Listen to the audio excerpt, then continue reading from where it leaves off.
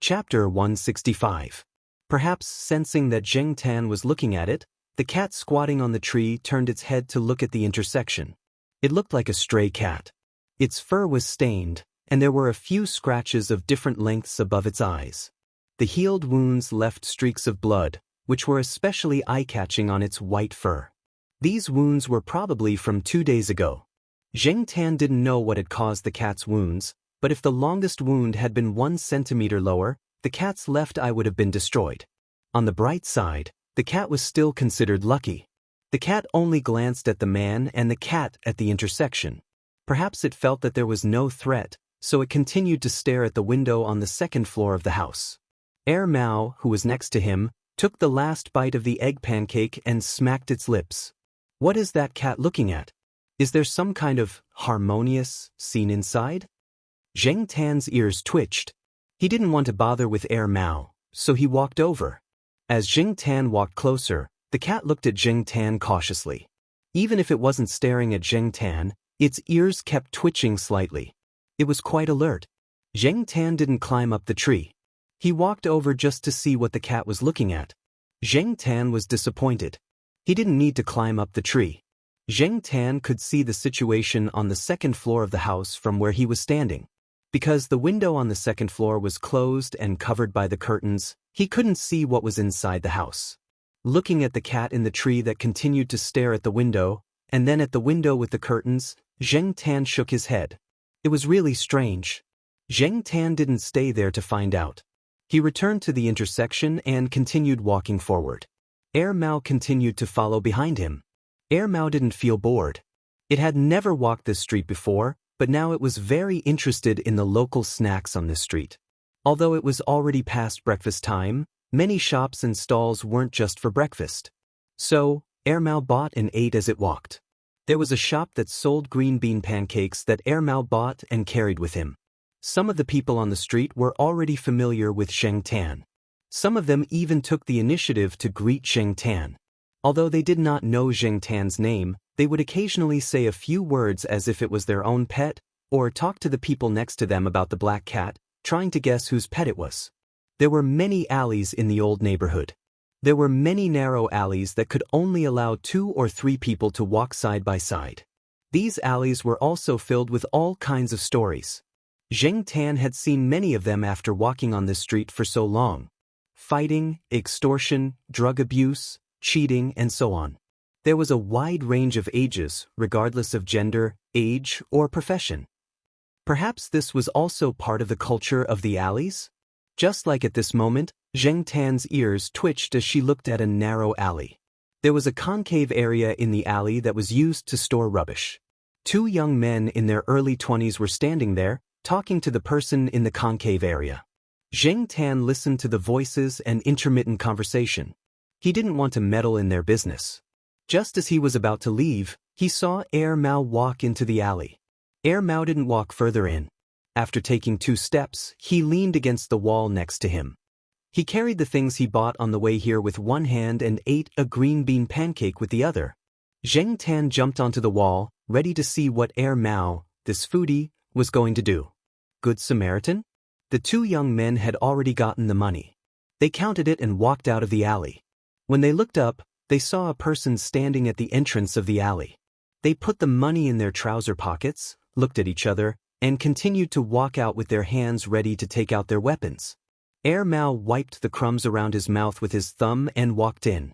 One of the young men gathered his emotions and was about to say something. Before he could say anything, Mao was already in front of him. The next moment he fell down. He didn't even have time to see how the person in front of him did it. The other young man was about to take out his knife, but before the knife appeared, Zheng Tan heard a soft crack sound. Before the person could finish screaming, his scream stopped abruptly. In just one move, Mao had only used one hand to knock out the 2 men in the blink of an eye. Zheng Tan looked at the 2 men lying motionless on the ground and twitched his ears. They were indeed Celestine's juniors. They were really fast. The person who was standing in the concave area of the alley heard the noise and stretched his neck to look out. He happened to meet Mao's gaze, and then the child shrank his head back. He didn't dare to stand out at all. He was probably still praying that Air Mao wouldn't target him. He didn't want to be the companion of the two men lying on the ground. Air Mao only glanced at the garbage dump and didn't look at it anymore. Walking to the two men who were lying on the ground, Air Mao reached out and rummaged through their clothes and trouser pockets. The money he took out totaled up to 1,000 yuan. Then he put all of it into his own pocket, not even sparing a 50-cent coin. He even looked as if he had a clear conscience. Zheng Tan was speechless. What the F***CK? Demon on demon? Alright, Zheng Tan was just wondering if Air Mao would be righteous and return the money. As expected, he overestimated Air Mao's character. After putting the money away, Air Mao patted the dust off his jacket. He didn't look at the two men lying on the ground and the person in the garbage dump. He turned and left, leaving the student who had stuck his head out of the garbage dump to watch the situation in the alley. He stood there with a complicated expression and felt like crying, but no tears came out. After walking out of the alley, Air Mao looked at the wall and saw the black cat on the wall looking at him with disdain. What? You don't like it? You think I should return the money to that little brat? Air Mao snorted and said, that kind of brat is obviously not a good person. Maybe he forced the money out of children who were weaker than him. Although Air Mao's character wasn't good, one had to admit that he was very good at judging people. Of course, maybe this was just Air Mao's excuse for his behavior. Zheng Tan couldn't be bothered to take it seriously. He only had an impression of the student standing by the garbage dump. He had seen this person and his friends trying to stop Fu Lei. Unfortunately, Fu Lei was a tough nut to crack. The two of them teamed up to stop Fu Lei but failed. Instead, they were beaten up by Fu Lei. This kid's luck wasn't very good. Wasn't there a saying, sooner or later, you'll have to pay for what you did? Air Mao's mood didn't change much because of what had just happened. Just like before, Air Mao looked at the shops and stalls with some curiosity. He went to buy whatever he liked. Zheng Tan walked all the way and passed by Jiao Yuan's school. He stood by the window and looked at it for a while. He was noticed by a few students sitting in the back row. Before the teacher on the podium got angry, Zheng Tan quickly left. Who knew if the teacher on the podium knew Jiao Ma and wouldn't tell on him? So, it was better not to stay here any longer. After that, Zheng Tan went to the construction site of Yi Hao's project to take a look. Air Mao followed behind.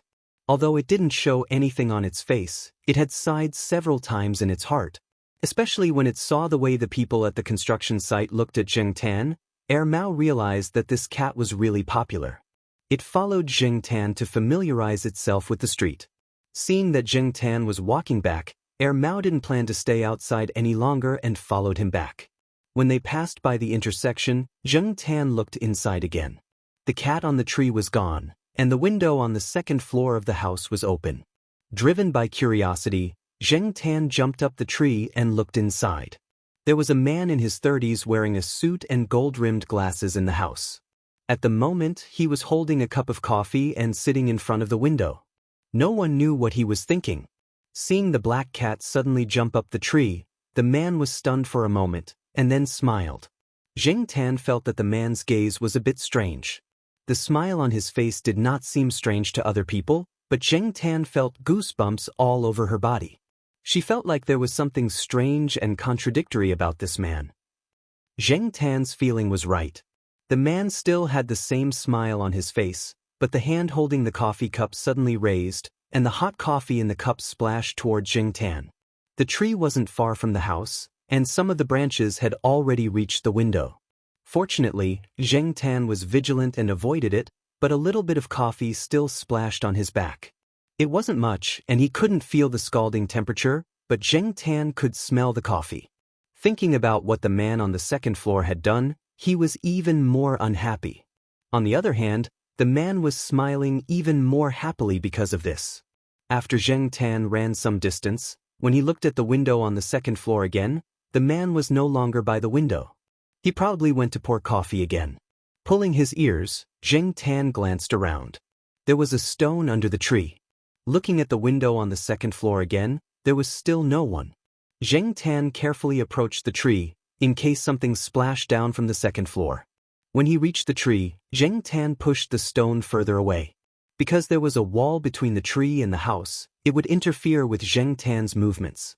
When he felt that the distance was just right, Zheng Tan reached out 2 front paws to grab the stone, then threw it towards the window on the 2nd floor. "I'll let you. Go *CK yourself."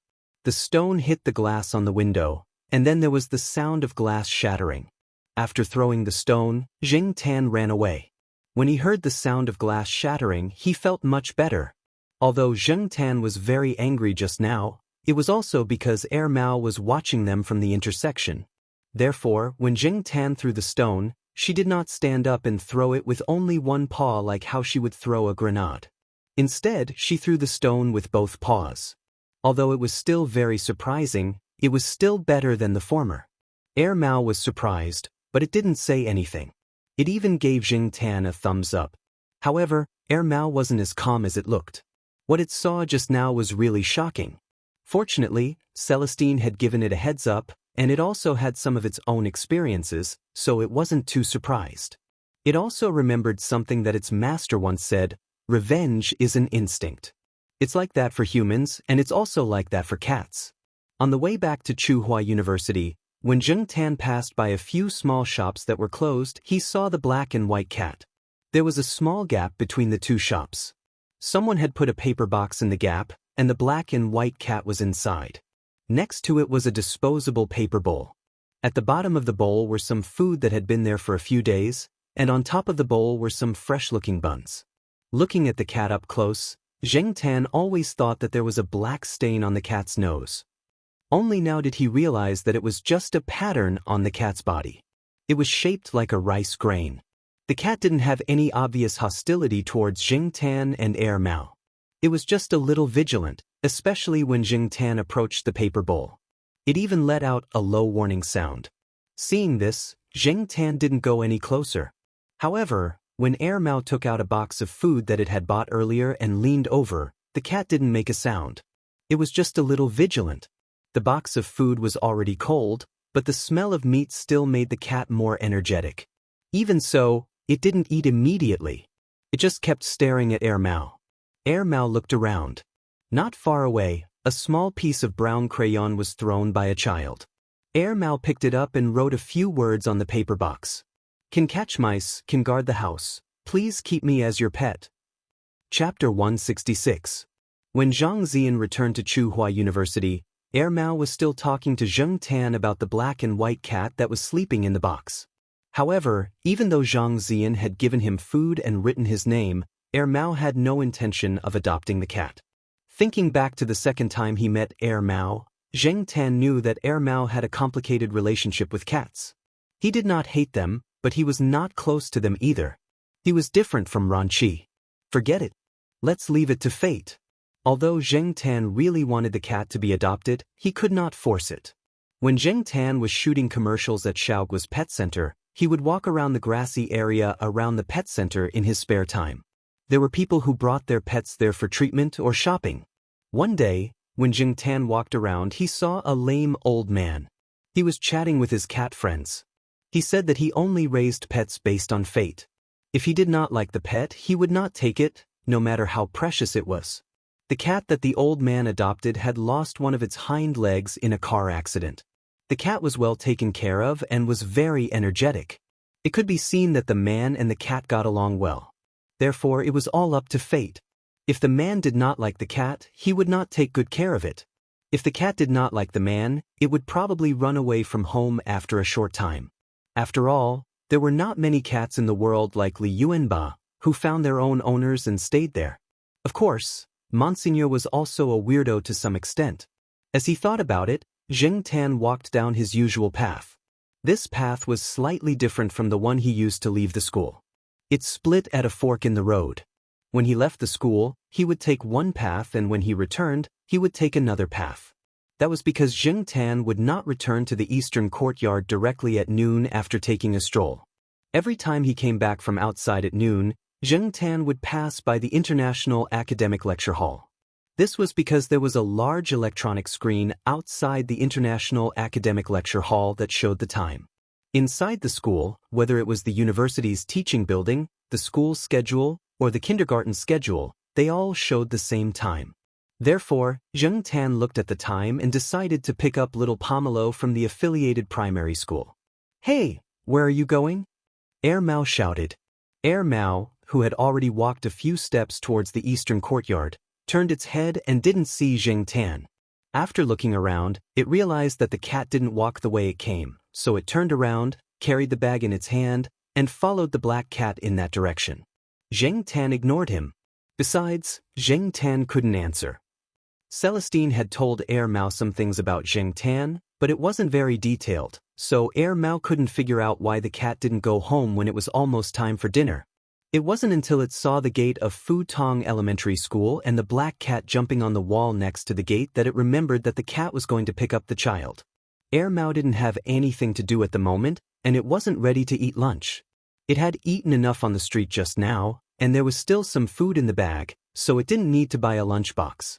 Some parents who lived nearby came to pick up their children. Most of them were very familiar with Zheng Tan and took the initiative to greet him. Zheng Tan ignored them. After all, he was just a cat now, so it wouldn't be considered rude if he didn't respond. After the school bell rang, the children who went home at noon ran out one by one. Little Pomelo saw Zheng Tan and trotted over. She looked at Air Mao and waited at the gate with Zheng Tan. Air Mao was puzzled.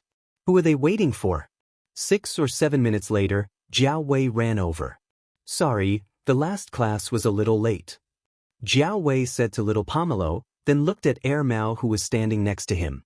There were no other parents around, and Air Mao looked unfamiliar. Since they didn't know each other, Jiao Wei didn't plan to take the initiative to talk. He took little Pomelo and walked out of the school gate. "Hey, where are you going?" Air Mao followed and asked. Jiao Wei looked at Air Mao in confusion. Who was this person? He looked at little Pomelo and saw that little Pomelo was also confused. It didn't look like it had seen someone familiar. "You are?" Jiao Wei asked. "I live downstairs from her house on the 3rd floor. I just moved here. My surname is Wang." Air Mao introduced himself very seriously. He thought for a moment, then pointed at the black cat who was squatting on the wall and watching the show. "I'm more familiar with this guy." Zheng Tan pulled his ear. "Familiar my ass." Unexpectedly, Jiao Wei had a look of realization. "Oh," he said. "So you know each other." Not to mention Jiao Wei, little Pomelo also lowered her guard around Air Mao. This made Air Mao even more surprised. He didn't expect that it would be so effective to build a relationship with a cat. This cat's reputation was greater than a human's. Jiao Wei also introduced himself briefly, then smiled at Air Mao and said, "Brother Wang, let's go out together. Lunch is on me. Don't be shy. It's my own shop. If you like it, we can go there again next time." Air Mao didn't refuse. "Okay, I'll go check it out first." During lunch, Air Mao chatted with Jiao Wei. They talked about Celestine. "So your brother Ling's friend. Sorry for the disrespect." Jiao Wei picked up some things from the past and said, "At that time, it was all thanks to black charcoal that I asked Brother Ling for help. Otherwise, my shop wouldn't have been so successful." Air Mao muttered in his heart. No wonder this kid looked at the black cat strangely. It didn't look like he was looking at a pet at all. It turned out that there was such a thing. Thinking of this, Air Mao waved his hand. "This is nothing. Celestine is my senior. He's not here often. I'll help you. If you have any trouble, just call me. I'm good at fighting." Jiao Wei's mouth twitched. When they left the small restaurant, Air Mao left 2 bags of snacks in the shop. Although Jiao Wei's parents had been here for half a year, they had only been to the old street less than 3 times. It was impossible for them to have time to go there often. Some of the snacks were really uneaten. In the afternoon, after sending little Pomelo to school, Zheng Tan returned home. To be safe, Zheng Tan locked the door. He turned on the computer, entered the password, and went online. After browsing the web for a while and reading all kinds of gossip, Zheng Tan logged into the pet website.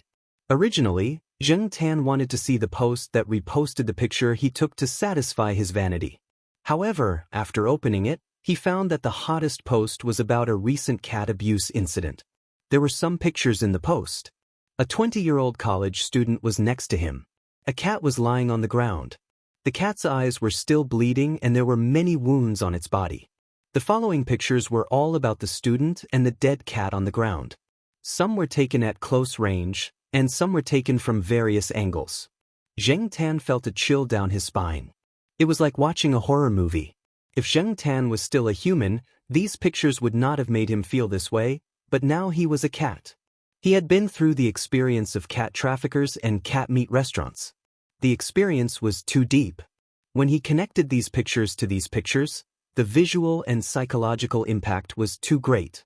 Even the scene of the tattooed man throwing the kitten in the old building district wasn't so bloody. The student in the picture didn't look like the evil people on TV. Zheng Tan continued to read the introduction of the student. He was from a well-known university in another province. He was a top student. His father was a big boss, and his mother was also a senior executive. Famous university, top student, cat abuse. These words seemed very incongruous when put together, but this was the truth. Moreover, there were already more than 10 cats that had died in the hands of this student. Maybe more. The student said that he couldn't remember clearly. Zheng Tan never knew that in addition to those scumbags like the tattooed man, there would be such a top student who abused animals. Instead of continuing to look at the pictures that affected his mood, Zheng Tan continued to read the replies of the netizens. F***CK, this is so F***King cruel. What top student? Character has nothing to do with education. Drag him out and shoot him 100 times. Now, in addition to guarding against cat traffickers, we also have to guard against those who adopt cats with ill intentions. Don't do bad things with good intentions. It's too late to regret if you entrust the cats to those who make promises but speak like farts. Recently, I suddenly found that there are fewer cats near my house. I thought it was because of cat traffickers. Could it be that some pervert caught them and abused them? Where did so many perverts come from? Don't scare yourself. The most important thing is to take care of your cats, especially those who are free-range. You have to pay more attention to them. From the perspective of a previous human, Zheng Tan certainly wouldn't care about this matter. With Zheng Tan's character, he was too lazy to care about this kind of thing, let alone argue with people on the internet. But now, this feeling was very complicated. A netizen with the ID Grumpy Cat commented, "The reason for growing up. The father's indifference. The mother of a career-oriented woman doesn't have time to care. From a psychological point of view, indifference is worse than violence in a family relationship. It means that your existence is worthless. In the process of being ignored, children can easily learn to ignore other people's feelings." A netizen with the ID CatMage Xiao AI commented, "Some people give a very different feeling outside and at home. On the outside, they appear to be passive and obedient, but on the inside, they are full of hostility and aggression. In front of the leaders, they flatter and cater to them, but suppress their true feelings, so the inner conflicts and contradictions are very strong. When they use violence or other extreme means in the face of vulnerable groups, it doesn't simply mean that they are dissatisfied with the performance of the victims of violence or abuse, but it is a behavior that is caused by multiple layers of pressure and anger superimposed together." This was a relatively rational analysis. The more he read, the more intense the argument became. Zheng Tan turned 2 pages. Can't they accumulate some good karma? What's the point of talking about karma with animals? Karma has long been exhausted. Everyone, calm down. Your cat's eyeballs were dug out and beaten to death. How can you bear it? Aren't these all stray cats? Stray cats can be killed indiscriminately? Doesn't it count as killing the innocent? He's not wrong? At least legally he's fine. Poor stray cat. We can't abuse people like we abuse cats. Since he has decided to repent, everyone should give him a chance, instead of creating pressure for him and leading social groups to exclude and scold him. This will destroy him. This is so F***king funny. Will he really change just because he says he will? There's a good saying, a dog can't change its habit of eating shit. Upstairs, you're slandering me. The post was quickly refreshed to 10 pages. Zheng Tan roughly looked at the posts on the next few pages. The posts that started the war of words were not so elegant. They even began to greet the ancestors. Some people were strongly condemning. Since the law could not punish, They used social morality and public opinion to put pressure.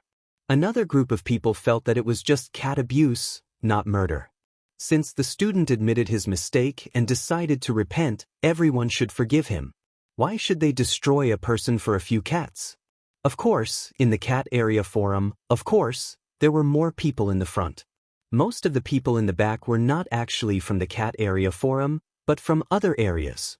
Zheng Tan looked at the replies and thought of the black and white cat that was nestled in the paper box with injuries on its body. Perhaps it had also been abused, but it was luckier. At least it was still alive. In fact, Zheng Tan knew that no matter how much they quarreled now, the standards for humans and cats would always be different. This was inevitable. After a few years, the elite would still be the elite, and the abused cats would no longer be there. In terms of the racial concept, society was always more tolerant of people, especially those who were successful in their careers when they were young.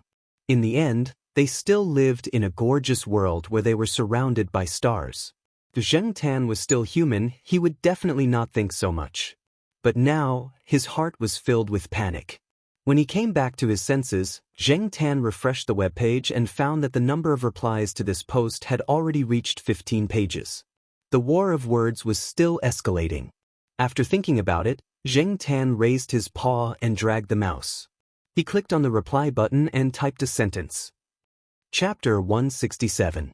In the cat forum, there were many people who often joked about cats, so Zheng Tan's reply didn't make the other netizens feel anything special. Zheng Tan's reply was quickly drowned out by the quarreling replies. Even if someone saw this sentence while scrolling through the post, they wouldn't have much of an impression of this sentence that didn't seem to have much meaning. Zheng Tan didn't intend to get any opinions from other people. He turned off his computer and went to sleep on the balcony. A day later, when Zheng Tan opened the forum again, the post had been deleted. There were many other posts in the forum. After skimming through them, Zheng Tan wasn't in the mood to continue reading. Since it was still early, he was going to see the black and white cat. Today, without Air Mao, Zheng Tan felt much more at ease. When he passed by the box, Zheng Tan didn't see the black and white cat. Air Mao's lunchbox had been finished, and there were some leftovers in the paper bowl in front of the box. There were many fish bones in the rice, and because of the weather, there was a rancid smell in the paper bowl. After looking around carefully and confirming that the black and white cat wasn't there, Zheng Tan ran towards the alley. In the alley, the black and white cat wasn't on the tree. The window on the second floor of the house next to it was still closed. There didn't seem to be anything special. As he approached the house, Zheng Tan pricked up his ears and listened. He didn't hear any sound from the house, and there was no sound of people talking. It looked like the houses in the neighborhood. At this time, people who were working or going to school weren't at home, so it was much quieter. Only the chirping of the sparrows could be heard. Zheng Tan didn't find anything, so he prepared to jump down the tree and leave. After taking 2 steps, Zheng Tan suddenly looked back at the sparrows jumping on the wall not far away. There were too many of them. Upon closer inspection, Zheng Tan realized that the number of sparrows in the area had increased without him noticing. Sparrows were very common in the city, especially in the area around the school where there was a large green forest. Zheng Tan had been walking on this street for more than half a year. He didn't know this street like the back of his hand, but he knew some things very well. For example, there were originally a lot of cats around here, and they were basically free range. The result of more cats was fewer birds. Zheng Tan had seen the cats around here catch sparrows several times before. He hadn't seen so many sparrows around here before. Now, these sparrows looked quite leisurely. When Zheng Tan came out for walks, he didn't see many cats. Winter was over, and there were a lot of active cats at Tsinghua University at night. The residents around here might also think that since the new year had just passed, they were probably taken away by cat trappers. After all, cats used to go missing during the new year. Others didn't know, but Zheng Tan knew that ever since he was taken away by cat traffickers, Celestine, Yi Hao, and the third Master Fong had all intervened. Although it wasn't that there were no cat trappers in Tsinghua, it was much less than in the past few years. Was it such a coincidence that cat traffickers made their move around here? Zheng Tan recalled the replies he saw when he was browsing the forum. There were many possibilities why there were suddenly fewer cats around, But Zheng Tan didn't want it to be the one he guessed. He looked up at the house. Why did the black and white cat keep staring at that house? Was it curious? Or was it hatred? Unable to think of an answer, Zheng Tan decided to find it himself. Jumping on the wall, Zheng Tan looked at the layout of the house. The side of the house faced the wall, and the door was closed. The house had a small yard, probably only 7 or 8 square meters. Nearly 2/3 of the yard was a flower bed that was higher than the ground. There weren't many flowers in the flower bed, and the soil in many places had been turned over. The only place that hadn't been moved was the 2-meter-tall tree in the middle of the yard. It was of an unknown species. However, the branches of the tree were bare, and there were no signs of sprouting. There was no green at all, and he didn't know if it was dead or alive. The back door of the house was closed, and there was a very strange smell in the small yard. Zheng Tan sniffed. He couldn't tell what it was, but it didn't feel good. Jumping down from the wall, he didn't land on the flower bed. This flower bed always gave Zheng Tan a creepy feeling. The temperature had obviously risen, and the weather was clear. It was rare to see the blue sky, and it should have given people a fresh and refreshing impression. However, standing in the yard, Zheng Tan felt a little cold. Gusts of wind blew, forming a whirlpool in the yard. On the ground, thin pieces of plastic paper that came out of nowhere were lifted up by the wind. They floated in a circle and then fell down. Some of the hair on Zheng Tan's body was also blown by the wind. It was completely different from the usual leisurely feeling of sunbathing. Instead, Zheng Tan felt that every strand of hair was transmitted through the nerves under his skin, and the subtle feeling was transmitted through the nerves under his skin. Suddenly, a soft sound came from the wall, startling Zheng Tan. He turned his head and saw that it was the black and white cat. Seeing Zheng Tan here, the cat was also surprised. It hesitated on the wall before jumping down. Unlike Zheng Tan, it landed on the flower bed. Seeing that the black and white cat was vigilantly staring at him, Zheng Tan took a few steps back. He didn't plan to fight with the cat here. Perhaps it felt that Zheng Tan was no longer a threat. After looking at Zheng Tan a few times, the cat sniffed around the flower bed. It found a spot and then began to dig with its claws. What was buried in there? Zheng Tan was curious, but his intuition told him that there was definitely not a beautiful scene under the soil. Perhaps it was buried a little deep. Fortunately, the soil in the flower bed wasn't solid. After digging for about 5 minutes, the cat stopped, sniffed there, and then continued digging. There was nothing around for Zheng Tan to stand on to see the situation in the flower bed. Since no one was paying attention, Zheng Tan stood up and used his 2 hind legs to support himself. The cat had dug a hole in the flower bed. In the hole, Zheng Tan saw a cat's foot exposed. The rest of the foot was still buried in the soil. Although there was soil stuck to it, Zheng Tan could still see some black lines crisscrossing the sole of the foot. It looked like it was burned. The cat was still digging. Zheng Tan didn't want to look anymore. He was sure that there was definitely more than one cat buried in there. Sometimes, cats were more vengeful than dogs.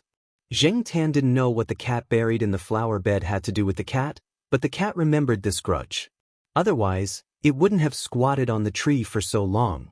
At that time, Zheng Tan couldn't see the cat's eyes when it squatted on the tree and stared at the house. It could be hatred or it could be something else. Without looking at the flower bed, Zheng Tan jumped onto the window at the back door of the house. The window was still closed. Inside was the kitchen. Zheng Tan stood on the windowsill. Looking through the transparent glass window, he saw something on the ground inside. Zheng Tan was very familiar with this thing. Every time he saw this thing, Zheng Tan was quite angry. F***ck, a cat cage.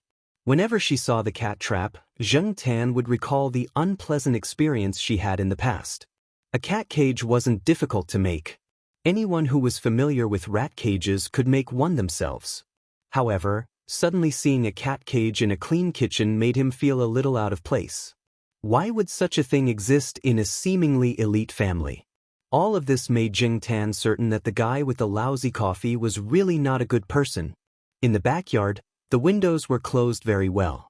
The ventilation area was blocked by barbed wire. Other than this, the windows on the first floor were basically all protected by anti-theft nets. Zheng Tan couldn't find a place to enter. Since there was no chance on the first floor, he would look for it on the second floor. Jumping onto the wall, Zheng Tan walked around and finally found a small window on the side of the wall. The glass window was half open, and the other half was blocked by a screen. However, the screen could only block insects, not cats. Zheng Tan estimated the distance from the wall to the other side. He tiptoed and kicked his hind legs to jump over. Zheng Tan had mastered the skill of jumping over walls and windows. Therefore, Zheng Tan was very confident in this jump. However, the small window looked quite ordinary, but when Zheng Tan put his paws on it, he found that it was slippery. If it wasn't for his quick reaction to kick a few times on the wall and hook his front paws on the metal net on the screen window, he might have fallen. Falling from the second floor wasn't a big deal for a cat. However, the gap between the house and the wall was a drainage ditch. Originally, there were some stone slabs above the drainage ditch. However, the stone slab facing the window wasn't where it should be. Someone had moved it to the side. Climbing onto the narrow windowsill, Zheng Tan stood firmly on the screen window. He looked at the drainage ditch below and cursed the person who moved the stone slab away. That was close. He almost fell. Although falling from the second floor wasn't a big deal, if he fell into the drainage ditch, he would probably get wet. Moreover, it would be full of smelly water. Maybe someone would pee and spit in it. Moving his gaze back, Zheng Tan looked at the narrow windowsill again. Different from what it looked like, the windowsill was covered with a layer of smooth, hard material. It also had a slight downward curve. It was easy for a cat's paws to slip on it. Fortunately, Zheng Tan's paws were slightly harder and stronger, so he had a chance to climb up. Otherwise, he would have slipped down. Pulling open the screen window, Zheng Tan looked inside. It was a bathroom. At this time, it was considered modern and very clean. This made Zheng Tan wonder if the owner of the house was a clean freak. Coming to the bathroom door, Zheng Tan listened carefully to the movement at the door. He didn't hear any footsteps or voices. Jumping up and turning the handle of the bathroom door, Zheng Tan walked out. Knowing that the owner of the house was abusing cats, Zheng Tan had to be careful. He didn't want to be careless like when he jumped out of the window. The house was tidy. This person's life was obviously different from the tattooed man. There were no cameras around. The living room was clear at a glance. There were 3 rooms, but unfortunately, all of them were locked. Zheng Tan couldn't get in at all. After walking around and finding nothing, Zheng Tan went back along the original route. In the yard, the cat was no longer there. The hole in the flower bed had been filled again. However, it was just a cat. Unlike Zheng Tan, it couldn't be more detailed. Many places were just filled with a layer of soil. The hole could still be seen. Zheng Tan helped to fill in the hole. Back at Tsinghua University, everything was as usual. After sending little Pomelo to school in the afternoon, Zheng Tan prepared to go back to the internet and watch some movies. Hey, Black Charcoal, I'm so happy to see you. Help me open the door. I forgot to bring the key. Air Mao was carrying a lunchbox and a few bags. He stood at the door downstairs. At this time, he didn't see anyone coming in or out of the building. He was waiting for Zheng Tan. Since he didn't plan to go out for a walk, the cat tag hanging around Zheng Tan's neck wasn't hidden on the tree. Looking at the person who had just eaten his first meal of the day, he jumped up and swiped the access card. Zheng Tan went upstairs in front of Air Mao. Just as he passed the 3rd floor, Zheng Tan suddenly realized that Air Mao didn't even bring the access card. Did he have the key? So, Zheng Tan, who had already walked to the corner between the 3rd and 4th floor, stopped and looked over there. In front of the door, Air Mao put the things in his hands aside and dug into his pockets. He didn't take out the key. Instead, he took out an iron ring. The iron ring wasn't closed. It was made of iron wire. Air Mao broke the iron wire into a cross and inserted it into the keyhole. Zheng Tan was shocked. Pick the lock? F***CK. Chapter 168. There was no lock on the metal door, only a wooden door. The wooden door was a relatively common lock, so it was no challenge for Air Mao. Zheng Tan did not know how long Air Mao took to unlock the door. He just felt that before he could figure out the reason, the door was already open and the lock was still intact. In the past, Zheng Tan had only heard of things like master keys. This was the first time she had seen someone use a piece of iron wire to open a door. Before this, she had thought that these things only existed in legends. The saying that masters were among the people was not wrong at all. Mao had bought a lot of things when he went shopping. There were biscuits, instant noodles, fish balls, shrimp dumplings, and other frozen food. This guy only cooked instant noodles and dumplings in the kitchen. He wasn't good at anything else and was too lazy to cook. After opening the door, Mao first took some unsealed food in. There were too many things, so they would scatter when he put them down. It was not easy to take them all at once. Anyway, it was in front of his house, so Mao wasn't afraid that someone would take it away. "Hey, take your cat's paw away. Don't open my things." After saying that, Mao took the things in. Zheng Tan pulled his ear and sniffed the plastic bag with the supermarket's name printed on it. The more Mao said not to touch it, the more Zheng Tan wanted to touch it. He opened the plastic bag and flipped through the 2 bags of fish balls. They were too cold, so he wasn't interested in the things inside. Zheng Tan didn't pay attention to the things in the bags anymore. He walked into the house and watched as Mao put the first batch of things away and went out to take the rest. Just then, Zheng Tan jumped up and pushed the door open. Bang! The door closed. Mao, who was locked outside, was stunned. F***ck. Mao wanted to swear but was afraid of disturbing Professor Lon next door. He cursed in a low voice, put down the bag in his hand, and took out the wire to open the door. Zheng Tan looked at the clock hanging in the living room, counting the time it took Mao to unlock the door. From the time the door was closed to when Mao opened the door with the wire, it took less than 10 seconds. That meant that the time it took him to unlock the door was even shorter, probably less than 5 seconds. It seemed that Mao was a habitual offender. He was quite skilled. Mao came in with a bag, cursing. Zheng Tan turned a deaf ear to his words. Zheng Tan really wanted to learn the skill of picking locks, but cat claws were too weak and inflexible, so the difficulty of picking locks was quite high.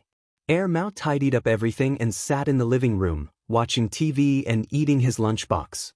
Zheng Tan squatted on the chair beside him and stared at Mao's iron wire pocket. He was thinking about how to trick Mao into helping him. Being stared at like this, Mao found it hard to ignore. The cat in front of him didn't seem to want to eat the food in his bowl.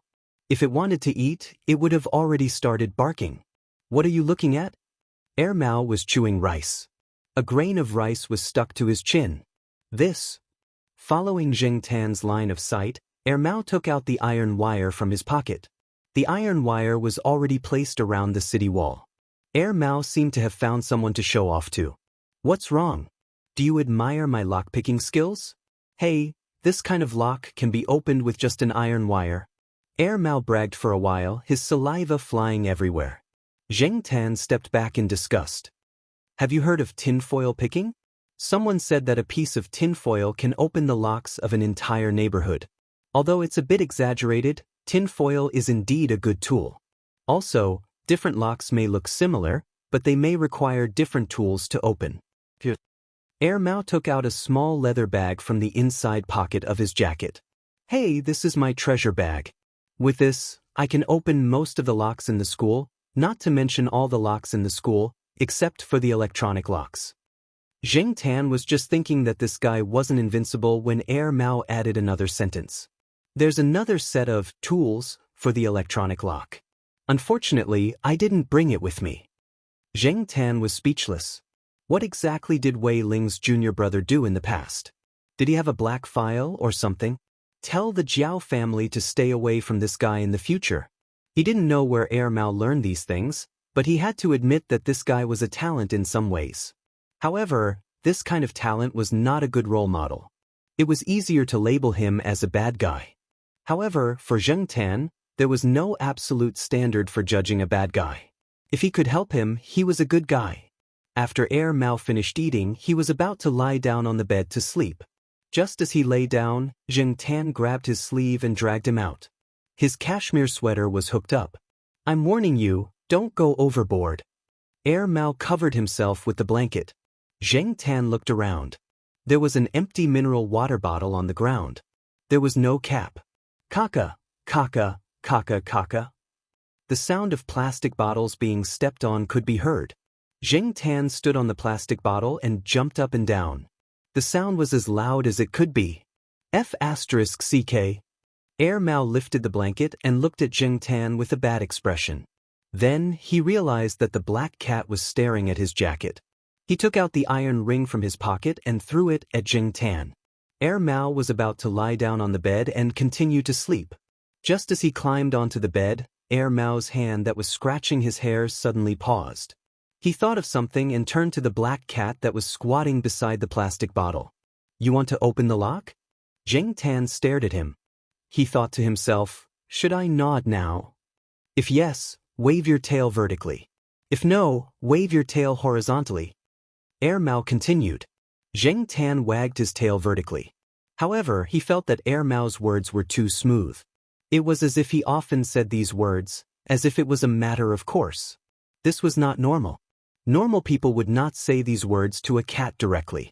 He was not familiar with Jing Tan. If it was Jiao Pa, Celestine, or Fong San, it would be understandable. After receiving an affirmative answer, Air Mao sat up straight and was suddenly energized. "Whose door are we going to open? It better not be someone from this compound. Otherwise, it will be awkward the next time we meet. Oh, it better be a little challenging. Otherwise, it will be boring." Jing Tan. **ck. This guy is so enthusiastic. Air Mao quickly put on his clothes. Before leaving, he twirled his hair in front of the mirror and styled himself. He rubbed his hands. "But let's go." Jing Tan led the way in front, and Air Mao followed behind. He did not know if Jing Tan was overthinking, but he felt that Air Mao seemed to be especially energetic at this time. It was more energetic than the previous few times he had seen it. When they passed by the carton, the black and white cat was squatting next to it and eating. Sensing Jing Tan and Air Mao's approach, the cat raised its head and glanced at them before continuing to eat. After the temperature rose, some of the food became rancid easily. However, it was different from the morning. The bowl was filled with fresh food again. It was still leftovers, but it was still relatively fresh. The fish head was picked and eaten, followed by the rice. The fish bones were thrown aside. Jing Tan did not continue to disturb it and left after taking a look. He brought Air Mao to the tree in the small alley. Jing Tan looked at the tightly shut window, jumped up the tree, and climbed higher to see the situation on the other side of the wall. It was similar to the morning. It seemed that the man did not return at noon. "So it's this place. You still hold a grudge?" Air Mao interpreted Jing Tan's behavior as revenge for the coffee spilled last time. Jing Tan jumped up the wall and walked to the small yard. Air Mao followed him outside and looked around from time to time. Fortunately, there were not many residents around at this time. Air Mao followed Jing Tan over the wall and landed in the yard. It did not step on the flower bed, but chose a relatively clean place. This way, its shoes would not be stained with mud, and it would not easily leave footprints when entering the house. The lock on the back door of the house was slightly more complicated than the lock on the door of the old house in the eastern compound. However, Air Mao had brought some tools and opened the door quickly. The layout of the first floor was relatively simple. There was also a gym. Those who could afford such equipment were considered to be in good condition in the area. Air Mao also saw the cat cage in the kitchen. It just frowned and did not say anything. As for what it was thinking, Jing Tan did not know. When they came to the second floor, there were 3 closed doors. Jing Tan did not care which one to open first. Since the man abused cats, and there were no other suspicious items on the first floor except for the cat cage, it must be in the 3 locked rooms on the second floor. He just had to wait for Air Mao's performance. Air Mao did not feel nervous about illegally entering someone's house at all. At the same time, it did not have the excitement and liveliness that it had when it first came. It looked quite calm, and its behavior was very natural. Air Mao did not immediately take out the tools to open the door. Instead, it walked around the second floor and looked at the doors one by one. This should be the bedroom. This is the study. As for this, I don't know. Let's open this first. The lock of this room is also more complicated. It should give us a surprise. Jing Tan did not know how Air Mao determined which room was used for what, but it seemed to be quite professional. Although the lock of this room was a little complicated, It did not take too long for Mao to come prepared. After fixing the lock, Mao pushed the door open a gap and looked inside. The door was a little thick. Zheng Tan felt that it could be used as a security door outside, but it was just a door to a room here. After making sure that there was no one inside, Mao opened the door and walked in. The sound insulation in the room should be very good. The chirping of the sparrows outside could not be heard at all. The room could be seen at a glance. There was a desk on one side, and there were some simple decorations on the desk. And on the opposite side of this office desk was Mao walked over and pulled open the cloth curtain, revealing the object that was blocking it. It was about 1.5 meters long, close to 1 meter wide, and close to 2 meters tall. One side was transparent, and there was a layer of tempered glass facing the desk. The person sitting at the desk could clearly see the inside of the object. At first glance, Zheng Tan did not know what the object was used for. He even thought that it was some kind of bathroom. But seeing that Mao's expression was not right, Zheng Tan climbed onto Mao's shoulder and looked inside. I saw this thing on TV when I was young. This is just a simplified version. But I really did not expect that there would be people in this place who would make this in their own home. Mao said in a low voice, "There is a dish called roast duck feet. It is to put a live duck on a slightly hot iron plate, and then heat up the iron plate with seasoning. The duck moves on the iron plate because of the heat. In the end, the duck feet are cooked, but the duck is still alive. This is similar to this." Zheng Tan's eyes looked through the transparent tempered glass and stopped at a layer of metal net at the bottom of the object. It turned out that the burns on the cat's feet came from this. Mao looked around the room, and then walked to the window. The window in the room seemed to have not been opened for a long time. The thick curtain completely blocked the light outside. Mao found a suitable place and took out a miniature camera that was only half the size of a pinky finger and installed it. Chapter 169. This room gave Zheng Tan the feeling that there was no surprise, but rather a great shock. He shuddered at the thought of the roast duck's feet that Mao had mentioned. After installing the camera, Zheng Tan and Mao left the room and went to the other two rooms. The curtains in the bedroom and the study were well covered. There were some work-related documents in the bedroom and a few locked cabinets. Mao was not very interested in them. As for the study, there was a desktop computer with a password set. Mao was not that skilled and did not bring the relevant tools. However, Mao also placed a camera in an inconspicuous place on the bookshelf. This person is either too cautious or timid. He doesn't dare to let others know what he is doing. Even the curtains are covered so well. Or maybe he has a dark mind, Mao muttered. Zheng Tan did not smell the cat in these two rooms, or maybe it was covered by the air freshener sprayed. After Mao installed the camera, the man and the cat cleaned up some traces and prepared to leave. When they went out the back door, the black and white cat was squatting on the wall looking at Zheng Tan and Mao. It was not very vigilant, but more curious. It also felt a little closer to Mao. It remembered that this person had given it food, and the food was very delicious. Back in the eastern courtyard, Mao had just stepped into the house when Zheng Tan squeezed in. He wanted to see what Mao was going to do next. Unfortunately, Mao did not intend to let Zheng Tan watch. Mao tried to chase Zheng Tan away but was ignored. Seeing that Zheng Tan had no intention of leaving, Mao closed the door, dragged a chair and sat down. Its line of sight was almost at the same level as Zheng Tan, who was standing on the table. "I say, Black Hole, our country's animal protection laws are not perfect, and there are no clear laws against killing cats. Otherwise, why do you think those cat and dog meat restaurants can be so popular? However, killing cats is different from abusing cats. The only way to deal with cat and dog abusers is to condemn them. Of course, if condemnation is useful, your cat's standard of living will probably be improved. Unfortunately, it is useless." Mao made a helpless gesture. But these days, sons compete with their fathers and pets compete with their owners. If your cat daddy can increase his influence, you can show off everywhere. Mao seemed to be explaining to Zheng Tan and convincing himself at the same time. "Well, look at the guy we met.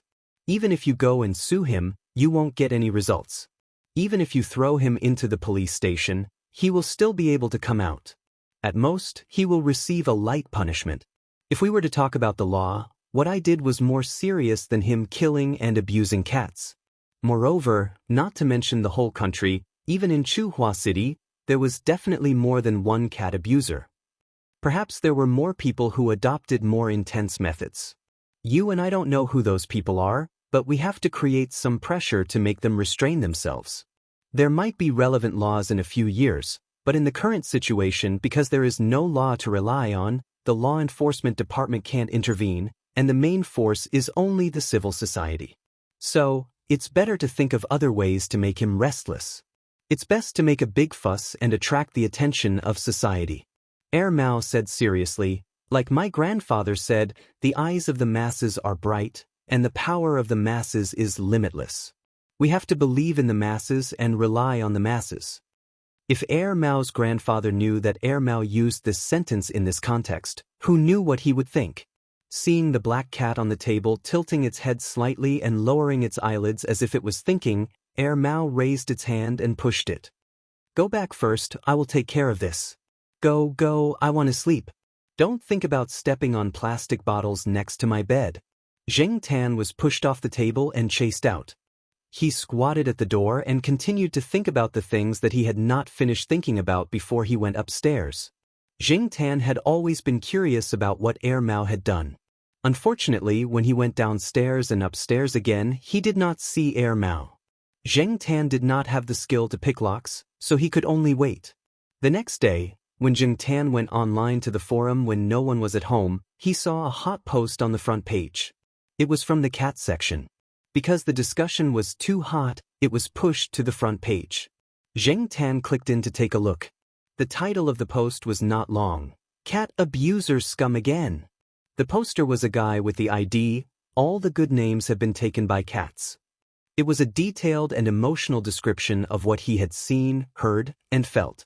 The description of the matter was clear and the rendering was strong enough. Coupled with the pictures, it was impossible for the post not to explode with noise. In addition, there was a top student who abused cats some time ago, and now there was another social elite who abused cats, adding fuel to the fire. The pictures in the post were all familiar to Jing Tan. The familiar flower bed, the familiar cat's paw with burns and mud, the familiar object. Only the person in the post was censored.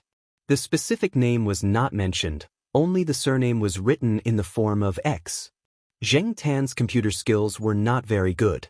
In the past, he only knew how to watch movies and play games on the internet. He did not learn any other high-end technology, so now Jing Tan did not know the IP address of all the good names have been taken by cats. He could only see the registration time of this person. The registration time showed that it was 3 years ago. As for the poster, it was either Mao or someone that Mao knew. As he continued to scroll down the post, he found that one after another people revealed the occupation and residential address of the person in the picture. They either heard it from a friend or found out about it through some channels. Someone also mentioned the Chuhua Morning Post. This year, the Jiao family did not subscribe to the Chuhua Morning Post, so Jing Tan did not know what was reported in the newspaper. However, according to what the netizens said, it seemed that the Chuhua Morning Post only mentioned it slightly. It was not very specific, and it sounded like a small piece of news that would not attract attention. It seemed that the power was not strong enough. Or, did Mao have a backup plan? He always felt that the guy would not end things so simply. Jing Tan scrolled forward and carefully looked at the original post. A few of the pictures in the post were about the object. In the pictures, the metal net at the bottom of the object was connected to a certain voltage, and the cat that was locked inside jumped up high. When the cat's feet stepped on the metal net, there would be electric sparks. Jing Tan had seen the cat in the picture before. It was one of the cats in the surrounding area. He did not know what the cat's owner would do if he knew the truth. In addition to the pictures that showed evidence of cat abuse, the post also listed an example of a violent cat that had been punished in the past. It told everyone to think twice before you act. As for how to think twice before you act, the post did not mention a word about it. Many people had already understood and began to think about how to play the game. Maybe this post was just a temporary post. Before this, if it were up to Jing Tan, it would have been better to solve it directly, just like how he had scared the tattooed man. But now, what did Air Mao want to do? Did it really want to make a big deal out of it? During lunchtime, when Jing Tan followed little Pomelo upstairs, he saw Air Mao coming back with a thermos lunchbox. He stopped at the door of the third floor and stared at it. He did not continue to follow little Pomelo upstairs. "I'll take you to watch a show tomorrow morning. Don't sleep in." Air Mao did not wait for Jing Tan to respond and slammed the door. Watch a show? Sure enough, there was a backup plan. The next day, Jing Tan woke up early. As usual, he had to send little Pomelo to school. It was rare to see Air Mao yawning when he went downstairs. This guy usually slept until noon, so it was rare for him to wake up early like this. After sending little Pomelo to school, Jing Tan followed Air Mao to the old street. There was a rice noodle restaurant not far from that person's house. Air Mao sat there and ate his breakfast leisurely. He saw an auntie walking into the alley with her leather shoes. Air Mao wiped his mouth and said to Jing Tan, who was playing with ants with his tail, "Let's go." The person in the house dressed neatly and walked out of the door. His hair was neatly combed and even had some hair gel. When he came out with his briefcase, he happened to see the auntie from the neighborhood committee walking towards him with an unfriendly expression. The person was confused. The last time he saw this auntie, it was because the water plant had stopped for a day. What was going on this time? No matter what he was thinking, the person still showed his signature smile. He was about to say, "Good morning," but before he could say, "Good morning," the auntie in front of him sprayed saliva all over his face. Oh, how sinful! How could you bear to do such a thing? You really know a person for a long time without understanding his true nature. You are really morally corrupt, seriously affecting the city's appearance. Jing Tan and Air Mao hid not far away and watched as the auntie scolded the person. Of course, since she was a person with a job, the auntie scolded in a more elegant manner. She didn't use any vulgar words, but her words ranged from mental health to social harmony, from harm to cats to threats to the country and the people. She didn't stop talking for 10 minutes. Sometimes these auntie were quite cute. Jing Tan thought to himself. After the auntie, a few more people came. They looked like reporters, but as for which newspaper they were from, Jing Tan didn't know. The person seemed to be very impatient. He looked at his watch, pushed away the people blocking him, and left in a hurry. Seeing that Air Mao didn't plan to leave, Jing Tan continued to stay there and watch. Soon, some people gathered around the house. Because there were a few auntie blocking the way, some young people couldn't just barge in, so they simply waited around. Some of the neighbors who lived around didn't understand what was going on. After inquiring about it with a gossipy attitude, they were shocked. They had children in their homes. No one could say for sure if such a person who abused cats would abuse children in the same way. Everyone lived so close to each other, and just thinking about it made them feel cold. He moved here 2 years ago. The original owners sold the house to him, but we don't know him well. We usually don't talk to him. Several other residents around quickly cleared their names, saying that the people who lived here were very good people, different from the cat abuser. More and more people came over, and a large part of them were groups that loved cats. This alley, which was not wide to begin with, was full of people, including reporters. Of course, some people came purely to join in the fun. At the other end of the alley, a police car was parked. 2 people in police uniforms were standing by the car door. They had just received a call saying that there was an illegal gathering here. But looking at the situation now, after understanding the reason, it seemed that the situation was a bit complicated. The policeman near the car door sighed and said, "You stay here first. I'll go buy a pack of cigarettes. I want to go to the toilet." The other person rolled his eyes. "My mother-in-law is there. She loves cats. Don't you see that she's filled with righteous indignation now? I'm not very good with words. If I make her unhappy, the situation will be more serious. Brother, please help me. Let your wife come over and take her back." "Forget it. My wife likes cats more. With her temper, she'll probably make me kill the cat abuser." Chapter 170. The 2 policemen still couldn't avoid it because there was a conflict over there, and they had to go over to mediate. The cause was that a passerby said, "It's just a cat. It's okay to kill it." It directly led to a quarrel. If the two policemen didn't go over, that person would probably be beaten up. As for the reporters who were mixed in, they were busy taking photos. Even if they couldn't block the person in the house today, they would have something to report. An old man who lived nearby walked out of the alley with his hands clasped behind his back. He shook his head and said in a low voice, "Should I say that person is brainless or that he doesn't know how to adapt to the situation? He doesn't know how to look at the situation. Even if he wanted to say something, he could only say it in peace." He didn't even look at the people around him. When it was almost noon, Jing Tan didn't continue to stare there. He went back to eat and came out in the afternoon to take a look. After going back, Jing Tan analyzed it. He guessed that Mao might have known the password of the computer through the monitor. After copying the cat abuse video file, it went back to dismantle the monitor in the house. That was why Mao was so fearless. It wasn't afraid of the reporters and other relevant personnel going in to check. At the same time, it also used some means to use the media and the internet to induce public opinion, so that things would develop like this in a short time. The screenshot on the post came from the video on the person's computer. In the past 2 days, the person hadn't looked for another cat. Every once in a while, he would catch one to vent his anger. As for the time interval, it could be a few days, 2 or 3 weeks, or even a few months. It depended on how long it would take for the resentment and anger in his heart to accumulate to the point of eruption. The person didn't come back for a whole day, but there was more detailed information about the person on the internet, as well as several clear photos from multiple angles.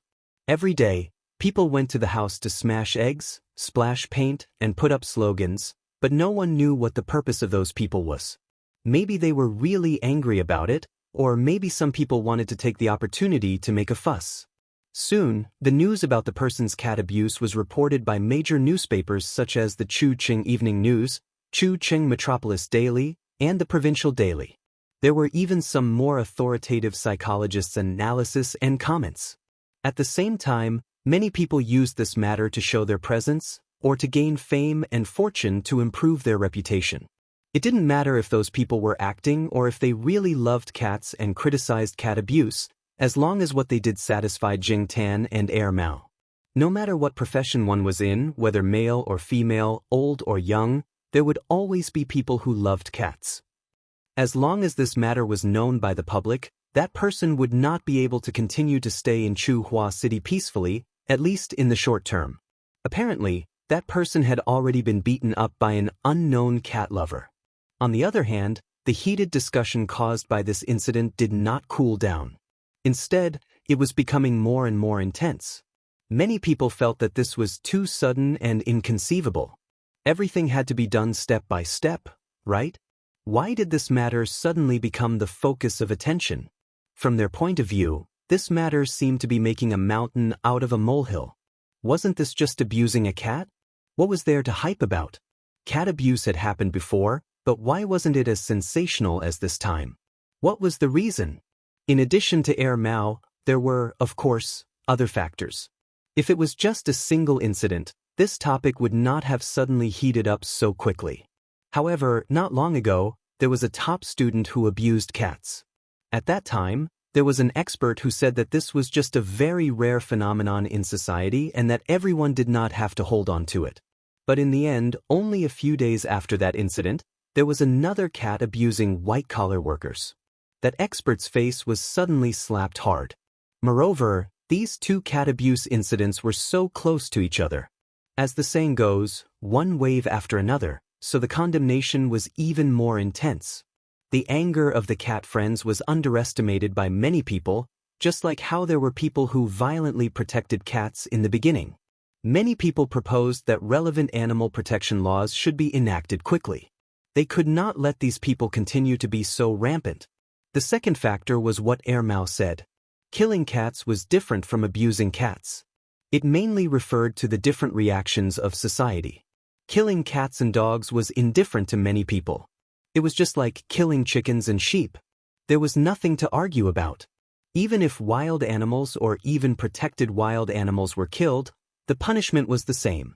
Except for some people, the reaction of the main body of society would not be very big, especially for the ordinary people who had to work hard for their lives all the time. At most, it was a topic that could be discussed after dinner. Even if a level 1 protected animal was killed, most people would just respond with an indifferent, "Oh." However, torturing and killing was different. Moreover, when the public opinion gradually pushed the topic in another direction, causing people's focus to not be on the cat but on the human, people would not just let out a flat, "Oh," nor would it be just a moral condemnation. Instead, they would have to take precautions against the problem before it happened. Was it possible for people who were inclined to abuse cats to abuse children? Didn't that mean that they would abuse people in the future? They were simply beasts. No, they were worse than beasts. People would not allow such people to exist around them. Even if they were suspected of abusing cats or dogs, they would be highly guarded against. Even when interacting with parents in an educational program on the provincial television station, someone had mentioned it. Who would allow their children to grow up in such a dangerous environment? That top student should be glad that there was someone to share his pressure and the scolding of people at this time. During this period of time, Zheng Tan often heard people discussing who was more suspicious around them, especially those who kicked animals for no reason. They were the focus of people's observation.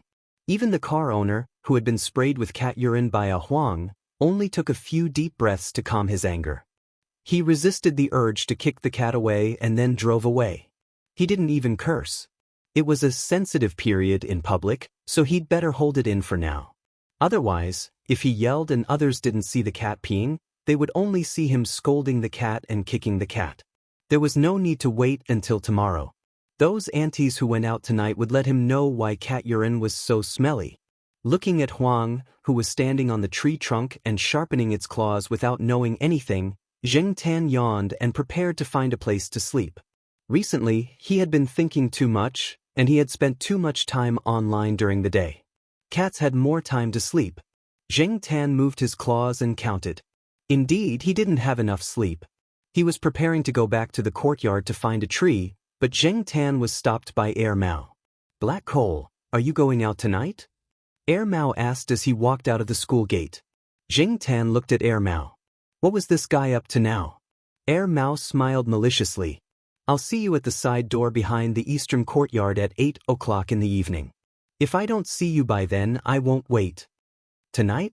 Zheng Tan had a vague feeling that it was about the cat abuser.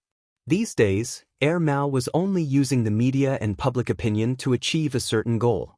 Zheng Tan had always felt that there was more to it. No matter what, he could only wait until tonight to find out the answer. Jiao family 3 would be there at night. Zheng Tan wasn't worried that little Pomelo would be unsafe at home alone. He also didn't have to worry about going out. When the hand on the wall clock in the Jiao family's living room pointed to 7:40, Zheng Tan ran out. It took him less than 10 minutes to reach the side door. Zheng Tan squatted by the sidewalk without flower beds and watched the cars coming and going. Not far away, some people got off the bus at the bus stop. When they saw Zheng Tan, they wanted to tease him, but they were scared away by Zheng Tan's baring of his teeth. Today, Zheng Tan didn't want to be entangled with these people. An ordinary-looking family car stopped and rolled down the window.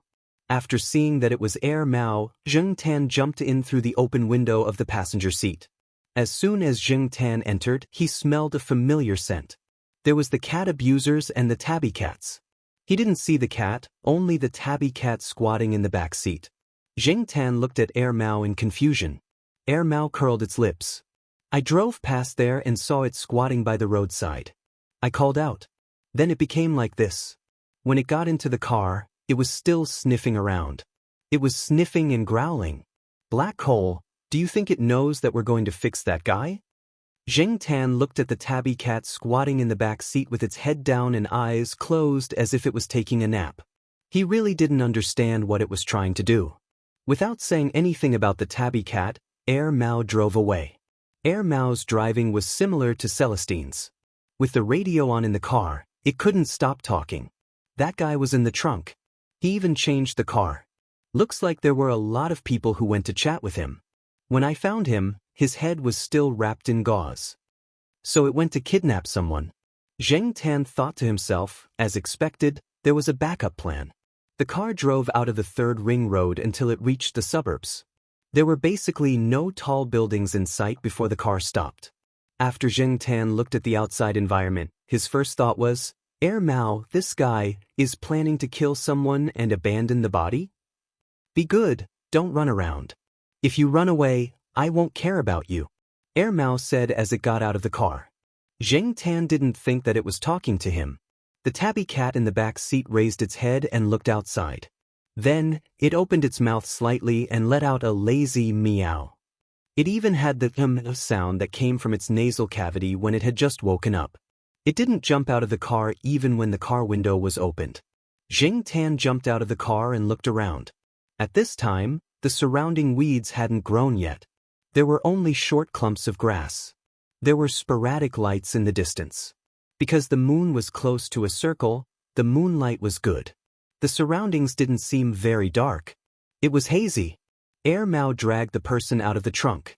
Looking at the series of movements, it didn't seem like a rookie. It must have done this many times. The person's hands were tied behind his back. His legs were also tied tightly. His mouth was sealed and his eyes were covered with a layer of cloth. He looked a little drowsy and wasn't conscious. This was all Mao's masterpiece. After dragging the person out, Mao put him down about 10 meters away from the car. Mao walked back to the car and pulled out a stick from the car. It said to Zheng Tan, "Tell me, how should we fight?" Zheng Tan didn't look at Mao. He saw the tabby cat looking out of the car window. It didn't have the slightest bit of laziness like before.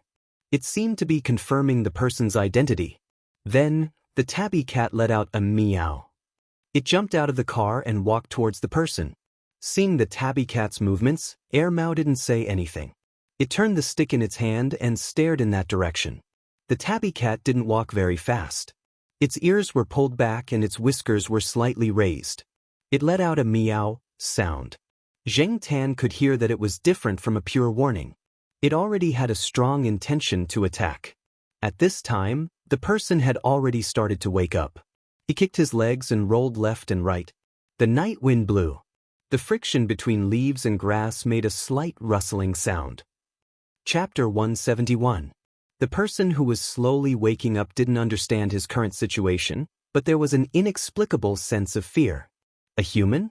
No, it wasn't. Just now, he vaguely heard a human voice, but at the same time, he also heard a cat's meow. He moved his legs as if he wanted to remove the rope tied to his ankles, but there was another meow, which made his scalp tingle. He knew this cat. He was too familiar with this meow. Because of this meow, he had nightmares for a long time. Even watching cat abuse videos and killing cats with his own hands couldn't erase this fear. On the contrary, it had a tendency to become more and more intense. Or was it? It was the tabby cat that he had almost killed, but it had escaped in the end. Why was it always haunting him? He regretted it, really regretted it. Why did he choose this cat when he bought it from the cat trafficker? Perhaps it was because this cat's eyes were the most unruly and fierce? It gave him the most pleasure to kill? Woo, there was another meow. Hearing this kind of meow, even people who didn't know much about cats could hear some warning and aggression from it. After hearing this meow, Zheng Tan pressed his ears back. He felt that something was wrong. Generally, the warning meow would start low, then rise and fall at the end. But this tabby cat's voice at the moment sounded different from this one. There seemed to be some other tones in it. Maybe there wasn't much difference in the way ordinary people heard it, but from the perspective of a cat, Zheng Tan distinguished it with a cat's hearing. He felt that this meow had a kind of calling for the same kind. It was like you didn't understand the language, but you could hear kindness or malice in other people's tone. Cat meows were actually very complicated. Although they weren't as rich and varied as human languages, Zheng Tan had heard hundreds of them since he became a cat. Maybe every cat had its own way of expressing itself, or maybe different ways of expressing the same meaning, but no one could say for sure. Even Zheng Tan could only roughly guess the possible meaning from these meows, but he couldn't delve into it. Many voices sounded the same to people, but in fact, the emotions they expressed were very different. Zheng Tan was thinking when a meow came from not far away. He didn't know whose cat it was that came out for a walk at night. Meow. The multicolored cat meowed again and again. Soon, a few more meows could be heard from afar. They belonged to different cats. He didn't need to fully understand it, but he could roughly guess its meaning when he heard it for the first time. Tieske, are these cats starting to flirt? Air Mao poked Jing Tan, who was standing on the roof of the car. People's first reaction to a cat's loud roar was that the cat was making waves again. Little did they know that the cat's roar had other meanings, and this kind of roar was completely different from the previous kind. Jing Tan saw that more and more cats were responding to his call. He thought, where is the skill of this kind of call? He didn't know if the multicolored cat had figured out the call itself, or if it had learned it from another cat.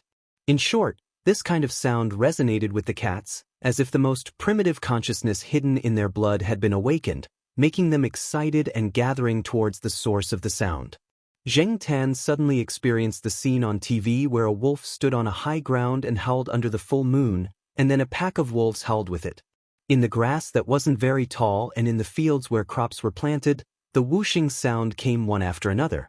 It was different from the sound of leaves rubbing against each other in the night wind. It wasn't difficult to distinguish it in such a quiet night. It was the sound of cats running in the grass.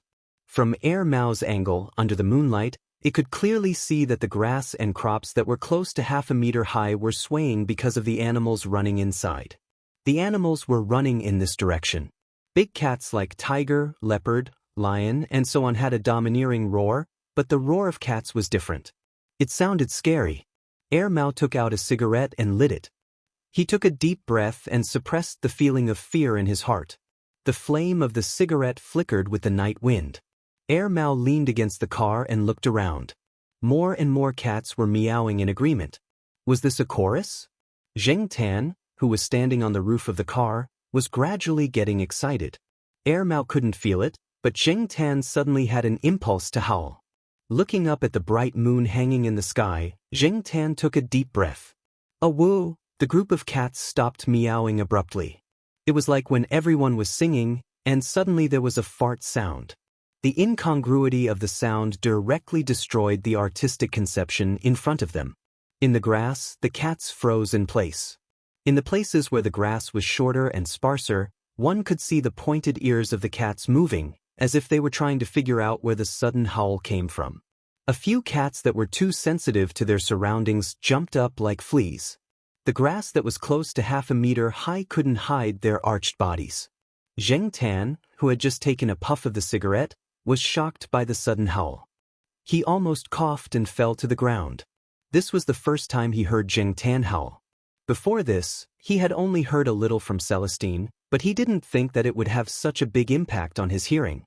The tabby cat pulled its ears and looked at Jing Tan, then turned back and continued to howl at the people who were frantically kicking their legs on the ground. Jing Tan understood the general meaning of the tabby cat's glance. F***CK, I'm being despised.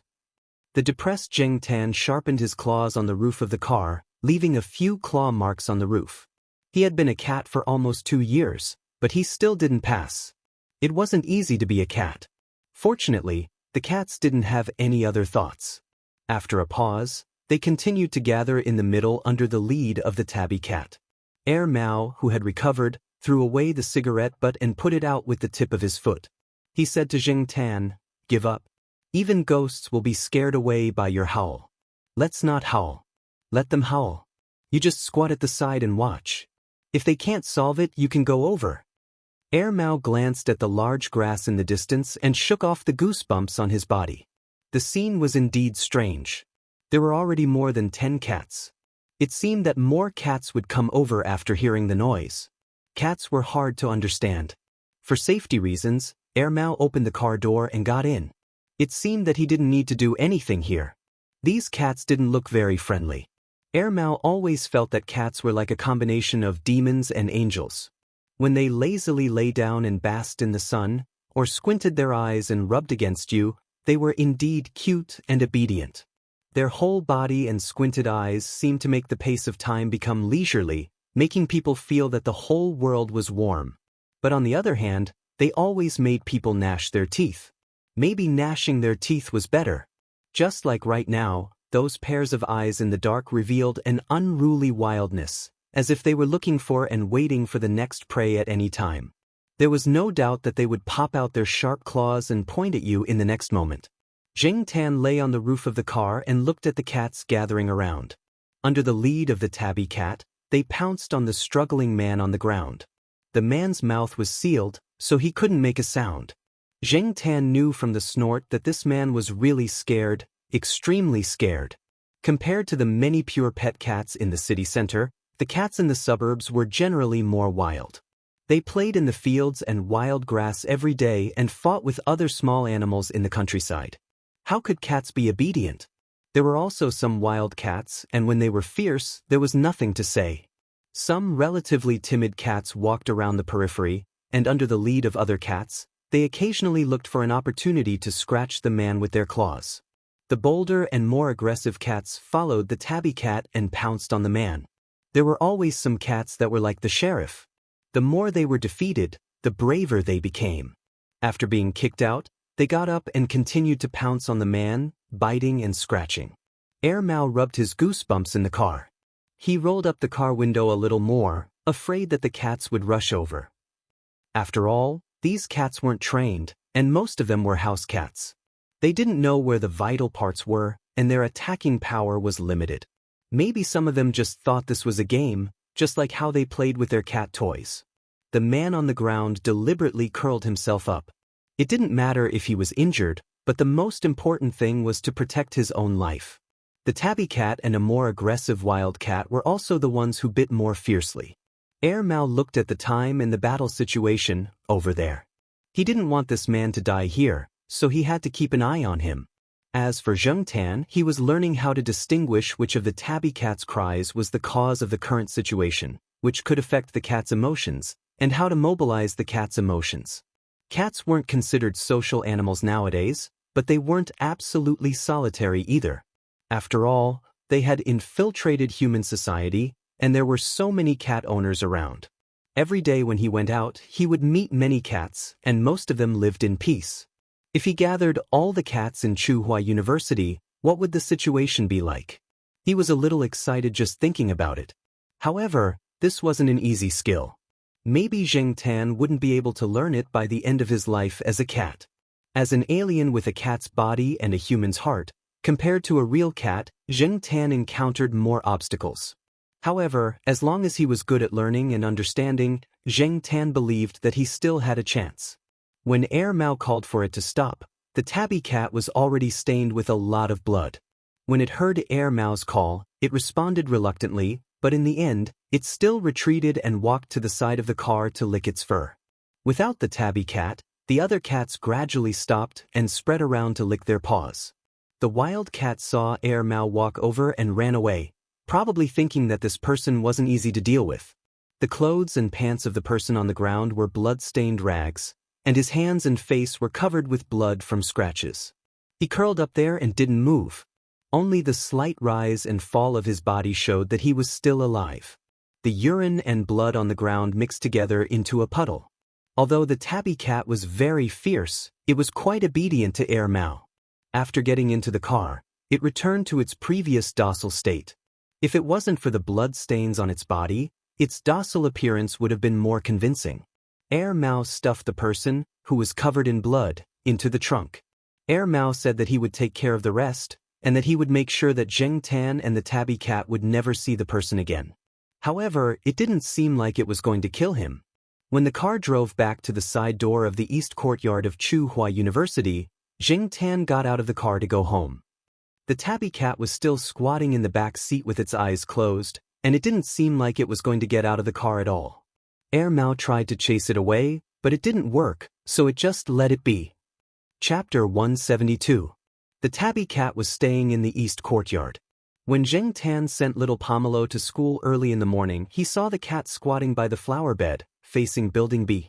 Yesterday, the cat followed Air Mao to deal with the aftermath. When it came back with Air Mao, it was probably rejected by Air Mao, so it changed its strategy and squatted in front of the building to block people. Just like Li Yuanba looking for an owner, this cat probably had a similar plan. It would go to whoever it liked. When it saw Zheng Tan and little Pomelo, the cat only half opened its eyes to take a look, then closed its eyes and continued to sleep. Its ears were pricked up, and when it heard the door creak, It opened its eyes and looked over. Although he didn't know why the cat was so attached to Air Mao, Zheng Tan felt that it would be difficult for Air Mao to adopt a cat. When Air Mao saw Zheng Tan and the others squatting in the tree, it said, "Cats are a bunch of idiots." It was obvious that this person had a deep opinion of cats. There was no sunshine today, and it was gloomy. Zheng Tan couldn't stay in one place to bask in the sun, so he went out for a walk. He wanted to play for a while, but it suddenly started to drizzle, so he quickly ran back. When he returned to the courtyard, he saw that the cat was still squatting in the same place, its ears shaking because of the raindrops.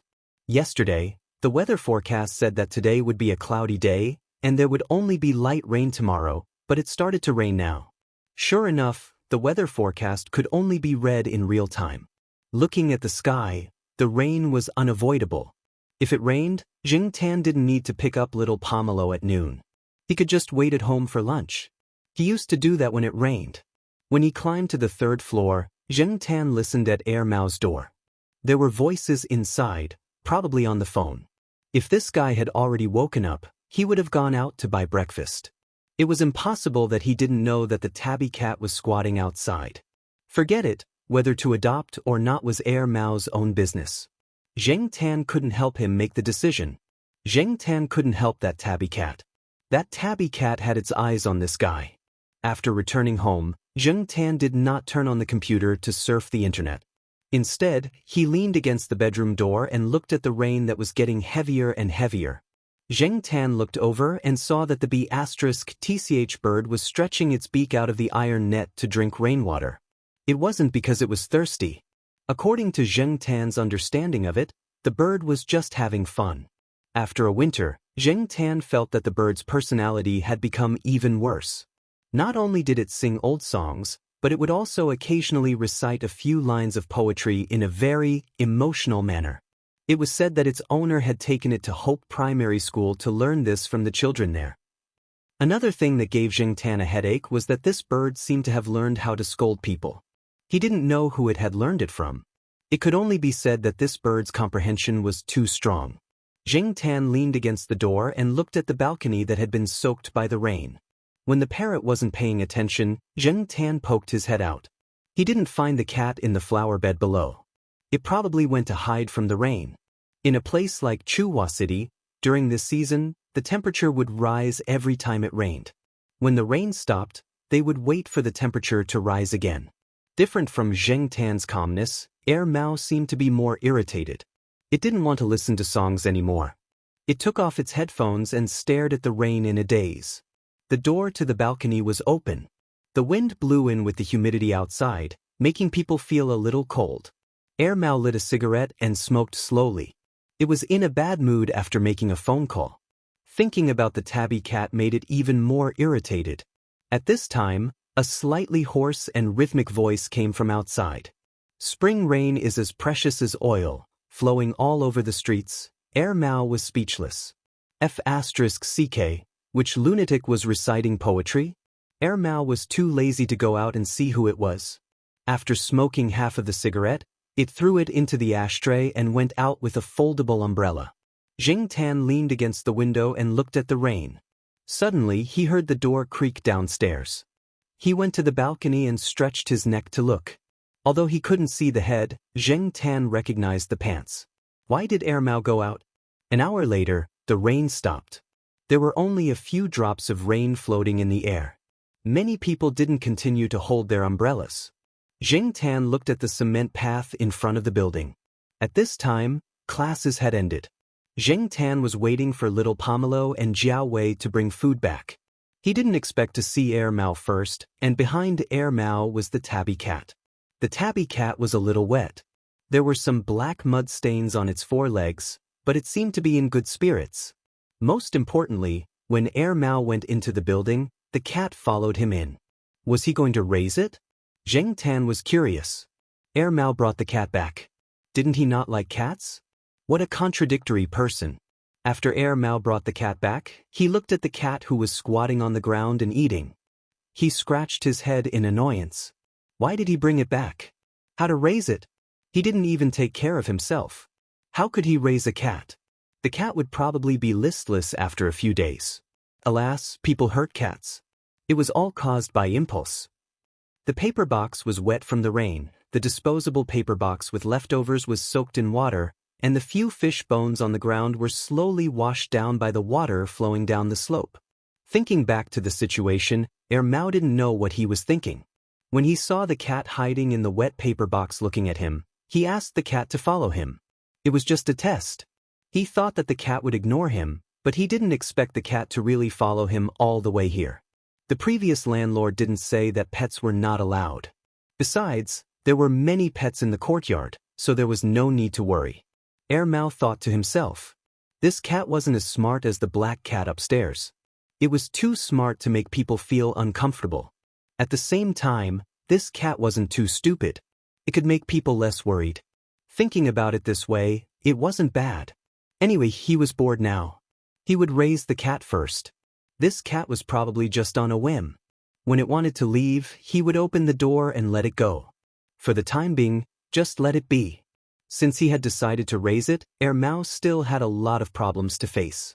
Looking at the stains on the cat, Mao frowned.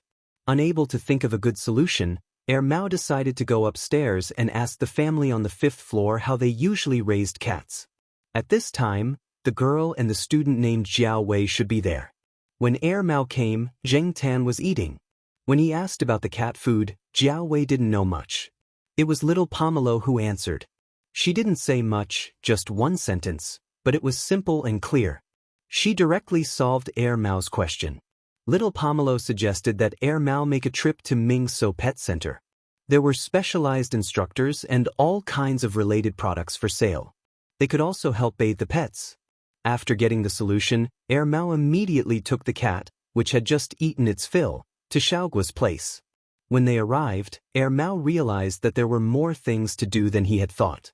Mao didn't know anything about vaccines, deworming and so on, so he left it all to the veterinarians and staff. He just had to pay. A staff member was taking down the registration book. Name: Wang Ming. Mao played with his phone in boredom and didn't look up. The girl in charge of the registration looked at Mao strangely. Your cat has a surname? Huh? Are you asking for the cat's name? Of course. Sir, didn't you already sign your name just now? The cat's name. Mao was silent for 2 seconds. Thinking of the black pattern on the cat's nose, he said, Black Rice. Its name is Black Rice. How old is it? The girl asked again. I don't know. I just adopted it today. Mao shrugged. The girl in charge of the registration showed 2 dimples. Sir, you are so caring. Mao. It was the first time someone had said that he was caring. Why did it feel so awkward? The girl was very enthusiastic. Of course, while answering Mao's questions, she didn't forget to promote her pet center's products, such as cat climbing frames, cat scratching boards, cat toys, cat food and so on. Mao took the book from the girl and flipped through it. After he liked it, he would look at the real thing later. The rented space was only so big, so he didn't need to buy too many things. It was as simple as possible. However, he had to buy cat food. That way, he wouldn't have to worry about it anymore. He couldn't make cat food in the kitchen. As he flipped through the book, Mao suddenly paused on a certain page of the cat food introduction. He seemed unsure, so he took a closer look and then looked at a line of small words next to it. Black Sea. The girl started to introduce it with a smile. This is our pet center's star cat. Our boss paid a lot of money to hire it as a cat model. It has appeared in many pet magazines. Oh, it's also in some online forums. It also has a lot of BC fans. BC fans? Cat model? Bah, do you think I can't recognize it just because it has a high-end English name? This is obviously the cat upstairs. Although Mao always said that he hated cats, his ability to recognize cats was not bad. Even if he wasn't sure at first glance, after looking at the pictures, Mao had already equated the cat in the picture with the cat upstairs. Mao curled his lips and flipped through a few more pages. He found that the cat food in the advertisement pictures was more than twice as expensive as the other categories. Some were even flipped several times. This amount of money was nothing to Mao, but Mao was puzzled. Why were the advertisements for this black cat so expensive? Mao pointed at the serious face of the black cat in the advertisement picture and asked the girl about his doubts. The young lady answered in a professional manner, because these categories are all of high quality and they will soon be exported abroad. Export? Don't be kidding. Mao didn't believe her at all. However, looking at the price of the cat food with the image of Black Sea, Mao touched his chin. It seemed that this cat was very valuable. Can you deliver the goods here? We can deliver large items or items that reach a certain price. Our pet center service will definitely make you rest assured. She had directly changed you. Mao wasn't short of money anyway. He picked a few cat foods that were advertised by the cat upstairs, as well as cat nests and cat scratching boards that he liked. Are these okay? Yes.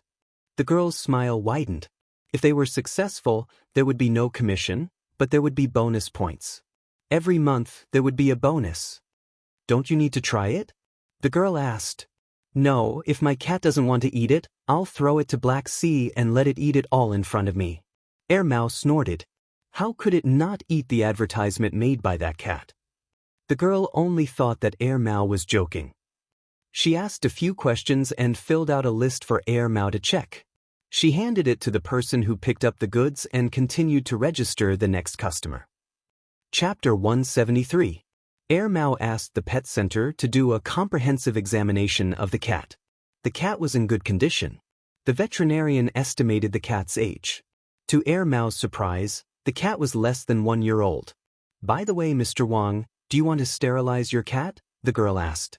She also told Mao about the benefits of sterilization in the city. Sterilization? I need to cut off its penis? Mao was texting on his phone and didn't even raise his head. The little girl hesitated for a moment before saying, Your cat is female. Female? Mao was shocked. What the F***ck? How could a female be so tough? Do cats and dogs have different ways of identifying male and female? Mao remembered that dogs were easy to identify. The girl smiled. Obviously, she had seen a lot of customers like Mao. She took out a thin booklet from a cabinet and handed it to Mao. There was some basic information about cats in the booklet. Mao flipped through it and asked, How much is this booklet? This is printed by our pet center. I'll give it to you. That's more like it. Mao threw the booklet into a plastic bag. In the end, Mao didn't ask for surgery. He took the clean cat back to the pet center. The pet center sent the items to the address Mao filled in. Mao felt that the room was a little smaller when the cat's items were placed on the table. Luckily, they were all small items. Otherwise, it would be really crowded. Mao poured some cat food into the cat's bowl. The cat that was sniffing in its new nest walked over. Mao was a little disappointed. The cat didn't seem to be picky about food. It was eating happily. It seemed that he couldn't trouble the cat upstairs for the time being. Mao didn't care about the cat anymore. He opened the laptop he bought not long ago and logged into the pet website. The ID, all the good names have been named by cats, was registered 3 years ago. At that time, he and his fellow apprentices went to the pet forum under the influence of their master's cat. They wanted to see if other people's cats were the same as their master's cat. At that time, the ID was shared by several people. Now, it was Mao's alone. The others didn't pay attention to the forum anymore. Even Mao only remembered to log in because of what happened a while ago. Otherwise, he wouldn't have used this ID. Nowadays, the internet in the country was developing rapidly. Even the forums had changed a lot in the past few years. Some people even shared some video links. Mao searched for the pictures and videos of the guy upstairs. Just as the girl in the pet center said, there were a few popular posts about cat food. Most of them were about the black cat, and many of the people who replied below were also about the black cat. They were the BC fans that the girl mentioned. Looking at the cat in the picture carefully, Mao still attributed the effect in the picture and the video to the magic of photography. Otherwise, how could a native cat be shot into the ever-changing cat in the picture and video? After all, cats were not humans. How could they have any acting skills? Mao would never believe it. It was estimated that the little girl in the pet center didn't know the true identity of Black Sea, otherwise she wouldn't have praised it so much. After all, there was a big difference between an advertisement and the real thing. The next day, the weather was sunny. After the rain, the temperature rose quickly. The tabby cat was lying on the balcony, basking in the sun. Mao was bored and tried the comb that was given when it bought the cat body wash. According to the booklet, combing a cat's fur could not only remove the fur that had fallen off, but also prevent the cat from swallowing the fur into its stomach and getting hairball disease. It could also maintain the beauty of the cat's fur, promote the skin's blood circulation, and improve the relationship between cat and human. Since Mao had nothing to do, it moved a small stool to sit next to the cat and combed its fur according to the instructions in the booklet. After a few tries, it became familiar with the movements. Seeing the tabby cat squint its eyes, Mao suddenly felt a sense of accomplishment. Look, cats aren't that difficult to raise. Why did some people talk about raising cats as if they had eaten strange flavored beans? While Mao was feeling proud, suddenly spang! The sound of something hitting the iron fence came from above. The tabby cat, who was lying on the ground and basking in the sun, suddenly stood up and looked in that direction. Its wandering days had made it used to being highly alert. Mao also stopped combing its fur and looked over. Inside the iron fence, a blue parrot hooked its big claws on the iron fence and looked at the man and the cat on the third floor with its yellow eyes. General's attention was mainly on the tabby cat. It didn't know this cat because it had never seen it before. When did this strange cat come? Well, its mouth was itchy. Maybe it felt that the parrot was not a friendly signal, so the tabby cat covered its ears and looked at the parrot on the fourth floor vigilantly. Mao didn't think much of it. Cats and birds were not easy to get along. His master's cat went to the forest every day to catch birds of all sizes. However, it was rare to see this kind of parrot in China. No wonder the balcony on the fourth floor was surrounded by iron fences. Looking at the parrot on the fourth floor, Mao said with a playful attitude, "Hey, parrot." The general on the other side of the fence quickly replied with standard American pronunciation and some dialect words, "Hello, idiot." Mao was speechless. Who taught this king parrot? On the balcony on the fifth floor, Zheng Tan was rolling on the ground with laughter as he listened to the conversation below. General was definitely not friendly after seeing the tabby cat, so it attacked Mao in this way. Zheng Tan and his friends lived on the second floor of Mao's building, so they couldn't see what was going on there. However, he could guess the general situation from the conversation between Mao and General and the growling of the tabby cat. Fortunately, the people living in this building had a high tolerance for this kind of thing. Otherwise, there would be trouble in the future. However, with Mao and his friends on the third floor attracting General's attention, the bird wouldn't bother Zheng Tan often. Zheng Tan was very happy about this. Just as he was about to listen to the quarrel below, there was a rhythmic honk from the yard downstairs. Zheng Tan looked downstairs in confusion. Today was not the weekend. Why would Third Master Fong come here? Although he was confused, Zheng Tan still ran downstairs to unlock the door. Fang Xiaokong came in with Tong Qing. Since the cat cart was dragged home, every time Fang Xiaokong took Zheng Tan out, Tong Qing would come up to help move the cart. Although the cart was small, it wasn't light. Besides, it had to be moved to the fifth floor. Tong Qing couldn't bear to see his boss do it himself. I happen to have some time today. I have an appointment with old Lu to discuss something. I have to go on a business trip this weekend, so today is the day. I've already told your cat mom that I'll send you back tonight, Fang Xiaokong said as he asked Tong Qing to move the two carts out of the room. Every once in a while, Fang Xiaokong would take Zheng Tan to old Lu to discuss business. Just as some people said, communication also relied on tricks. However, there were very few people like Fang Xiaokong who used cats to communicate, but old Lu liked this trick. No, it should be said that old Lu's baby son liked this trick. On the third floor. After Mao heard the parrot call him idiot, he was about to scold it back, but he remembered that this was Tsinghua University's staff dormitory, so he didn't say anything.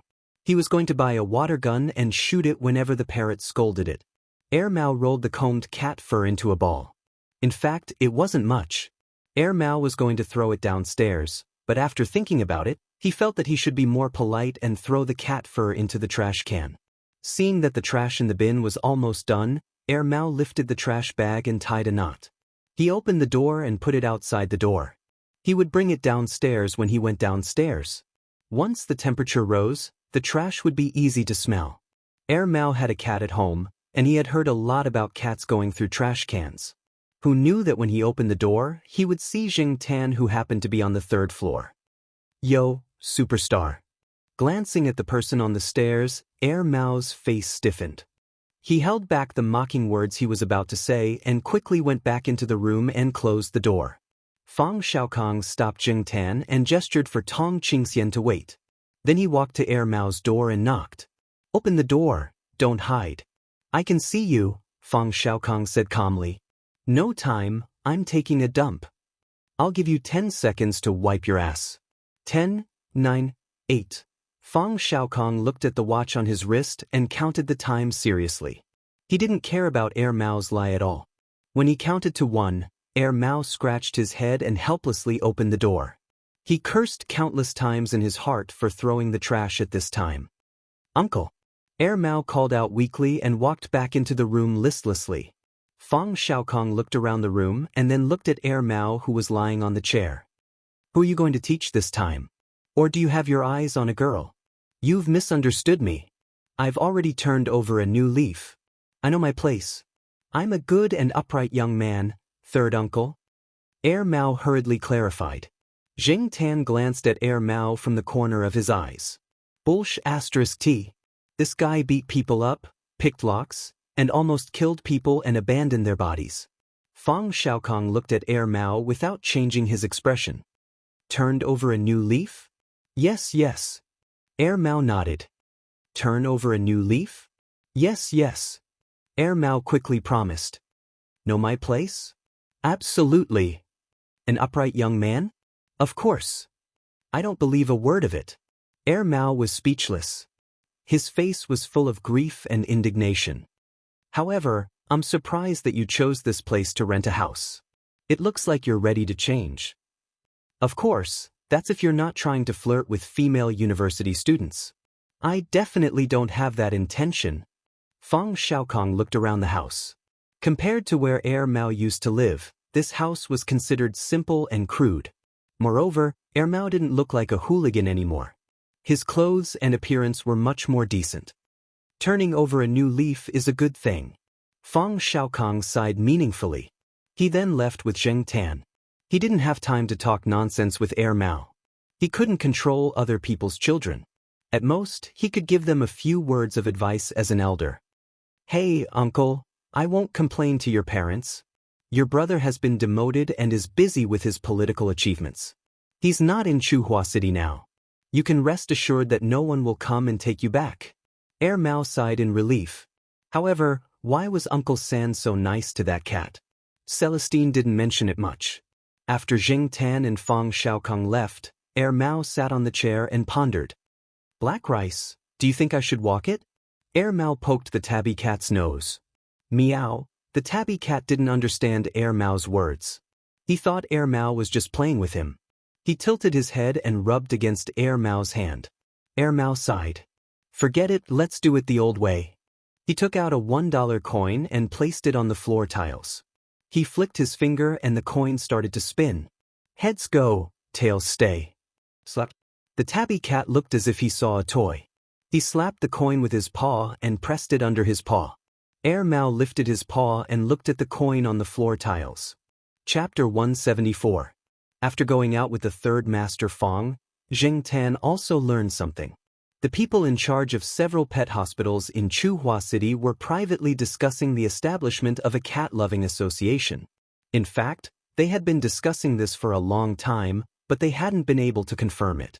This time, they were able to make the decision mainly because of the 2 cat abuse incidents that happened some time ago, as well as the reactions of the public and the media. If they wanted to establish this association, it was inevitable that they would have to deal with organizations such as the Environmental Protection Association and the Bird Protection Association. After all, the conflict between cats and birds was getting deeper and deeper. The Bird Protection Association in the province had quarreled with several cat-loving organizations. In terms of environmental protection, some plant protection organizations often complained that many stray cats were destroying plants and the ecology. Because of this, When considering the name of the association, several organizers filtered it out and finally decided to use scientific breeding and green civilization as the theme of this event. The name of the association was Green Wing, abbreviated as GW, and the logo was a green wing with a cat's palm in the middle. No matter what the organizers of Green Wing were thinking, at least when Jing Tan first heard the name, he didn't feel that it had anything to do with cats. Among the organizers of this upcoming event, Xiaoguo's pet center was the most influential. In the past 2 years, more and more people knew the name, obviously, Pet Center. As one of the organizers and also the vice president of Green Wing, Xiaoguo was so busy that he didn't even have time to eat. Although he wasn't the only one doing the promotional videos, public service announcements, and sending out notices, he had to contribute to everything. Xiaoguo knew that the third Master Fong and the Jiao family knew each other, and Jing Tan was more familiar with the third Master Fong. Therefore, for this event, Xiaoguo had his eyes on the big fish, the third Master Fong. If the third Master Fong could contribute, Xiaoguo's right to speak as the vice president would definitely increase greatly. After all, Green Wing had just been established, and there were several vice presidents. Their authority was temporary, and no one was willing to listen to anyone else. There were also people watching below, waiting for you to make a fool of yourself, so they were all thinking of using this event to show their abilities and secure their positions. Therefore, Xiaoguo personally went to visit the third Master Fong. For Jing Tan's sake, the third Master Fong didn't put on airs and simply accepted Xiaoguo's invitation. He also promised to donate a sum of money. Xiaoguo could talk to one of the third Master Fong's assistants about the specific details. After the third Master Fong finished the business with Old Lu, he mentioned this event. When Old Lu heard this, he thought that the reason his son had become so lively and cheerful was because of cats. Suddenly, he was interested.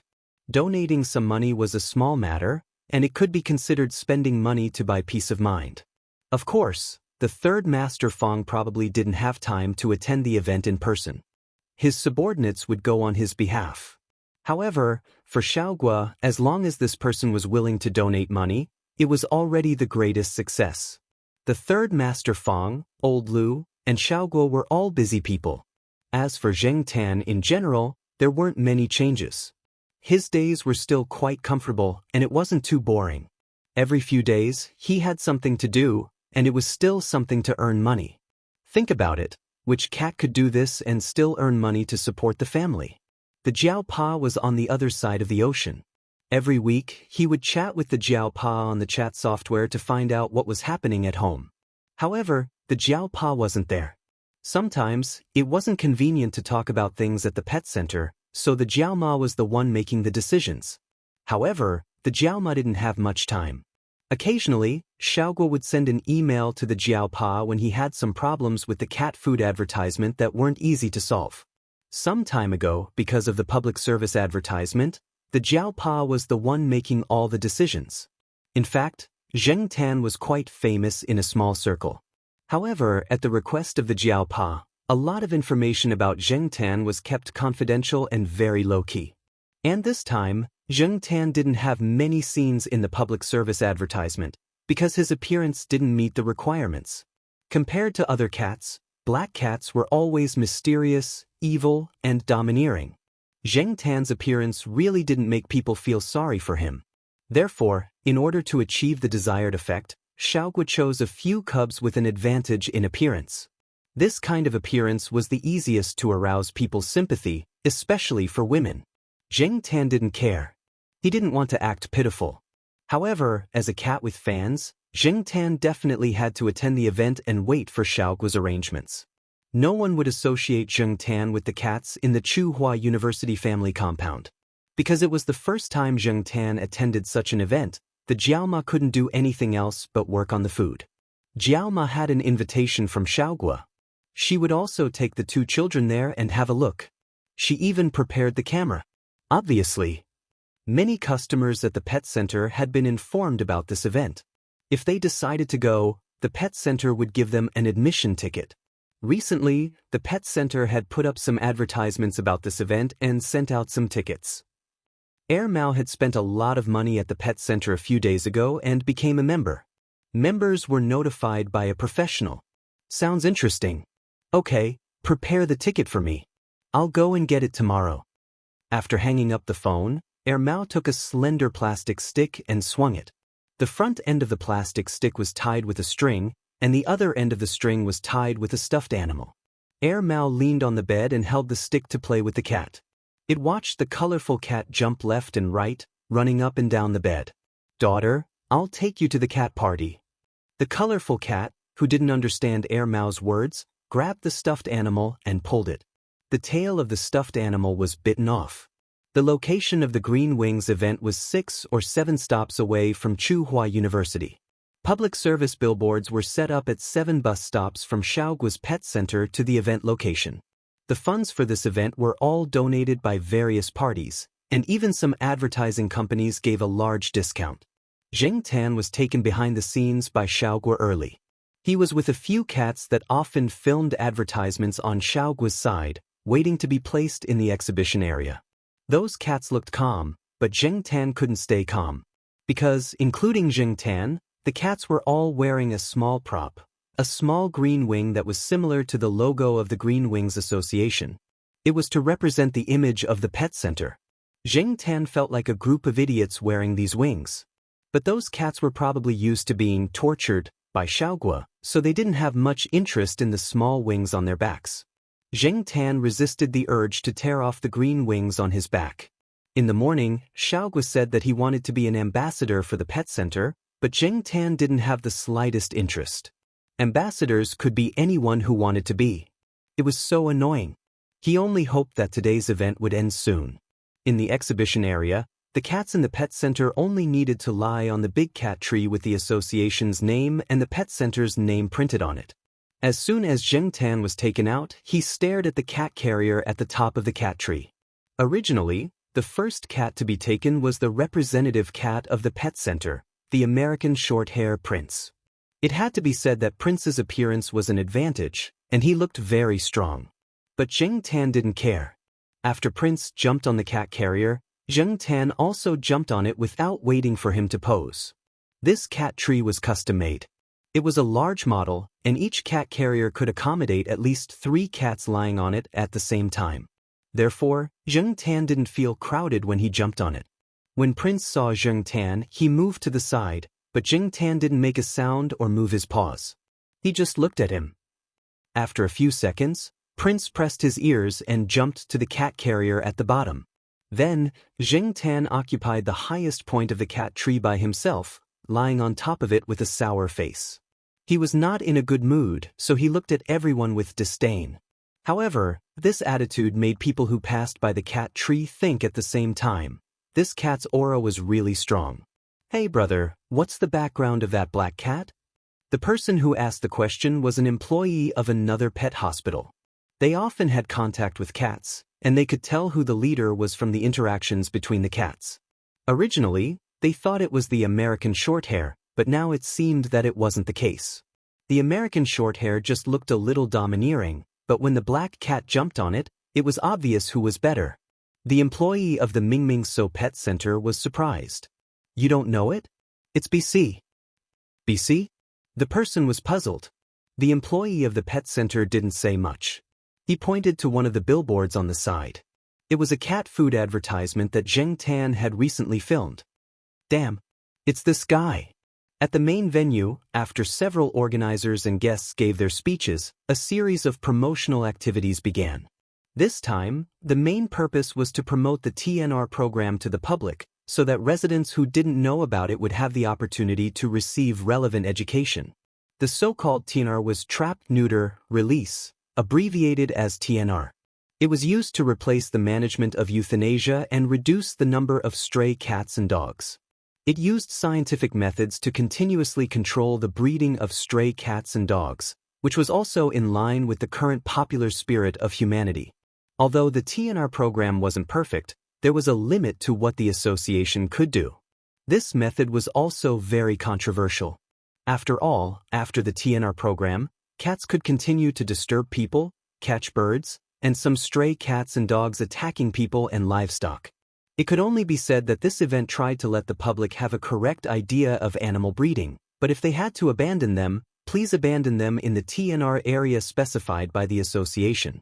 Some well-known companies represented by Xiaoguang Group also donated a sum of money to build a stray cat and dog rescue station. This event also received support from the government, and the media was also more active. If it hadn't been for the things that happened a while ago, there might not have been such an effect.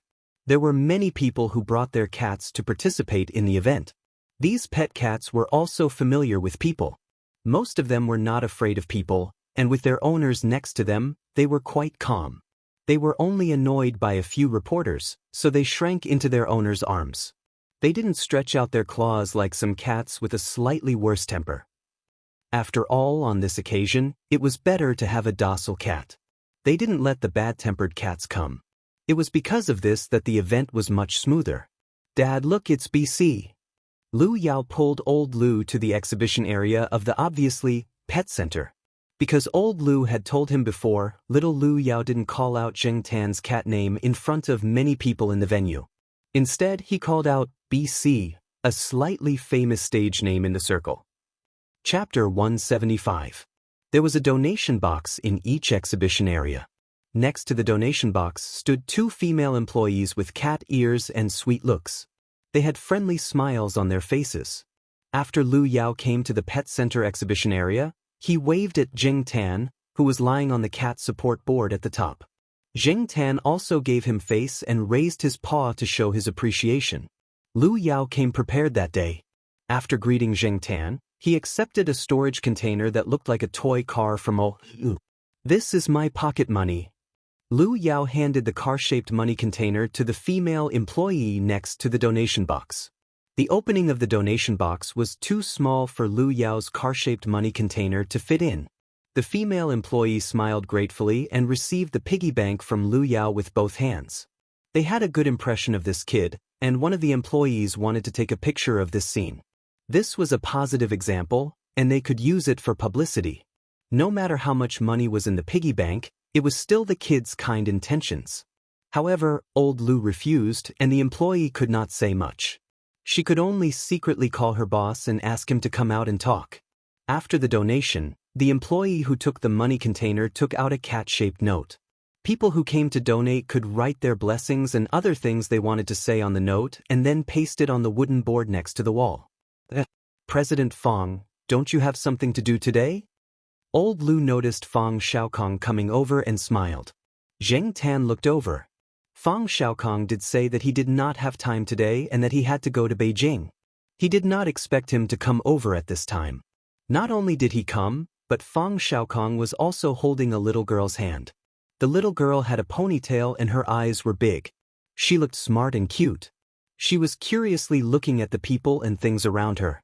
She looked slightly younger than little Pomelo. However, little Pomelo was more silent, and this child was more lively. Things have changed. I didn't leave. This is my daughter, Fong Mengmeng. Fong Xiaokong did not explain much, and old Lu did not intend to get to the bottom of it. At this time, some reporters were at the main venue.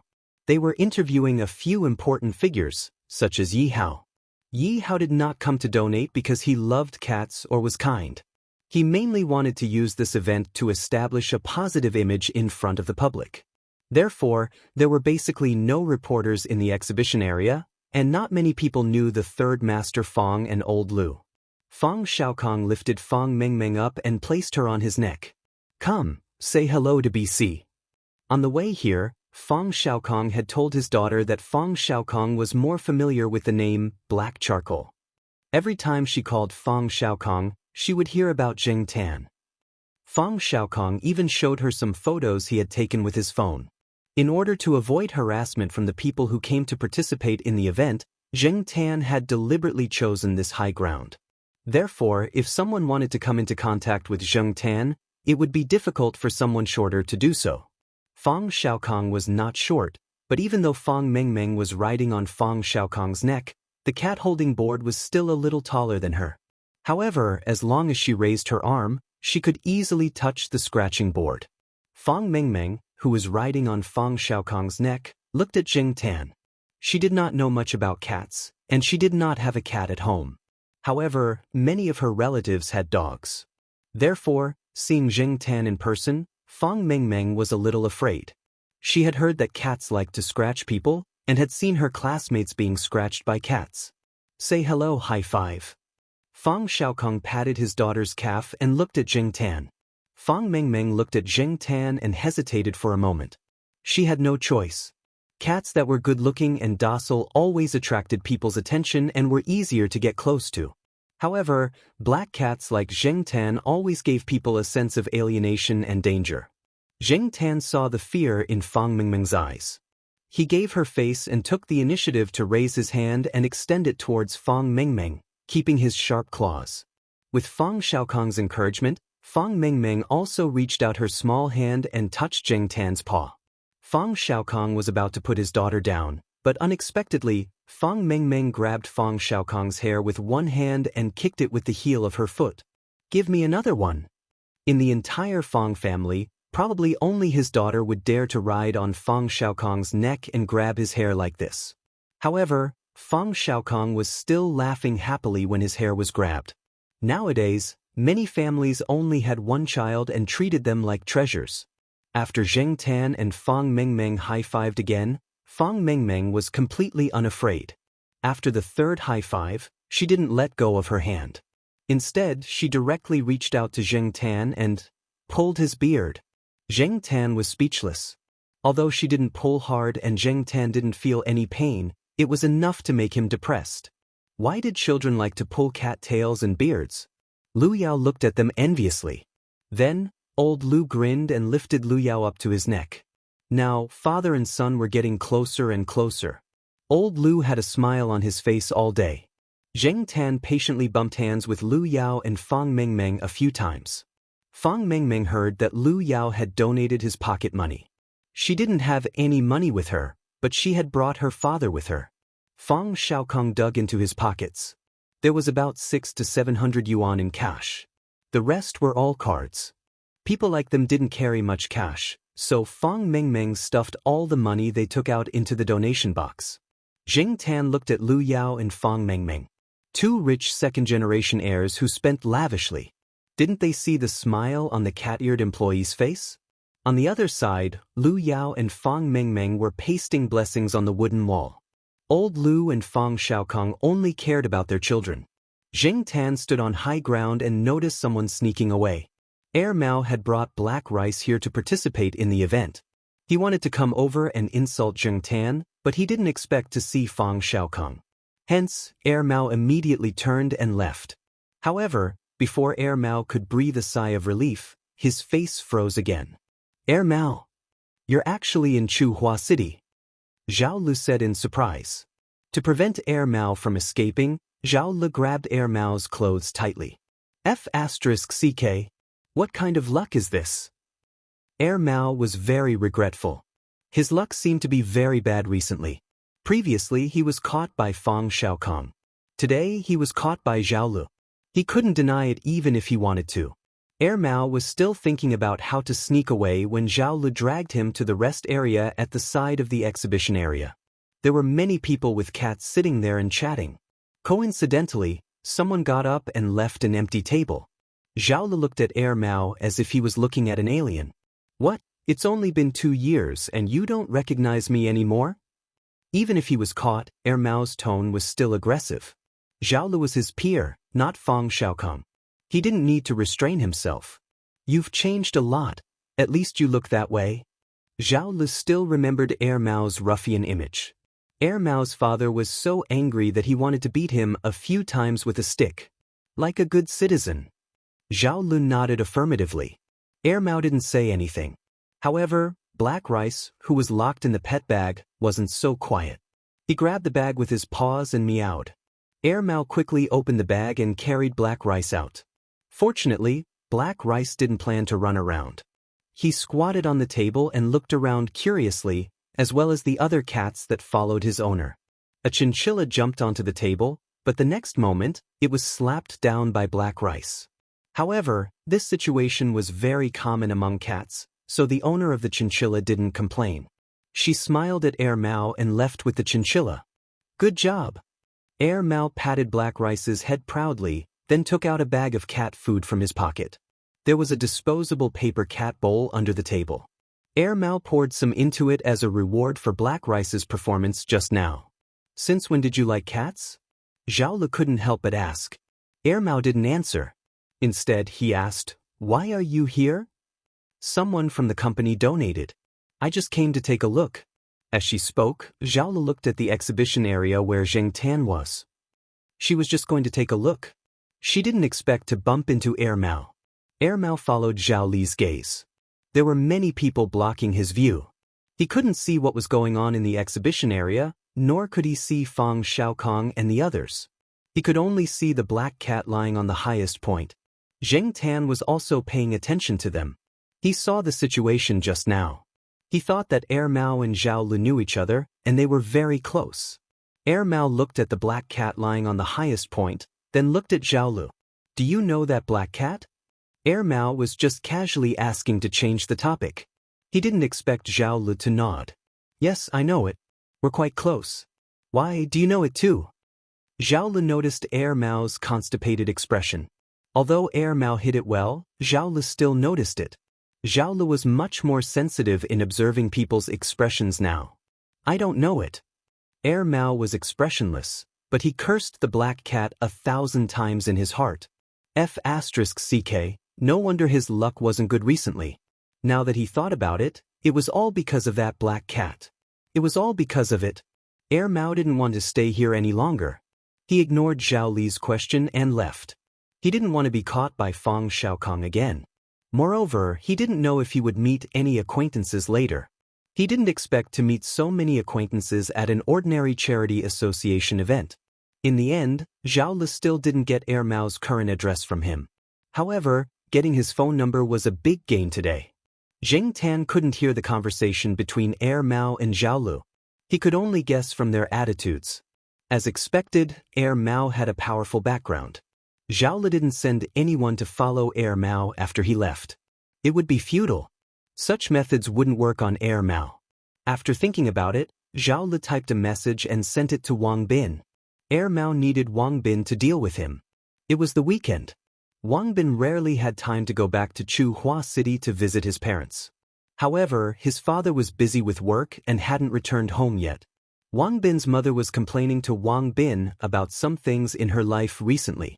When she heard Wang Bin's phone ring, she stopped talking and signaled her son to look at the phone first. Wang Bin had 2 phones. Judging from the sound, it was his personal phone. He didn't think it was anything important at first.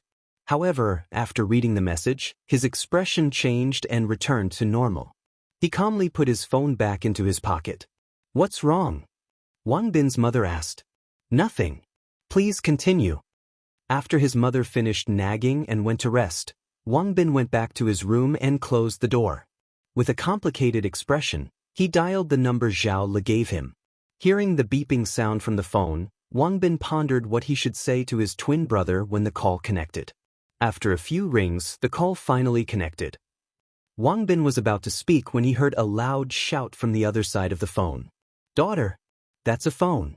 You can't throw it." Wang Bin was speechless. Daughter? Where did the daughter come from? An illegitimate daughter? Was there going to be a storm in the family? Chapter 176. Air Mao's phone was slapped from the table into the bucket by his daughter. At that time, Air Mao was in a bad mood. He didn't know what to do after coming back from the other side, so he brought a bucket of water to wipe the table. The beer he drank yesterday spilled on the table, as well as the oily soup he ate some time ago. Seeing his daughter sniffing around the table, Air Mao rolled up his sleeves and brought a bucket of water over. He used the towel he tore yesterday to practice his hand strength to wipe the table. The phone was placed on the bedside table. When Air Mao was wiping the computer table, Wang Bin called. The ringing of the phone startled Black Me, who was squatting next to it. It slapped the phone, and coincidentally, it hit the answer button. Cat owners knew that cats had a habit of being untouchable. Therefore, after the first claw, there would be a second claw.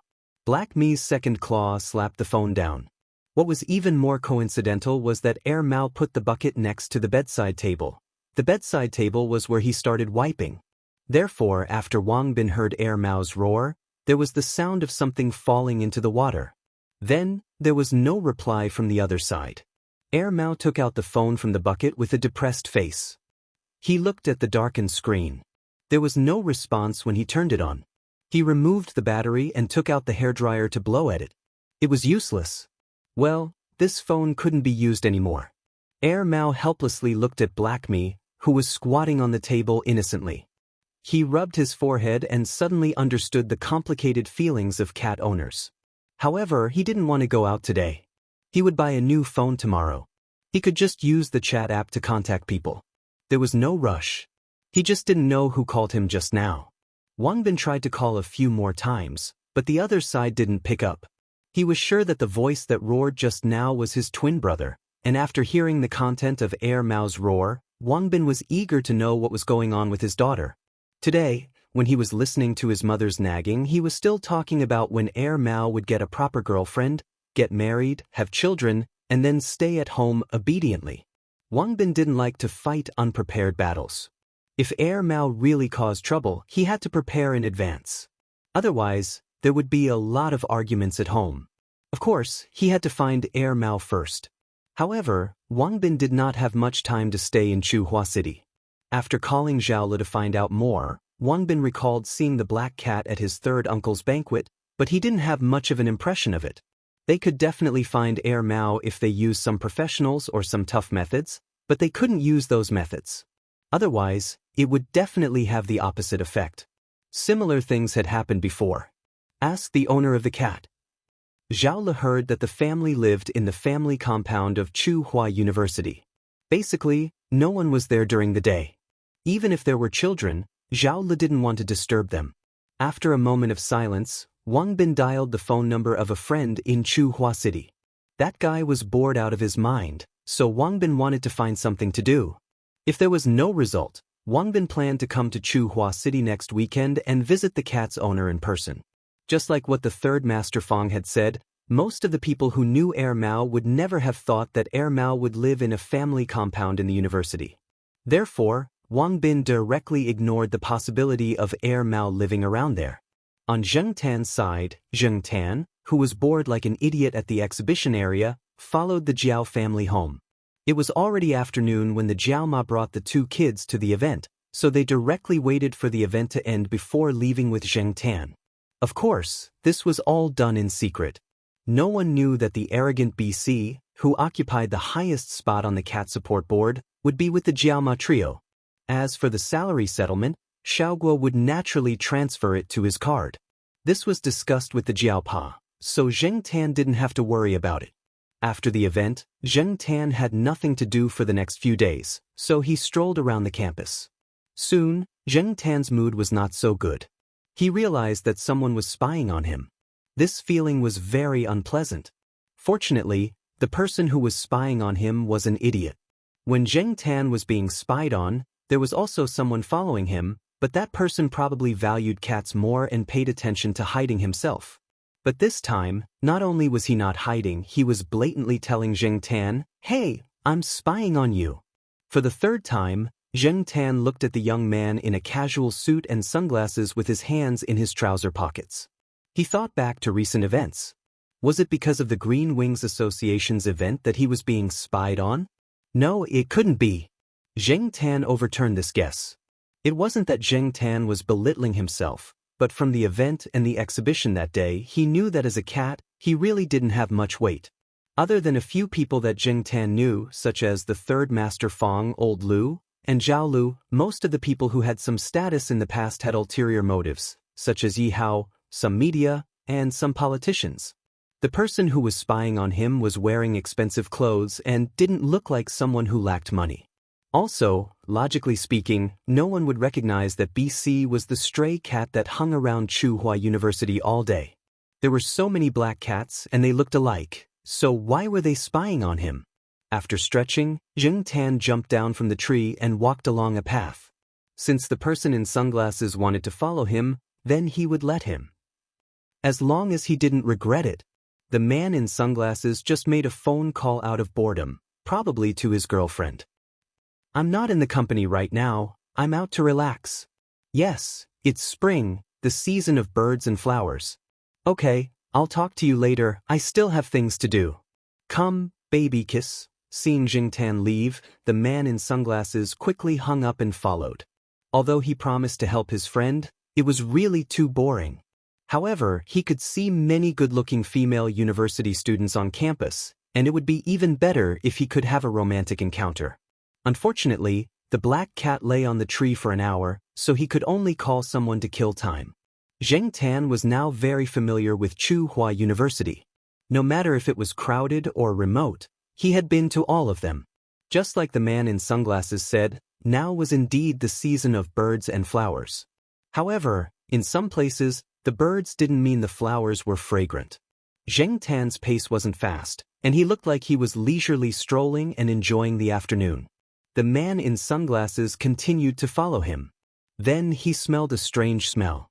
There was no one else on this path, only Zheng Tan and the man behind him. The students who had classes were all in class, and the students who didn't have classes would study by themselves, so they wouldn't choose this angel's path. The man in sunglasses looked at his surroundings calmly, and was thinking that Tsinghua University was indeed a century-old school, and the greenery was great. Just as he was thinking about it, he heard a light pop on his shoulder. The man in sunglasses turned his head to look, and his face immediately turned green. A white and gray lump had smashed on his shoulder, and he couldn't wipe it off even if he wiped it. Zheng Tan quickened his pace and ran out of this path. He usually didn't take this path, as there were many birds here, and this path was also one of Tsinghua University's Angel's Path, *T. He heard the man in sunglasses curse, and he thought that he must have been hit. Therefore, Zheng Tan didn't plan to stay for long. Those birds with no integrity wouldn't hold back just because there were people below. Actually, not everyone who walked this path would hit the jackpot. It was just a matter of probability, but the man in sunglasses had hit the jackpot more than once today. There was even a lump on his sleeve. This lump was a little red, and he didn't know what the bird had eaten. In short, the man in sunglasses didn't stop cursing. While Zheng Tan was secretly happy, he also heard some problems from the man in sunglasses' words, and it involved Wang Bin and Air Mao. What made Zheng Tan understand was a phone call the man in sunglasses made after he left this path.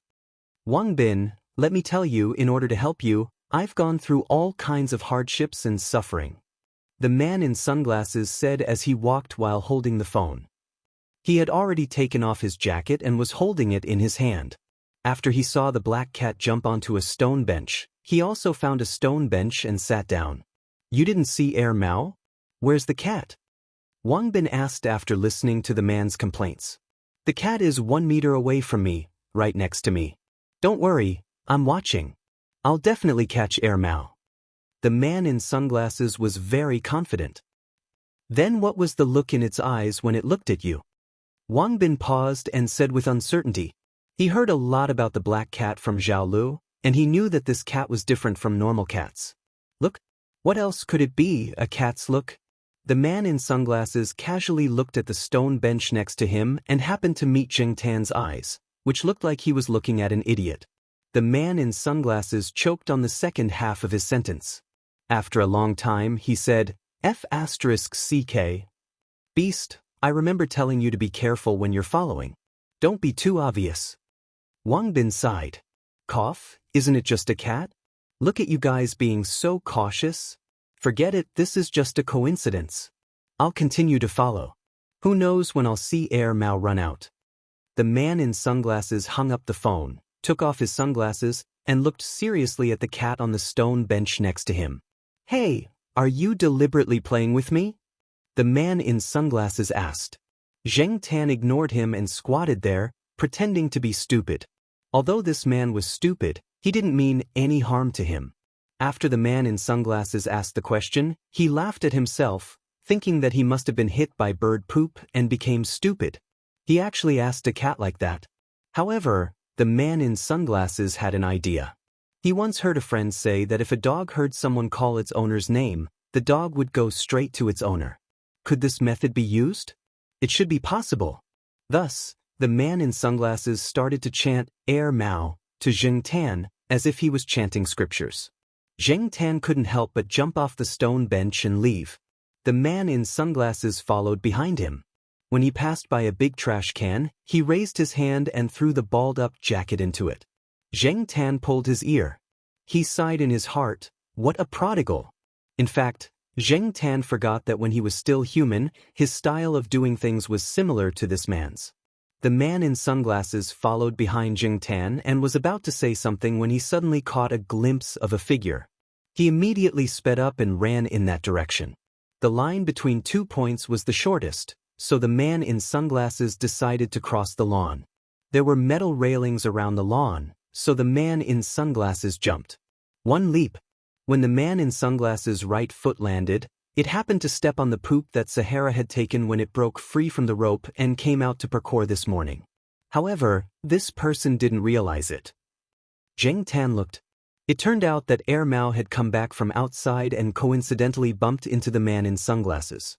It had to be said that this was really a coincidence.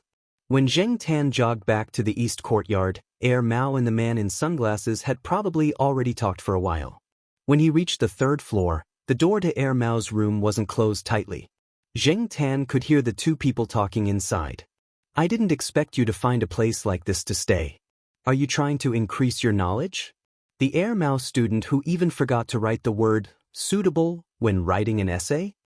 This was the voice of the man in sunglasses. Back then, who was the one who wrote his name, Qin Tao, instead of Qin Shou, and wrote 2 pages full of paper and was sent back by the teacher for rewriting. Then, as if he had been wronged, he took the initiative to spread his grievance to the whole class? People who don't even write 3 dots less when writing their own names have no right to criticize me. This was Air Mao's voice. Zheng Tan. Chapter 177. It was a little windy today. The wind that blew in from the ventilation window in the corridor pushed the door open a little. Zheng Tan thought for a while and walked in to see if the man in sunglasses and Air Mao would fight. For Zheng Tan, watching a fight was a great way to pass the time when he was bored. After Qin Tao and Air Mao argued with each other for a while, the atmosphere eased a little. However, Zheng Tan could tell from their conversation that they were very familiar with each other and didn't seem to hate each other. Just as Zheng Tan had guessed, Qin Tao, Air Mao, and Wang Bin had all grown up together. They had been classmates from elementary school to high school. The origin of the nickname Qin Shou was caused by Qin Tao himself. When he was in elementary school, he was punished to write his name. As a result, the character Tao in his notebook was missing 3 dots. It was full of dents and crooked Qin Shou. However, Qin Tao didn't notice it and passed it around in class. Then, the nickname Qin Shou followed Qin Tao. However, only those who had a good relationship with Qin Tao or those who had a similar status dared to call him that. Otherwise, this guy would have already punched them. Compared to Wang Bin, Qin Tao and Air Mao had more revolutionary friendship. When they were in middle school, the two of them were always in the last 2 places in class. It was not that they were hopelessly bad at their studies, but because of their status, they were always thrown into classes with more top students and stronger teachers, while Wang Bin was always in the top 10. Therefore, in terms of common topics and their glorious deeds, Air Mao and Qin Tao would definitely have more to talk about. This was also one of the reasons why Wang Bin asked Qin Tao to come over. Speaking of which, why did you come to Chuhua City? Shouldn't you be enjoying yourself in Pearl City? Air Mao threw an unopened bottle of mineral water to Qin Tao. I got into some trouble and was sent here to learn from my uncle. Actually, it's just an idle job. There are people helping me with other things. I don't have to do it myself. It's so boring. After saying so much, Qin Tao opened the bottle and took a few gulps. When he turned his head, he saw the black cat standing at the door looking at him. Peeve, Qin Tao was so agitated that he spat out the water in his mouth. His face turned red as he recalled the time when he was hit by bird droppings. After calming down, Qin Tao pointed at Zheng Tan, who was standing at the door. Are you familiar with this cat? Although it was a question, his tone was firm. When he saw Zheng Tan, Air Mao was a little surprised. However, when he remembered that he had forgotten to close the door, he was relieved. The security in this area was pretty good. The people who lived in the building were all teachers and retired old professors. They were all of good quality, so there was no need to be too vigilant. Why? Did you lose to it? Mao asked. Qin Tao told him about the bird poop that had been thrown at him. TSK, why did you follow it for no reason? And why did you follow it so stupidly? It's good enough that it didn't lead you into other traps. Getting hit with bird poop is better than getting hurt, Mao said. It can't be? Is this cat that dangerous? Qin Tao looked at Zheng Tan again. It's up to you whether you believe me or not. Mao sniffed. What's that smell? Qin Tao was crossing his legs. Mao's gaze finally fell on Qin Tao's shoes. You beast, you stepped on poop. Mao looked at him with disgust. Ah! Qin Tao crossed his legs and sniffed, then vomited. He quickly found a packaging bag, took off his shoes, and threw them into the bag. He asked Mao for a pair of shoes to make do. No wonder I felt something was wrong when I was crossing the hurdles. Throwing the plastic bag with the poop shoes at the door, Qin Tao looked at the black cat that was still at the door. He felt that the cat was gloating and despising him. Zheng Tan was indeed gloating, but he despised Qin Tao's behavior of throwing away his dirty clothes and throwing away his shoes that stepped on poop. What a prodigal! Shaking his head, Qin Tao got rid of the uncomfortable feeling in his heart. He hit Mao's arm with the half-empty mineral water bottle. It's all your fault. If it weren't for you, I wouldn't have come here to suffer. Meow. Lying on the computer table, black rice covered its ears and made a warning sound. It looked at Qin Tao with a fierce look. Hearing this sound, not only Zheng Tan, but also Mao and Qin Tao, who were about to continue exposing each other, looked at black rice. For a moment, no one in the room spoke. Zheng Tan and Mao knew that this cat was absolutely fierce when it was angry, but Qin Tao was a bit confused. After a moment of silence, Qin Tao seemed to have thought of something. He took the mineral water bottle and hit Mao again. Meow. This time, the warning sound was louder. Qin Tao looked at black rice, blinked, and hit it again. Meow. This time, not only was the warning sound louder, but it also bared its teeth. The cat that was lying on its stomach also stood up. Haha.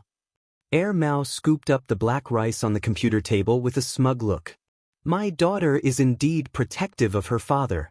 Qin Tao was surprised that the cat was so protective of its owner. After hearing Mao's words, he looked constipated. Daughter. Mao happily raised one of black rice's front paws and waved it at Qin Tao. If you hit me with the bottle again, I'll let my daughter scratch you. Qin Tao snorted. Why do you want to raise a cat? Mao only briefly explained how it treated the cat abuser. I don't want to raise a cat that's too strong, but I also don't want a gentle cat that won't even catch mice. Also, the people at the pet center said that this cat should have been domesticated before, but for some reason, it became a stray for a period of time. However, in general, it's quite friendly to people. Qin Tao looked at the cat that was nestled in Mao's arms obediently and discounted the word friendly in his heart. He didn't hit it again. Qin Tao explained the cause and effect of Wang Bin asking him to find Mao. So you followed this cat here? Mao turned its head and looked at Zheng Tan, who was squatting at the door. You sold me out. Zheng Tan pulled his ear. Today was definitely a coincidence. He really didn't plan to bring Qin Tao here. It was just that Mao appeared at that time. Mao and Qin Tao didn't expect to get any answers from a cat, so they continued to chat. When it was time, Zheng Tan went to pick up little Pomelo. When he returned to the family building, Mao's door was already tightly shut. He didn't hear any sound from inside, so it probably went out. The next day, Zheng Tan sent little Pomelo to school. When he was about to go home and go online, he saw that Mao's door was open again. Mao was becoming more and more disliked closing the door. It was probably because it always forgot to bring the key, and it wasn't good to use the wire to open the door, so it simply left it open. Anyway, there was a door control in the building. It could not only prevent random people from coming in, but also prevent the home cat from running out. After thinking about it, Zheng Tan opened the door and went in. According to the person yesterday, Mao's family would probably come looking for him. There was no one else in the house. Mao was playing games on the computer, and Black Rice was playing with something on the floor. After noticing that Zheng Tan had entered the house, it glanced at him, then continued to play with that thing with its claws. Zheng Tan saw that there was nothing to see today, so he was about to leave. Suddenly, he saw the thing that Black Rice was playing with. Zheng Tan's eyes narrowed. He was a little confused and uncertain. He stopped walking towards the door and went back into the room. Probably because it was familiar with Zheng Tan and didn't think that Zheng Tan was a threat, Black Rice didn't show any hostility towards Zheng Tan. However, it seemed to be guarding against Zheng Tan taking its toy. Zheng Tan ignored Black Rice and went closer to look at the thing on the floor. It was a pendant. Black Rice was mainly playing with the rope of the pendant, but Zheng Tan's attention was all on the pendant. This thing was very familiar. It looked similar to the jade pendant that the weird old woman gave him. While Zheng Tan was thinking, Mao had finished playing around. "Hey, Black Coal, it's not good for you to always come in uninvited. Hey, daughter, you can't play with this thing." Mao didn't care about Zheng Tan anymore. It quickly picked up the pendant and wiped it with its sleeve. Seeing that the pendant's rope was bitten and scratched, Mao wondered when it should change the rope.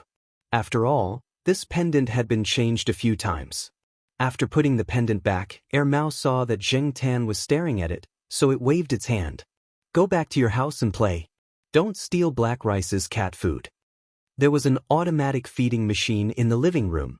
There was always some cat food there, but Mao had never seen this black cat steal food. Zheng Tan went back in deep thought. Looking at Mao, that pendant seemed to be very important to it. When he was in Jiaopa's hometown, what did the old woman say? Zheng Tan thought for a while, then went to little Pomelo's wardrobe and took out a small bunch of keys from an inconspicuous corner. He moved his claws, inserted one of the keys into a hidden drawer on the cat tree, opened it, and found the jade pendant that the Jiaopa put inside. He looked at it carefully. It really looked like it. The words on it were similar. Was the person that the old woman was looking for related to Mao? Regardless of the relationship between the two, Zheng Tan decided to take the jade pendant and show it to Mao. Then he would know the answer. Mao wouldn't rob it. The Jiaopa wasn't there, so Zheng Tan couldn't inform him. If he could solve this problem, it would be a good thing. Didn't the Jiaopa always say that he wanted to repay the old woman? Hanging the pendant around his neck, Zheng Tan locked the drawer again, hid the key, and went downstairs to Mao's room. Mao started a new game. Black Rice was lying in a corner of the bed, sleeping. Zheng Tan jumped onto the computer table and stood next to the computer. Mao was shocked by Zheng Tan's action, but it was in the middle of the game and didn't look at Zheng Tan. It couldn't free its hands to push Zheng Tan off the table. Zheng Tan wasn't in a hurry. He squatted next to it and watched. When Mao finally finished a game, before it could talk to Zheng Tan, its new phone rang. Zheng Tan looked at Mao's impatient face as it talked on the phone, so he played with the mouse out of boredom. Mao noticed Zheng Tan's action and came up to stop Zheng Tan from closing its game interface. Suddenly, Mao paused and stopped talking. It looked at the jade pendant around Zheng Tan's neck and carefully observed it. The person on the other end of the phone was still talking, so Mao hung up. "Hey, I'll take it down and take a look. I'll return it to you later." Mao took the pendant off Zheng Tan's neck. Mao's first reaction when it saw the pendant around Zheng Tan's neck was, when did this cat steal its pendant and change the string? It noticed a slight difference. After all, it had been wearing the pendant for more than 10 years. It could notice the slight difference. Without a doubt, Zheng Tan's pendant was the real deal and not some inferior imitation. The quality of the jade was similar to the one Mao had. Even if Mao didn't know much about jade, it could feel that the quality of this pendant was similar to its own. It took out the pendant that it hadn't had time to change the string and compared it with the pendant. Chapter 178. Mao had been wearing this pendant since he was very young, but he didn't know much about it. He only had this one pendant. Even Wang Bin didn't have the one his mother gave him. Mao only remembered his mother saying, "Wear it for the blessing of your ancestors." But the problem was that Mao's maternal grandparents were still alive. Even if Mao wasn't familiar with his parents' generation, he knew a little about them. After that, it was his own generation. This era didn't care much about clans. At least, Mao didn't care about that. But that didn't mean that Mao wasn't curious. When a person was bored out of his mind, or was thinking about what to do to divert his attention, A small change could make him excited. Mao was one such example. Mao knew a little about the Jiao family. It shouldn't have any blood relations with them. What puzzled Mao the most was, why would such a valuable item be hung around a cat's neck? Based on his understanding of the Jiao family schedule, there shouldn't be anyone in the Jiao family at this time. It was very likely that the cat put on the pendant by itself. Hey, Black Hole, where did you get this? Mao held two jade pendants that were almost the same. He raised his finger and poked Jing Tan. Tell me who gave it to you. Maybe it's my relative. Just like in the books, there's a beautiful distant cousin living alone outside, waiting for me to rescue her. Jing Tan thought about the old woman in the village who was carelessly hugging a cat. He then looked at Mao's expectant expression. If he could speak, Mao would definitely be shocked to death. Of course, even if he could speak, he couldn't tell Mao the truth. What if Mao didn't have a cousin and was only interested in a poor old woman and went all the way to find her? Did he have to keep this pendant for a year or two? The sooner he solved the problem, the better. Mao asked a series of questions. Some of the questions might have been directed at Jing Tan or himself. It was rare for him to encounter something so meaningful, but he didn't want to contact his family at the moment, so he couldn't get an answer to his questions. Jing Tan did not know how to respond. He glanced around the room and found a map in the corner of the room under a large backpack. Jumping off the table, Jing Tan walked over to take a look. He raised his paw and flipped the corners of the map that were not covered. One side was a provincial map, and the other side was a city map of Chuhua City. Very good. Mao stopped talking to himself and looked at Jing Tan. The map was bought by Mao when he first came to Chuhua City. At that time, Mao bought this map mainly because he wanted to visit some of the scenic spots in Chuhua City. At the same time, there were also bus stops marked on the map for convenience. Come to think of it, it had been quite some time since she had used it as a cushion for her bag. Looking at Jing Tan, Mao rubbed the two jade tags with his fingers. He walked over and lifted the backpack, took out the map, and put it on the ground in front of him. The map facing up happened to be a provincial map. Jing Tan looked at the county markings on it and raised his paw to press on Qingyang City. Mao was silent for a while, then asked, Qingyang? Seeing that the black cat in front of him didn't respond, Mao said again, if yes, waggle your tail vertically. If no, waggle your tail horizontally. Jing Tan wagged its tail vertically. Qingyang. Mao sat cross-legged on the floor and looked at the map. Then, he took out a pen and paper from the drawer of the bedside table and wrote it down. In fact, Jing Tan was quite puzzled. Why would Mao use such a way of wagging its tail to confirm what it wanted to express? Moreover, Mao was quite receptive to this method. Looking at Black Rice, who was sleeping on the edge of the bed, Jing Tan didn't think that Black Rice could understand this method. Moreover, this wasn't the first time. Jing Tan couldn't directly write the answer on the paper or type it on the computer. That would be out of line. Jing Tan didn't want to be seen as a monster. When Jing Tan left, Mao put the pendant back on Jing Tan's neck. Judging from Mao's appearance, it would definitely investigate. Jing Tan just had to wait. Although it was sometimes silly, Jing Tan knew that Mao wasn't stupid. Therefore, he wasn't worried that Mao couldn't find any clues. During dinner, Mao wore the pendant outside and went to the Jiao family to borrow a roll of toilet paper. After chatting with Jiao Ma for a while, it went downstairs. Sitting in front of the computer, Mao stared at the booting screen but didn't touch the mouse. He now knew that it was Associate Professor Jiao's hometown. When he went upstairs to chat with Jiao Ma, he found out the specific location of Associate Professor Jiao's hometown. However, Jiao Ma didn't have any special reaction to the jade pendant. The two children also had the same reaction. Therefore, the jade pendant was most likely from Associate Professor Jiao. The next day, Mao called Jing Tan to the third floor and continued wagging its tail. This thing belongs to Associate Professor Jiao? Jing Tan wagged his tail. Associate Professor Jiao gave it to you? He wagged his tail. When Jing Tan was getting impatient from wagging his tail, they finally reached the key point. After we go to Associate Professor Jiao's hometown, can you take me to find him? He wagged his tail. Air Mao originally planned to send an email to Associate Professor Jiao if it didn't work out. However, now that there was progress, he decided to look for him personally. Things with suspense are more interesting. Only when the answer is revealed will there be a sense of accomplishment. Air Mao was very excited and jumped on the spot. He was so excited that he couldn't control his voice. On a whim, he sang. Sister Lin fell from the sky like a light cloud that just rose. After singing these 2 lines, Air Mao forgot the rest of the song. 2 seconds later, another voice drifted in from outside the window. I only thought that Heech was frivolous, but it turns out that his bones are exquisite, not vulgar. The window and the door to the balcony weren't closed. At this time, the surroundings were very quiet, so the voice could be heard clearly. Air Mao rushed out of the balcony and looked to the 4th floor. General was shaking his head by the iron fence. When he saw that Air Mao didn't continue, he continued to sing. Air Mao. F*ck. F*ck.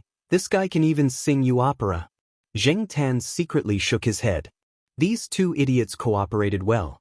However, he imagined Air Mao meeting the old lady.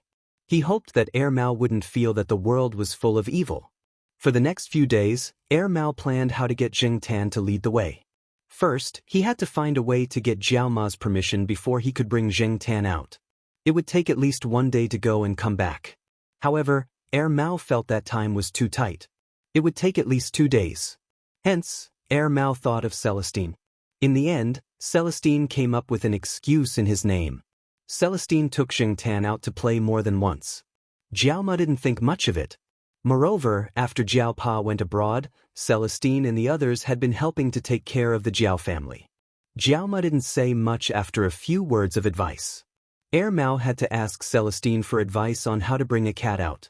After all, Zheng Tan's cat was different from other cats. If he wanted to use a normal pet bag, Zheng Tan wouldn't even look at it. The day they decided to go out was a Sunday. Air Mao reluctantly sent black rice to the pet center.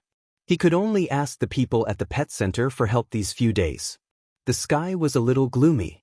The weather forecast said that it would rain these few days. Air Mao borrowed Celestine's car and drove out to Shenyang. Zheng Tan was sleeping in the back seat. There was a travel bag next to him. Zheng Tan had to squat in the bag when he went out on foot. Not long after Air Mao left, Wang Bin, who wanted to talk to Air Mao, came to the eastern courtyard of Tsinghua University. He found that the place Air Mao rented was empty. Professor Lan, who lived across the street, saw Wang Bin, who looked like Air Mao, and kindly told him that Air Mao went out, probably somewhere far away, but didn't know where exactly.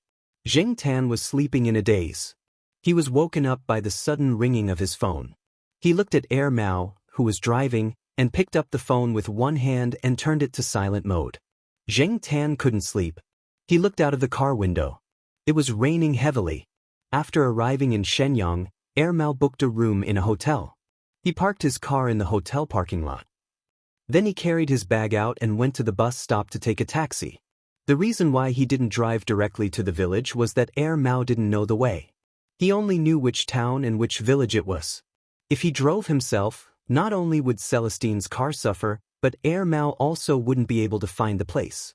After thinking about it, he decided that it was better to take a taxi directly. Zheng Tan didn't know the way to the village either. During the spring festival, the Jiao Pa drove, and Zheng Tan was only responsible for looking at the scenery and sleeping. There were buses in the bus stop that went directly from the city to the town below. Although pets were not allowed in the bus stop, the management of this small bus stop was not strict. They didn't check luggage, so Air Mao's little tricks didn't come in handy. When they arrived in Shenyang, the sky began to clear up. The bus that Air Mao wanted to take was in high demand, and people got on the bus before buying the ticket. There was no such thing as booking in advance. There were many people around the bus stop who were in charge of soliciting passengers. It was noisy. Zheng Tan felt stuffy in the bag, but it wasn't so good outside either. Looking out through the gap, Zheng Tan felt a little dizzy when he heard people shouting and running around in local dialect. Whether it was in the past or now, Zheng Tan had never had such an experience. However, Air Mao seemed to be quite familiar with it. It smiled and chatted with the people who were soliciting passengers outside the bus stop. That bus was already full, but the people who were soliciting passengers continued to get people on the bus. Those people were already used to it. Looking at the bus that was smaller than the bus in Chuhua City, but full of people, Jing Tan felt uneasy. Was it really okay? Was it seriously overloaded? Air Mao decided to wait for the next bus. It wasn't that Air Mao didn't want to squeeze in, but that Jing Tan couldn't. If he did, he would probably be squeezed into a cat meat pie. After waiting for 2 hours, the next bus came. Air Mao went up and grabbed a seat. Jing Tan was relieved. It felt good to have a seat. Jing Tan felt that the bus ride was quite bad. There were all kinds of smells, all kinds of noises, and a child kept crying. It hurt his ears, so Jing Tan regretted this trip. There were ups and downs along the way, but generally speaking, the bus was emptier as they went further. When they finally arrived at the bus stop, Jing Tan opened the zipper of his bag and breathed in the fresh air outside. Air Mao didn't complain. It seemed that this guy had a lot of similar experiences. When he came to the village during the spring festival, the weather was good, so he didn't feel anything. Now it had just rained, so everywhere was wet and deserted. Occasionally he could see 1 or 2 pedestrians walking by. Air Mao could feel that his feet were heavier when he walked a few steps on the muddy road. There was a thick layer of mud on the soles of his shoes. He went to a small grocery store at the entrance of the village and asked for a pair of rain boots. Otherwise, his sports shoes would be ruined. Air Mao, who was fully equipped, stood at the entrance of the village and looked at the road leading to the village. Okay, Sister Lin is just ahead. Chapter 179. When they arrived at the village, Jing Tan had to lead the way. Otherwise, Air Mao wouldn't know where to find them. The surrounding area was under construction again. They were preparing to build a flat path in front of each house. Jing Tan and the others arrived at a bad time. The construction had just started. Some of the stones on the surface had been removed, so there was a lot of mud. Some of the puddles could only be reached by stepping on stones that were specially placed there. Hey, Black Coal, bark when we're here. Don't let me pass, Air Mao said. After passing through the mud path, the road surface was slightly better. At least there was a small path paved with stones and bricks. This time, Jing Tan really had to come out of his backpack to lead the way. After a few steps, his paws were all covered in mud. There was nothing he could do about it. It was just that he didn't have shoes to wear. Jing Tan couldn't get rain boots like Air Mao. It had just rained, and it wasn't the peak time to go out, so there weren't many people passing by. Originally, Jing Tan was worried that the villagers who had seen him during the New Year would recognize him. However, those villagers only glanced at him and didn't pay any attention. Perhaps, to the villagers, there was nothing special about such a cat. It was not a rare cat breed. Mongrel cats were everywhere, and a strong black cat was nothing special. Sometimes, one shouldn't take oneself too seriously. This was Jing Tan's awareness. When they passed by the Jiao family's old house, Jing Tan saw that the door was closed. He guessed that the old man and woman had gone to town. They would probably come back after the surrounding roads were repaired. This made Jing Tan even more relieved. After the rain, the smell of mud entered his nose. In the Jiaopa's words, it was the smell of actinomycetes. Perhaps because of Air Mao's influence, Jing Tan was a little nervous when he approached the old woman's tile-roofed house. Although he knew that the person Air Mao was looking for was the old woman, Jing Tan had a strange feeling about the old woman. She wasn't as easy to fool as the old man and woman in the Jiao family. Is it here? Air Mao looked at the small village house, pushed open the gate, and walked in. There was no noise around, so Jing Tan and Air Mao could hear the opera from the small tile-roofed house. Taking a deep breath, Air Mao stood in front of the rustic wooden door. Just as he was about to knock, the door opened from the inside. A 15-year-old girl carrying a basket was shocked when she saw Air Mao standing in front of the door. Air Mao's first thought was, "Hey, there really is a Sister Lin." This girl was not bad-looking. Although she was a little tanned and her dressing was not as good as the children in the city, her looks were indeed passable. Jing Tan looked at the girl. She looked familiar. He must have seen her during the New Year, but she was definitely not from this house. The old lady lived alone. In this place, it was not uncommon for girls to stop going to school after finishing middle school at this age. Before Air Mao could ask, The little girl shouted into the house, "Granny, someone is looking for you." Then she left with the basket. She was only here to deliver something. People often came here to look for Granny, so she thought that the person in front of her had the same purpose and did not pay much attention to her. Looking at the situation, it was obvious that she was from another house. Otherwise, she would not have run away when she saw a guest. Mao sighed. It was different from what he had imagined. She was still a granny. After the Sister Lin image was destroyed, Mao was not very enthusiastic. The tile-roofed house was not big. The living room was clear at a glance, and there was only one bedroom. Obviously, the owner was in the bedroom. Jing Tan hesitated for a moment, but still followed Mao in. The lights were not on, and the small window behind was closed. The light was not very good. The opera singing from the radio dispelled the depression brought by the darkness. The radio was a little old, and there were some rustling sounds accompanying the opera singing. It gave off a sense of antiquity. It was still the same wooden recliner. The same person was lying on the recliner, covered with a thin blanket. She looked like she was sleeping or resting with her eyes closed. However, because her back was to the window, Mao could not see the expression of the person lying on the recliner. The three-legged cat looked at Mao, then focused on Jing Tan. Obviously, it recognized Jing Tan, but it did not intend to move. It changed its position and continued to sleep on the old lady's lap. Jing Tan moved uncomfortably. The atmosphere was a little strange. Neither of them opened their mouths.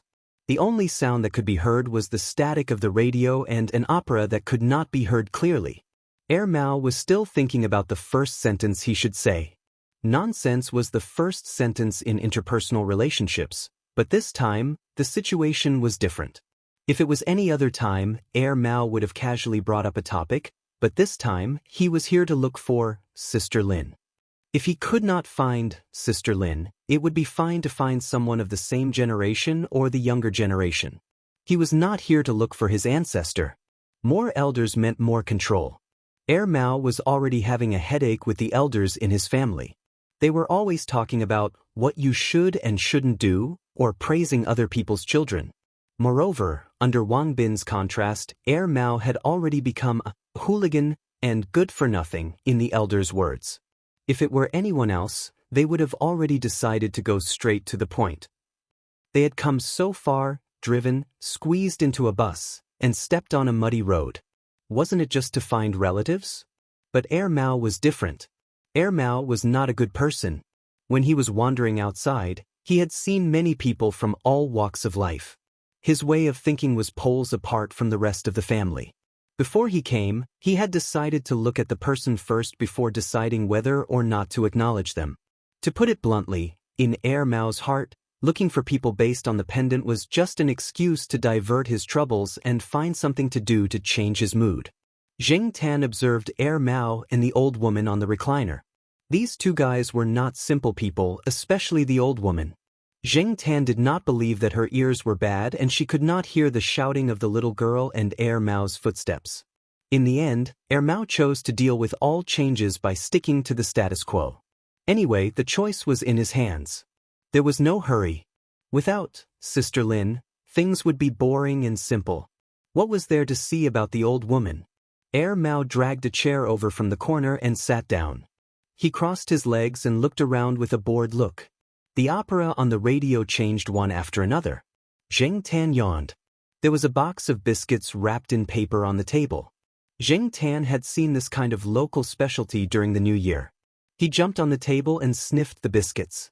There was no strange smell. Jing Tan raised his paw and opened the paper. Let these two continue to confront each other. I'll fill my stomach first. Half an hour later, the old woman on the recliner moved. Mao was delighted. Old woman, you can't take my patience anymore, right? Jing Tan, who was drowsy, also looked over. The old woman sighed softly.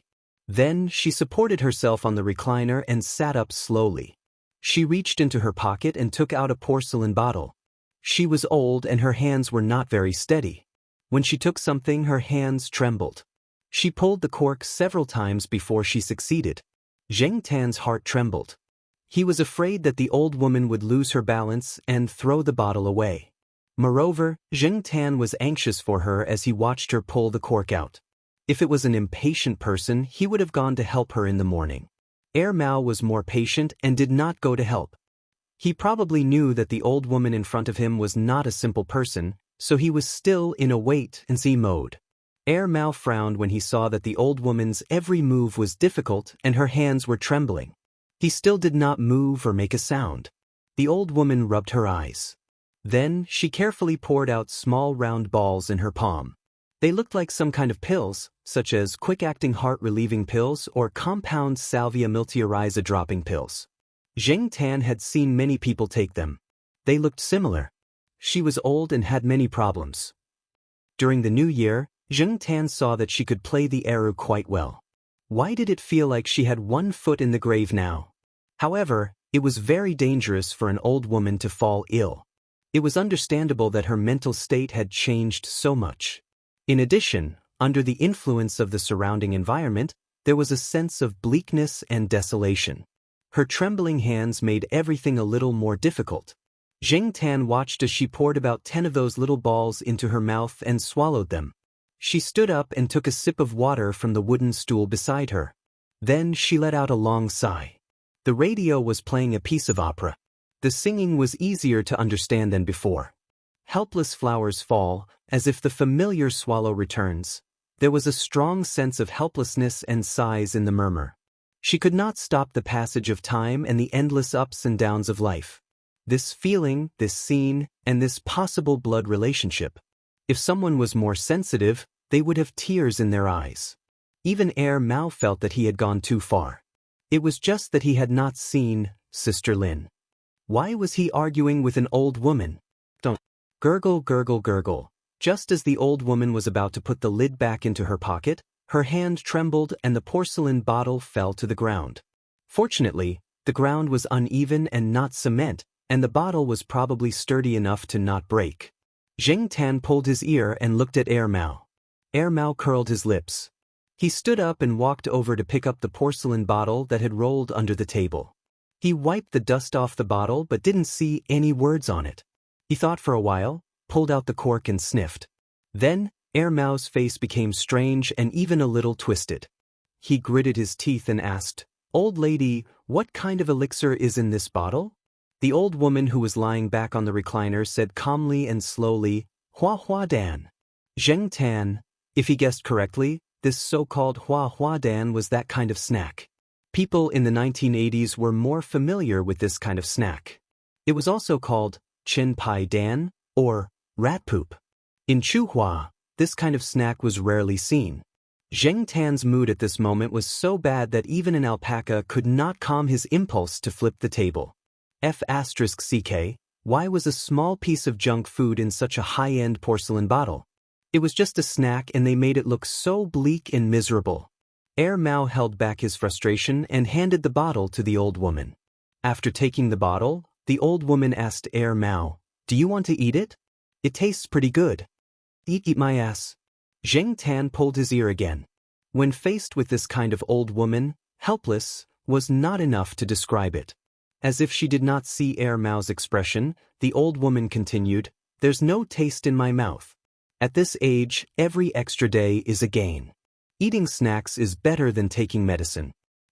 She suddenly thought of something and pointed her finger generously. "Oh, there's a carton of pure milk under the bed. If you're thirsty, you can drink it. It's a good brand. It's often advertised on TV. It's not cheap. I drink it every day." Jing Tan and Mao. Chapter 180. Jing Tan stood on a fence post in the yard and yawned out of boredom.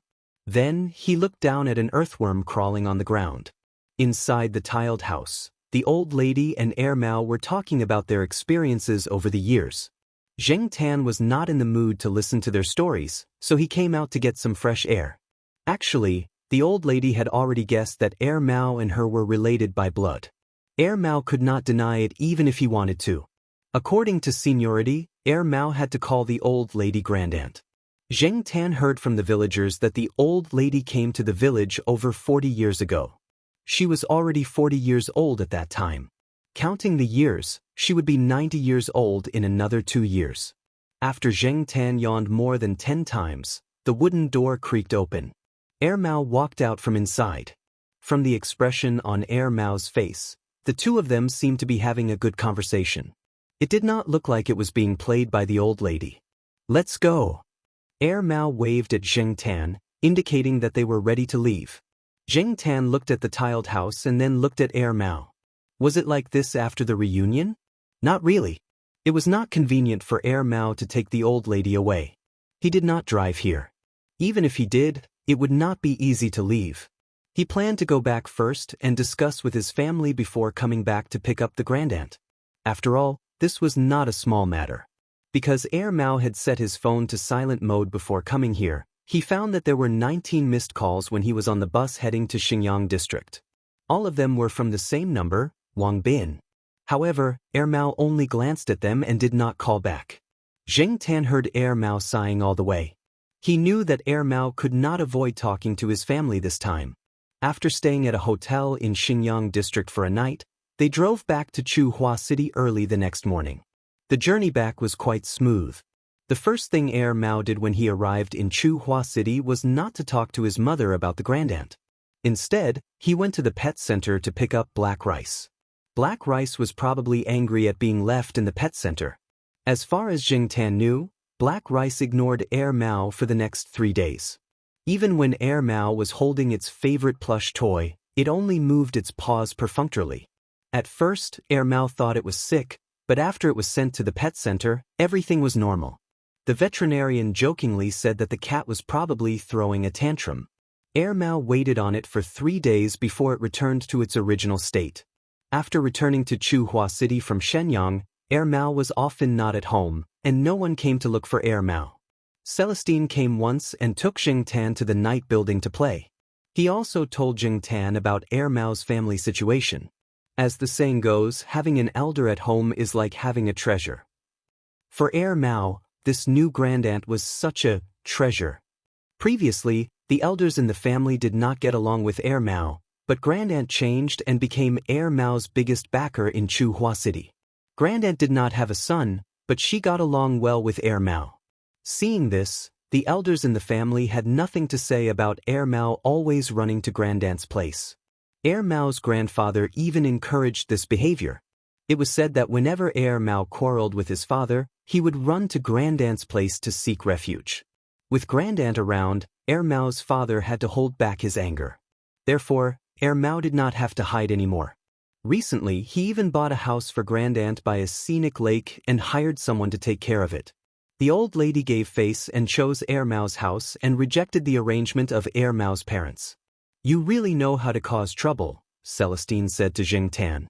With someone to rely on, Air Mao was a lot more arrogant, but he didn't move out of the East End compound. If Celestine hadn't told Zheng Tan wouldn't have known even if he was beaten to death. Air Mao's father was the head of the provincial government, and the residents of the entire East End compound probably wouldn't know that the provincial governor's son lived in the compound. Air Mao was arrogant, but that was only in comparison to how he used to hide from people and things.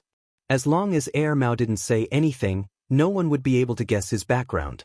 Furthermore, in a certain area, everyone only knew Wang Bin, the provincial governor's son, and was very unfamiliar with the name Wang Ming.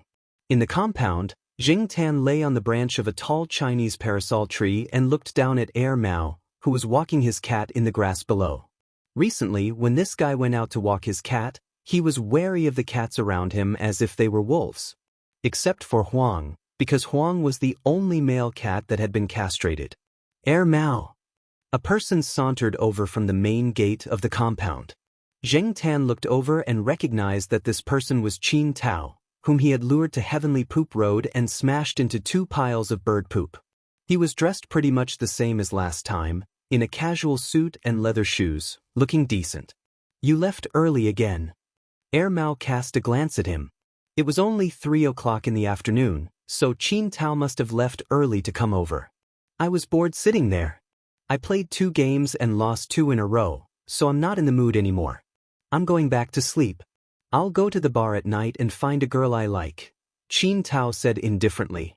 In any case, he came over like this every day. Sometimes, when the weather was bad, he would just sleep at home. It didn't matter if the company didn't have him. The employees all knew that he was just a decoration. Mao didn't comment on Qin Tao's answer. I came over to tell you that it's my birthday this Saturday, 7 o'clock in the evening. I've booked a private room at Menawasha, and I'll introduce you to some friends. When you get to know each other, we can play together. Don't stay with the cat all day, you're bored, Qin Tao said disdainfully. Is Wang Bin going? Mao asked. That guy is a real busy person now. He never participates in these kinds of activities. I've only seen him a few times since I came to Chuhua. But we're different from him. We're bad students who enjoy ourselves in time. Qin Tao gave a, you know what I mean look. Okay, 7 o'clock Saturday night, I'll be there on time. Mao was relieved when he heard that Wang Bin wasn't going. Oh right, Qin Tao glanced around, where's the black cat?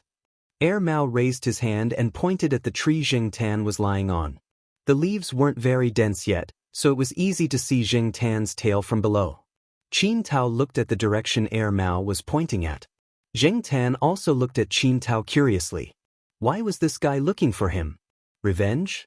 Mao, bring the black cat with you on Saturday, Qin Tao said. But you're inviting a cat for your birthday? Are you a cat? Besides, you're not that close to it. No, why are you inviting it and not my daughter? Are you discriminating against me? Mao stared. Hey, I really don't know what you cat slaves are thinking all day long. Why are your brains always turning to the wrong direction? Qin Tao shook his head. It's my cousin. She has a bad temper, but she's very nice to cats. The problem is that she's never raised a cat well. It's either the cat ran away by itself or something happened to it. In short, she can't raise a cat herself, but when the cat is around, she's in a good mood. I don't know what's wrong with that girl recently, but it's like she ate explosives. You know, I'm taken care of by my uncle in Chuhua, so I have to take care of this girl. It's impossible for me not to invite her to my birthday party. With a cat around, I'm more assured. At least she won't throw a tantrum. Listening to Qin Tao's words, Jing Tan concluded that Qin Tao wanted his birthday party to go smoothly and have a good time. He didn't want his cousin to mess things up and drag him over to accompany her. In Qin Tao's eyes, black rice wasn't as reliable as Jing Tan. Although this guy was a playboy, he still had a good eye. A company guess, Jing Tan moved the tip of his tail. Why would he go if there were no benefits? As he was thinking, Jing Tan heard Mao under the tree say, 10,000. What? Qin Tao was stunned and didn't understand what Mao meant. I said, Mao raised his index finger and pointed at the black cat on the tree, then extended it to Qin Tao. That cat's appearance fee is 10,000. F***ck, do you think I'm inviting a golden cat? 10,000. $10,000 can buy hundreds of these cats. Oh, the cat traffickers have cheaper ones. You can buy a fat one for a few $dozen. Mao wasn't in a hurry. He counted with his fingers and started to calculate the gains and losses. Think about it, if your cousin gets mad, the wine she smashes will cost more than this, right? Also, the tables, chairs, benches, and all kinds of compensation. Listening to Mao's words, Jing Tan nodded in his heart. This kid was teachable. Sometimes, Mao was quite useful. Okay, it's only $10,000. Let's do it this way. Saturday night, 7 o'clock. You and that black cat be on time. $10,000 was really nothing to Qin Tao. After achieving his goal, Qin Tao took a phone call and hurried away. It was a call from his assistant. There was an urgent document that he needed to sign. Although his position in the company was basically just for show, he still had to go through the necessary procedures. After driving out of Chuhua University, Qin Tao suddenly remembered that the black cat wasn't Mao's. What right did it have to talk about the appearance fee of other people's cats? Seriously, he was fooled when he wasn't paying attention. Qin Tao really wronged Mao. The reason why Mao talked about Jing Tan's appearance fee was because of Celestine. Celestine told Mao that if it wanted Jing Tan to do anything in the future, it better give something in return. Otherwise, the cat would be perfunctory. If Jing Tan knew the truth, he would definitely sigh. Sure enough, Celestine was more familiar with his way of doing things. After hearing Celestine's words, Mao was thinking that since cat food and stuffed animals were useless, it would be better to ask for money directly. When the time came, it could just give the money to the Jiao family and say that it was a red packet from them as a thank you gift. Mao was now much more familiar with the Jiao family. It often took the initiative to help the Jiao family move things. Therefore, when Mao proposed to take Xingtan out to play, Jiao Ma hesitated for a while, but still agreed. With Celestine in front of her, and Mao and Celestine being brothers, plus the fact that her cat liked to go out to play, Jiao Ma could only sigh in her heart. Her cat had been raised astray. However, if she didn't allow it to go out to play, she couldn't bear to see it lying listlessly on the sofa with its ears down. In short, it was spoiled. On Saturday, Xingtan still had dinner at home. As for Qin Tao's birthday party, Xingtan didn't think that he would be able to eat anything there. It was better to fill his stomach first. Even if something happened, he would have the strength to escape. Menhuaxia was a private clubhouse, and the boss was a woman in her 40s. Although she was about the same age as Qin Tao's mother, Qin Tao still called her sister Xia and not auntie. After all, women of this age tended to be addressed in a younger way. Sister Xia happened to be in the shop today. When she saw Mao, she was stunned for a moment. Then she smiled and took the initiative to say a few words to Mao. She had seen Wang Bin before, so she was a little surprised to see Mao. Zheng Tan was in the backpack, but his head stuck out of the backpack and looked around. There were more people coming in and out of the shop. If Zheng Tan walked on the ground, he would probably be kicked and stepped on. This was the tragedy of being small. Oh, you also brought a cat. Sister Xia saw the black cat head on Mao's backpack and chuckled. Also? Did Qin Tao make some preparations in case Zheng Tan couldn't come? Seeing Mao's confusion, Sister Xia explained, just now, there was a little beauty with a leopard cat that was bigger than the average cat. It was very impressive. She was also going to Qin Tao's place, so... Chapter 181. Hearing Sister Xia's words, Mao frowned. He scolded Qin Tao in his heart, but he still smiled and thanked Sister Xia. After all, Sister Xia was doing him a favor. When they walked to the private room booked by Qin Tao, Mao said to Zheng Tan, "Black Hole, don't run around later. If the situation is not right, we can just leave. Don't get involved with them." In Mao's eyes, although Zheng Tan's IQ was a little higher, it was just an ordinary cat. Sister Xia's words of big cats, and not to be trifled with, made Mao think that big cats were generally not easy to get along with and were very wild.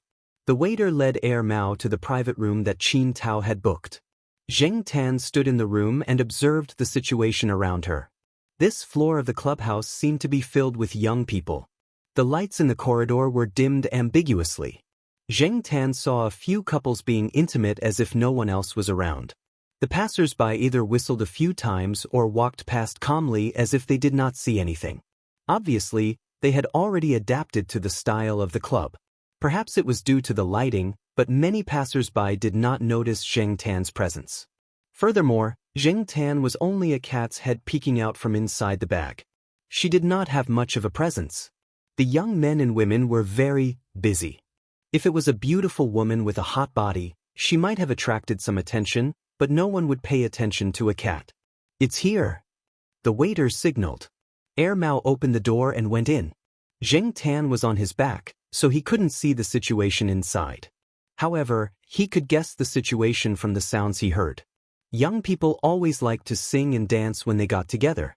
They were also more open. When Mao entered the door, the people sitting closer to the door glanced at him. They probably didn't know him and didn't care. The first thing Mao did when he entered the door was not to look for Qin Tao or the girls, but to look for the big cat that Sister Xia had mentioned.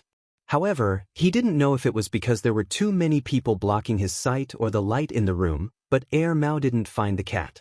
Qin Tao noticed the door. Seeing that it was Mao, he immediately ran over. He put his arm around Mao's shoulder and said, "Let's go. I'll introduce you to some talented female college students." Before Qin Tao could take 2 steps, he was pulled aside by Mao. "You even found a big cat?" "Oh, I just found out about it. It's a friend's cat. I didn't know she would bring her cat here." Qin Tao and Mao were talking at the side. The people in the room also noticed Mao because of Qin Tao. Looking at them, they knew that they had a good relationship. They were definitely not ordinary friends. Immediately, some people began to ponder in their hearts. Due to the change in Mao's angle, Jing Tan was facing the group of people in the room. "Aya! It's another cat!" Someone shouted. "But it's in the backpack." "That's true." Bang! The door was forcefully pushed open. A girl with colorful hair walked in. She was wearing ripped jeans and a motorcycle jacket. She also had heavy makeup on her face. It was a strong contrast with the other girls' outfits. However, everyone seemed to be familiar with this girl. They didn't say anything. Some even wanted to avoid her. "Tang Kai, do you want to sing?" A girl who had just finished singing asked the person who came in. Qin Tao's new girlfriend was a student at the music school. Some of his girlfriend's classmates were also here today. Most of the time, they were the ones singing. The one who had just spoken was Qin Tao's girlfriend. It had to be said that people who came from music schools sang much more formally. Zheng Tan thought, no wonder the song just now sounded so comfortable. Qin Tao's girlfriend asked this out of kindness. If she didn't say anything, Tang Kai would really be marginalized. However, it was obvious that Qin Tao's girlfriend didn't know Tang Kai well enough. The girl named Tang Kai didn't appreciate the kindness. She waved the microphone away. "It's none of your business whether I sing or not." Once she opened her mouth, it was as if she had eaten gunpowder. "That's my cousin, Tang Kai." Qin Tao whispered to Mao. Then he motioned for Mao to quickly hand the cat over. "Hurry up.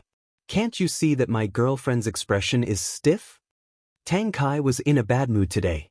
She sat on the sofa by the side and lit a cigarette.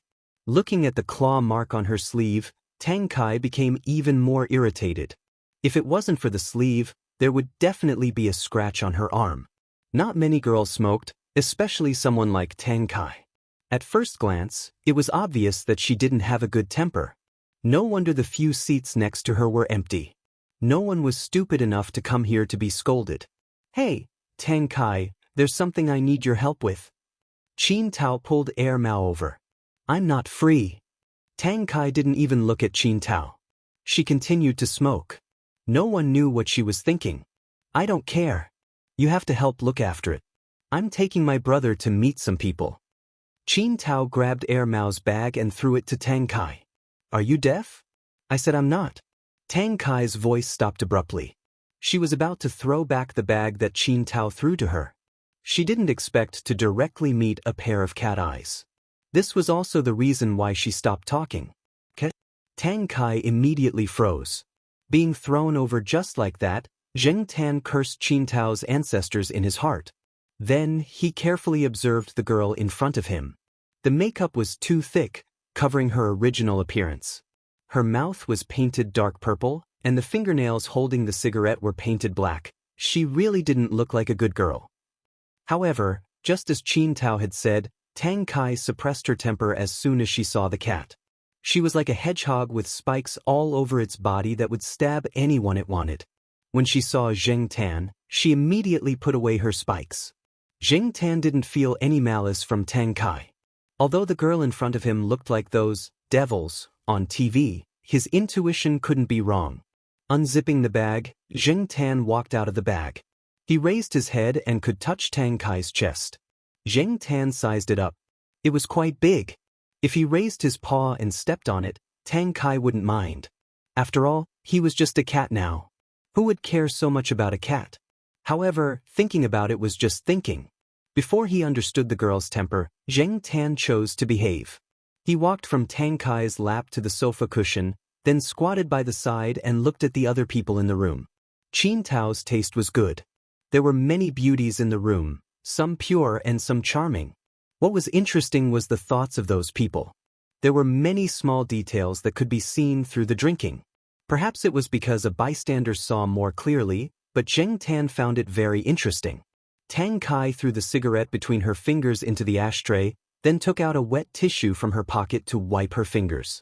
Now, her every move was very careful, as if she was afraid of scaring the cat next to her away. Although Tang Kai was almost scratched by the leopard cat in the bathroom 5 minutes ago, And she was nervous when she saw the black cat just now. It didn't affect her love for cats. Jing Tan was watching the interaction in the room. Suddenly, his ear felt a little itchy. He knew that Tang Kai was poking the fur on his ear. He flicked his ear and didn't pay attention. Seeing that Jing Tan didn't reach out his paw, Tang Kai was relieved. She reached out and scratched Jing Tan's chin, paying attention to not let her long nails hurt the black cat. Jing Tan glanced at Tang Kai, then turned back to pay attention to the people over there. Some people began to test Air Mao. Obviously, they didn't know Air Mao's background, and Qin Tao didn't tell them. When Qin Tao introduced his friends to Air Mao, he took time to look at Tang Kai. Seeing that Tang Kai was like a hedgehog without thorns, he suddenly felt that the 10,000 yuan was not wasted. "Hey, what are you guys playing?" A 17 or 18-year-old girl walked in. Jing Tan looked over, then fixed his eyes on the leopard cat next to the girl. Narrowing his eyes, Jing Tan carefully stared at the leopard cat. When he heard from Sister Sha, he was wondering who it was. This guy? Wasn't it the one that attacked him at Fong San's treat and got slapped by him? Now it's arrogant again? Look at it, it's so arrogant. Arrogant my ass. How can this guy be a threat to me? Jing Tan wasn't bragging, but if he could slap that guy once, he could slap him a second time, a third time. The girl who came in was showing off how her cat was sitting on the toilet. Under some people's hints, she looked at Tang Kai. The leopard cat originally wanted to eat a piece of jerky from the coffee table, but it didn't get the jerky. Instead, it noticed Jing Tan.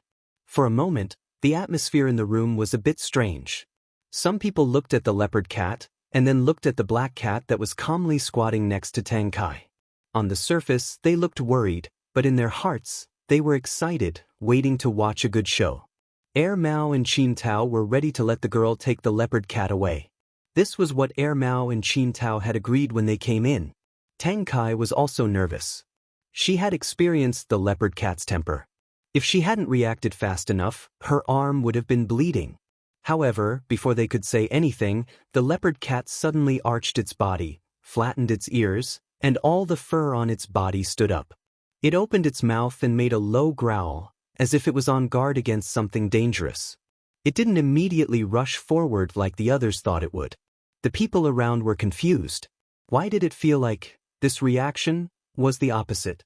Shouldn't it be that the black cat's fur stood up, and then the leopard cat elegantly walked over to slap it?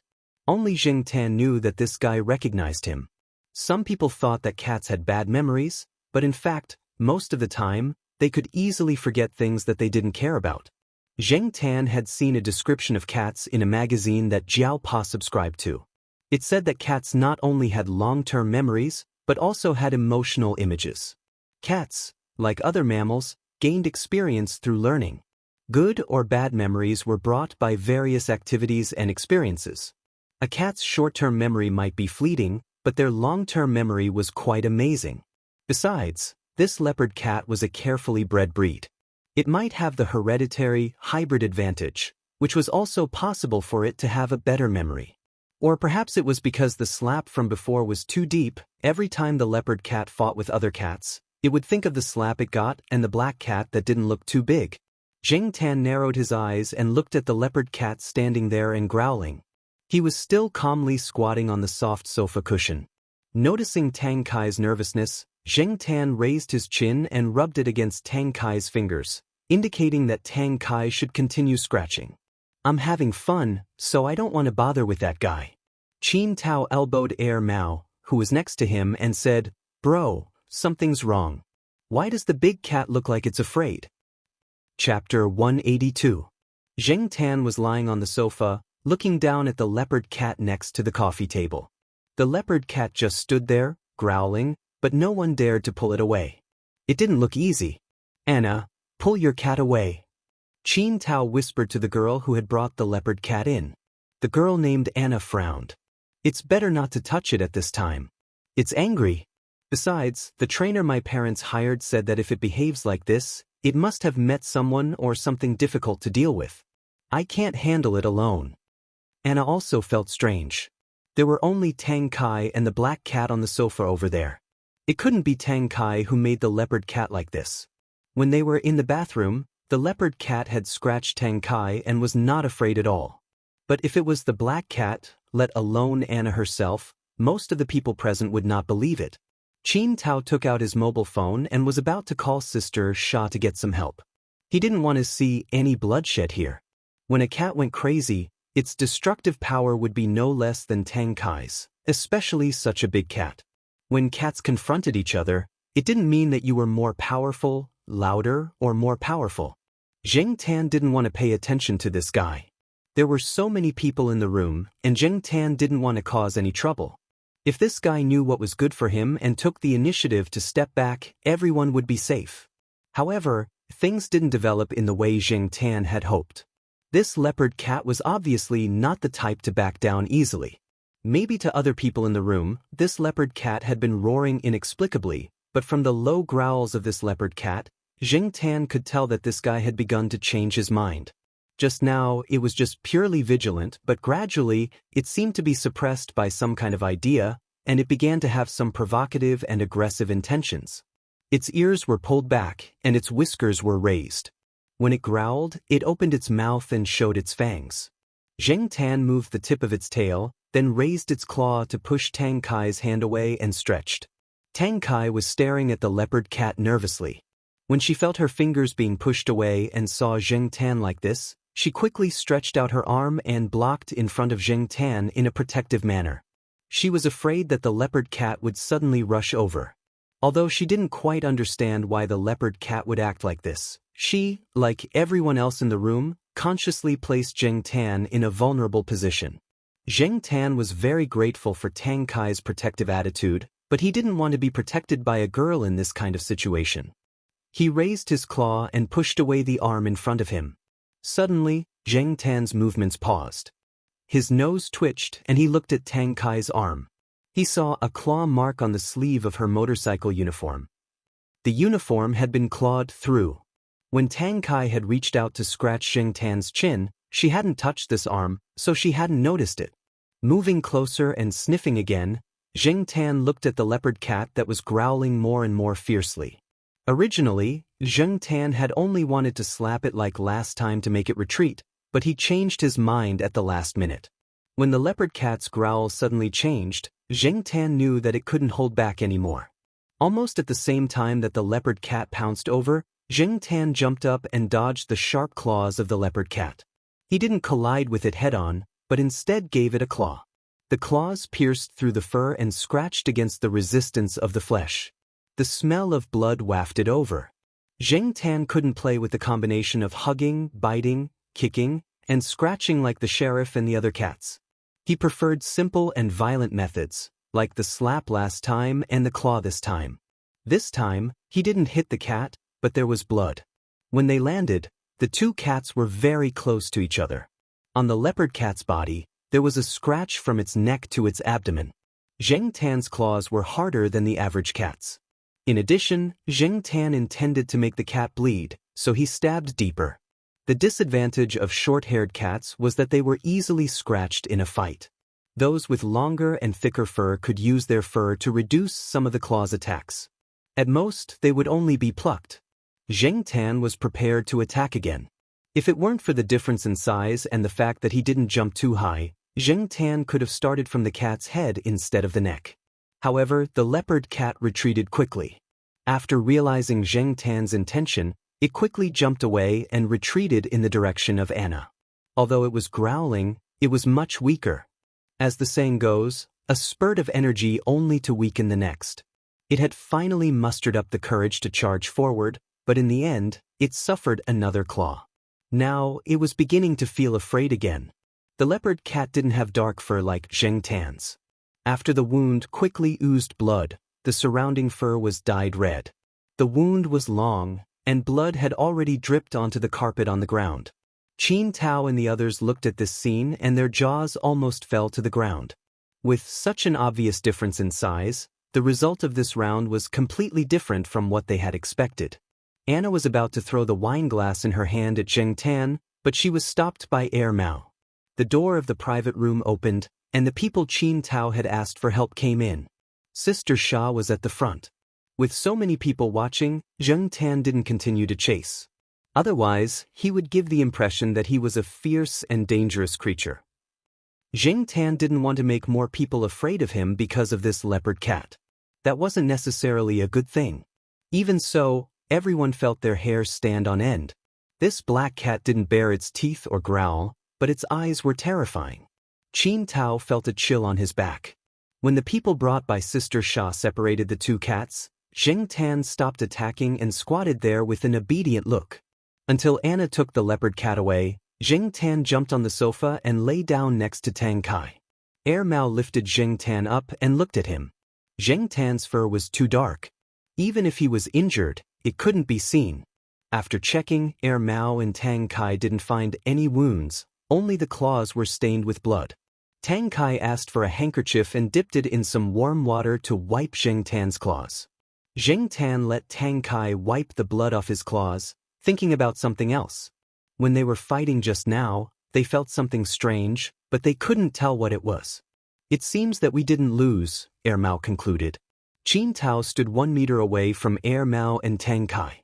He didn't have the guts of Air Mao and Tang Kai. Earlier, he had observed the wounds on the leopard cat's body at close range. If the black cat's paw was a little bigger and its claws were a little longer, wouldn't it be able to directly cut open its stomach on the spot? Seeing that Jing Tan wasn't injured, Air Mao was relieved. At the same time, he was glad that he didn't bring black rice this time. Otherwise, it would definitely be cannon fodder. Although black rice was fierce and aggressive, its fighting power was not enough compared to these two.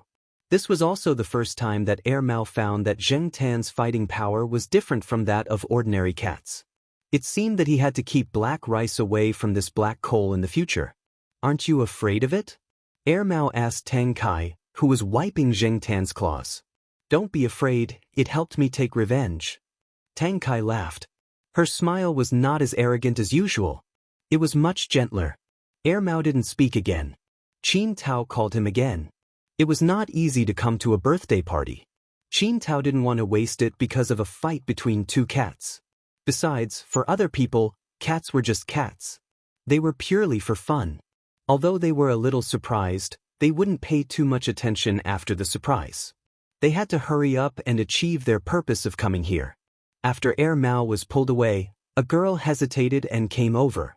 She was a relative of Tang Kai and was now interning in Tang Kai's father's company. Perhaps because she saw that Jing Tan was gentle and didn't seem to be a threat, she sat down on the sofa next to him. Tang Kai liked to talk about cats. The girl obviously knew Tang Kai's preferences and talked about cats. When they were talking about Anna's cat being trained to squat on the toilet, Tang Kai suddenly asked, her cat was specially trained. Seeing that Tang Kai was interested, the girl was very happy. If she could please Tang Kai, she would have a smoother time when she became a full-time employee in the company. I heard that the cat was given to Anna by a relative during the new year. However, this kind of big cat may have a bad temper. Anna's parents spent a lot of money to hire someone to train it. This cat is to be a pet, not to be used in the fighting field. If it was too rebellious, Anna wouldn't dare to bring it over. Oh, the squatting on the toilet was also trained at that time. That is to say, the cat won't attack people? Tang Kai lowered her head slightly so that the people next to her couldn't see her eyes. Yes, if not, Anna's parents wouldn't allow her to keep the big cat by her side all day. If she accidentally scratched it and disfigured it, who would she cry to? The girl replied. Since it wouldn't scratch people without permission, then why did the big cat stretch out its claws to her in the bathroom? Without Anna's guidance, was it possible? Tang Kai looked at the claw marks on her sleeves and didn't say anything. The people next to her couldn't see Tang Kai's eyes, but Jing Tan could see the anger in Tang Kai's eyes. If he wasn't by her side, Tang Kai's temper would probably explode again. Jing Tan suddenly thought of the reason why he felt strange before. Compared to before, the leopard cat's wildness had faded a lot. Could it be because it had been trained? Had its wild nature been ground down? If it was fierce, it would be even fiercer after it was injured and saw blood. Of course, this was just Jing Tan's guess. He didn't know the specific reason. At the end of the evening party, when Air Mao left with Jing Tan, Tang Kai was still reluctant to part with them. Air Mao asked Qin Tao to leave 2 pieces of cake for the 2 children of the Jiao family. However, Air Mao didn't mention that Jing Tan had scratched the cat in the fight. If he did, he wouldn't be able to invite, the cat out next time. Besides, even if the people attending the party saw Zheng Tan outside, they might not be able to recognize him. On Sunday, Tang Kai invited Qin Tao and Er Mao to have dinner. The reason she called Er Mao was that she wanted it to bring Zheng Tan out. They just had dinner at a private restaurant that they often went to. After dinner, Er Mao took the initiative to invite them to the night building. It also invited a few people that it had met yesterday and had a good impression of. Zheng Tan didn't go with them. He didn't inform them in advance. If he went back late, the Jiaoma would nag him again. Zheng Tan was sent to the school gate. He didn't continue to delay and trotted back to the eastern courtyard. At this time, there weren't many people on the road in the eastern courtyard. In another half an hour, the teachers from the evening class and the office working overtime would come back. Zheng Tan was running. When he was about to reach the courtyard, he slowed down. There were 3 cats squatting in the middle of the road in front of him. Zheng Tan had never seen these 3 cats in the area. They were complete strangers. As Zheng Tan walked closer, the 3 cats still squatted in front of him and stared at Zheng Tan. The orange street lamp elongated the shadows of the 3 cats. In the distance, someone's cat was moving and howling. However, the 3 cats only moved their ears, as if they weren't interested in that. It was as if they only heard the rustling of the leaves around them. They still squatted there steadily. Zheng Tan was wondering where these 3 roadblocks came from when he suddenly heard a voice. Black charcoal? Chapter 183. Zheng Tan looked in the direction of the voice. The street lights didn't interfere with Zheng Tan's vision too much. After taking a closer look, he was sure that he had never seen this person before. The 3 cats blocking the way were obviously in cahoots with this man. But the question was, why did this man bring 3 cats here in the middle of the night? What was the meaning of this? It wasn't right to call it a gang fight, as there wasn't any murderous intent. Also, how did this person know his name? Although he didn't feel any hostility from this person and the 3 cats, Zheng Tan still maintained a high level of vigilance. This person looked a little strange, and the 3 cats were also strange. They were different from the cats that Zheng Tan usually interacted with. Zheng Tan and the person looked at each other, and at the same time, wondered if he should just ignore them and run home. "I've heard so much about you," the person said again. Zheng Tan looked up. "I've heard so much about you. Or can I call you Black Sea?" The person's tone was very natural, as if they were chatting casually. The person said a few more words, but Zheng Tan didn't want to pay attention to him, nor did he want to look into the person's eyes. He felt that the person seemed to be able to see something from his eyes, and Zheng Tan was unhappy. Just as he was about to run away, he heard the person say, "Let's introduce ourselves first. Come, Longan, you start." As he said that, the person snapped his fingers. The serious-looking cat with a white body and a black tail in the middle let out a meow. "Lotus Seed," the person said again. "Meow." The dragonly cat that was squatting on the right side closest to the road meowed. This dragonly cat's fur color was the same as Depang's, but it was different from Depang's. This dragonly cat looked thinner and more obedient, unlike Depang, who didn't have enough sleep and was not interested in anything. "Babeo," the person said. The cat that was squatting on the far left with its tail wagging, as if it was holding back its strength, opened its mouth. "Meow." Zheng Tan was speechless. "All right, Babeo, shut up."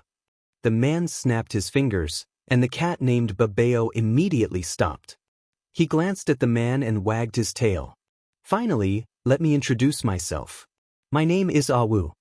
The man lifted his hand to lift the brim of his hat and looked at Zheng Tan. When he was about to speak, he suddenly looked at the other side of the road. The ears of the 3 cats that were squatting at the same spot twitched. They were about to turn around to take a look when a figure dashed over. It jumped over the 3 cats that were blocking the way and pounced on the person called Awu. Awu dodged nimbly and looked at the cat that was baring its teeth and growling at him as if it was going to pounce on him again. Instead of getting angry, he smiled and said, "Hey, fatty, you live here?" Zheng Tan looked at Depang, who was growling at Awu fiercely and whose fur was about to explode. He was surprised. He rarely saw Depang like this, except for the few times when he was a thief and a cat trafficker. Today was the only time he had seen Depang like this. However, he had never acted like this before, as if he was facing an enemy. Looking at Ah Wu and the three cats, and then looking at Depang, Zheng Tan was even more confused. Did they know each other? This guy called Ah Wu obviously knew Depang, and Depang only took the initiative to attack him once when he rushed over and growled at him vigilantly. "Itase, I haven't seen you for more than a year, and you've gotten fatter." Ah Wu looked at Depang and did not care about Depang's threatening growl at all. He said slowly, "Haven't you had enough of the instant noodles?" Zheng Tan was surprised again. Not many people knew that Depang would be punished with instant noodles. Depang's old lady never told anyone about it. Since this guy knew about it, he must be an old friend of Depang. "Forget it, today's purpose has been achieved. Black charcoal, now that we know each other, I will come to see you when I have time." After a pause, Ah Wu sighed and said, "Who on earth trained you to be like this? I really want to meet him." With that, the guy snapped his fingers again. "Longan, Lotus Seed, Babeo, let's go." The three cats who were blocking the road quickly followed. The cat called Babeo was probably going to walk over and say hello to Depang, but Depang was still highly vigilant and stared at Ah Wu, who was leaving, ignoring Babeo. Zheng Tan glanced around, climbed up a sycamore tree, and looked at Ah Wu and the three cats who were leaving. The cat called Longan stood on the sidewalk and followed Ah Wu closely. Lotus Seed jumped on Ah Wu's shoulder and lay on it. From time to time, she stretched out her claws to hook Ah Wu's felt hat. As for Babeo, that guy was energetically using the falling leaves as imaginary enemies and fluttering around. What a strange combination. Depang did not continue to bark, but his ears were still slightly pressed back, his body slightly bent, and he stared in the direction Ah Wu left. Was this guy really scared? After Ah Wu was out of sight, Zheng Tan jumped down from the tree, raised his paw, and patted Depang, asking him to return to the courtyard. Just now, Depang probably ran out from the balcony because he heard the cat called Babeo. If Depang had an impression of them, it would make sense for him to follow the sound. Moreover, Babeo's cry was too special. Although it was not as loud as Zheng Tan's, it was still full of ups and downs. Because of the incident with Ah Wu, Zheng Tan went back and wondered who Ah Wu was the whole night. He knew Depang, and he specially came to find him. But the next day, Mao probably played too late last night and was still sleeping at home.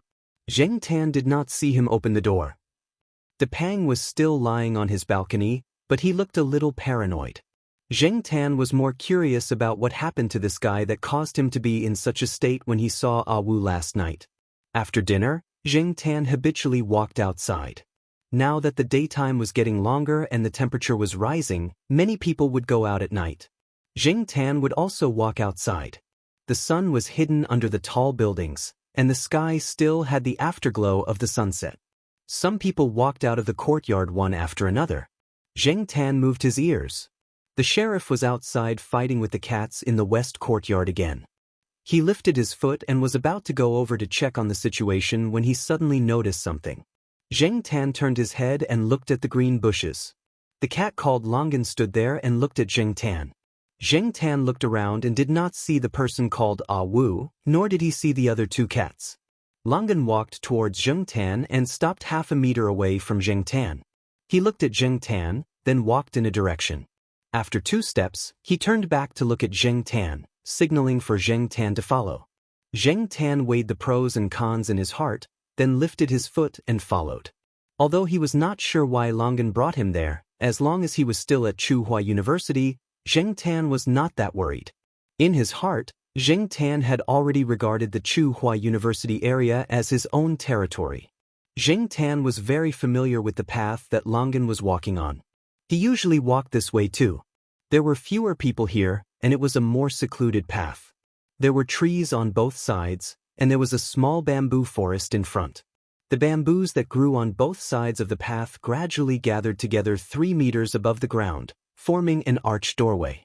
Under this arched doorway, there was a long wooden bench that was commonly seen in schools. During the summer, people often came here to hide from the sun and rest during the day.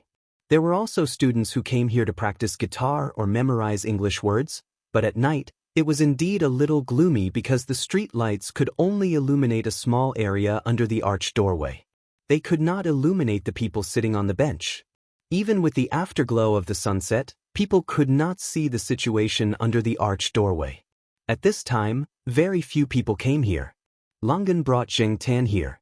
An object flew out from the bottom of the arch, and at the same time, a shadow shot out from it. When it passed by Jing Tan and Gui Yuan, it did not seem to have any intention of stopping. In its eyes, there was only the object that was thrown out from the arch. Jing Tan recognized that it was Babeo that he saw yesterday. It jumped up and caught a small frisbee. Babeo ran towards the arch doorway with the frisbee in its mouth.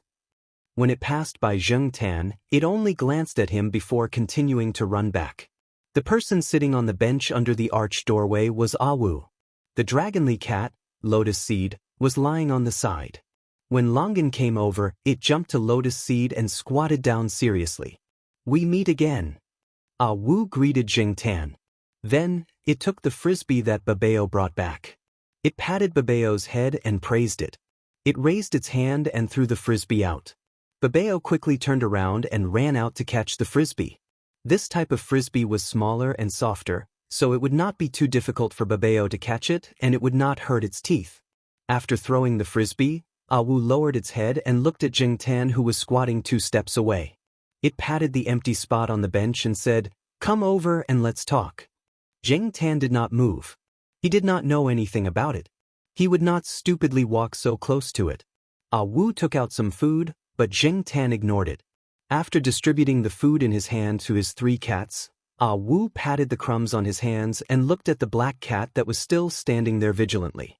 When he saw the black cat for the first time yesterday, he knew that he could not approach it in a normal way. So, he did not take out many things to tease the cat. Plus, Depang, the fatty, was there to stir things up, so he went back first. "Can you understand what I'm saying?" Wu suddenly asked. Jing Tan turned his head to avoid looking at Wu directly. "It seems that I can understand," Wu said with some emotion. Although he looked calm on the surface, in his heart, Wu was much more excited. Anna's leopard cat was trained by him. Yesterday, he heard that the leopard cat was defeated by a black cat, which aroused his curiosity. After asking someone to investigate, he became even more interested. He also bought cat food for Black Sea to shoot an advertisement. In fact, he came here just to see how the cat was trained. Wu did not think that the black cat was gifted. He only thought that it was the result of the training of an excellent cat trainer. As a cat trainer who thought that he was good, it was rare for Wu to meet a worthy opponent. Wu then said something and asked some questions. Jing Tan just stood there and did not show any reaction to Wu's words. And Jing Tan was scared by Wu's words. But Jing Tan decided to pretend that he did not know anything. No matter what Wu said, he would pretend that he did not understand anything. After Wu talked to himself for a while, he remained silent for 2 minutes. Then, he threw the frisbee that Babao brought back and said calmly, "When I was young, I saw my master scolding his cat.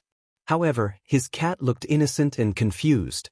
So, I told my master, they don't understand anyway. It's a waste of your saliva to say so much." My master sneered and said, "It understands. It may even understand every word I just said. It has already recorded it in its mind. It is just pretending that it does not know anything."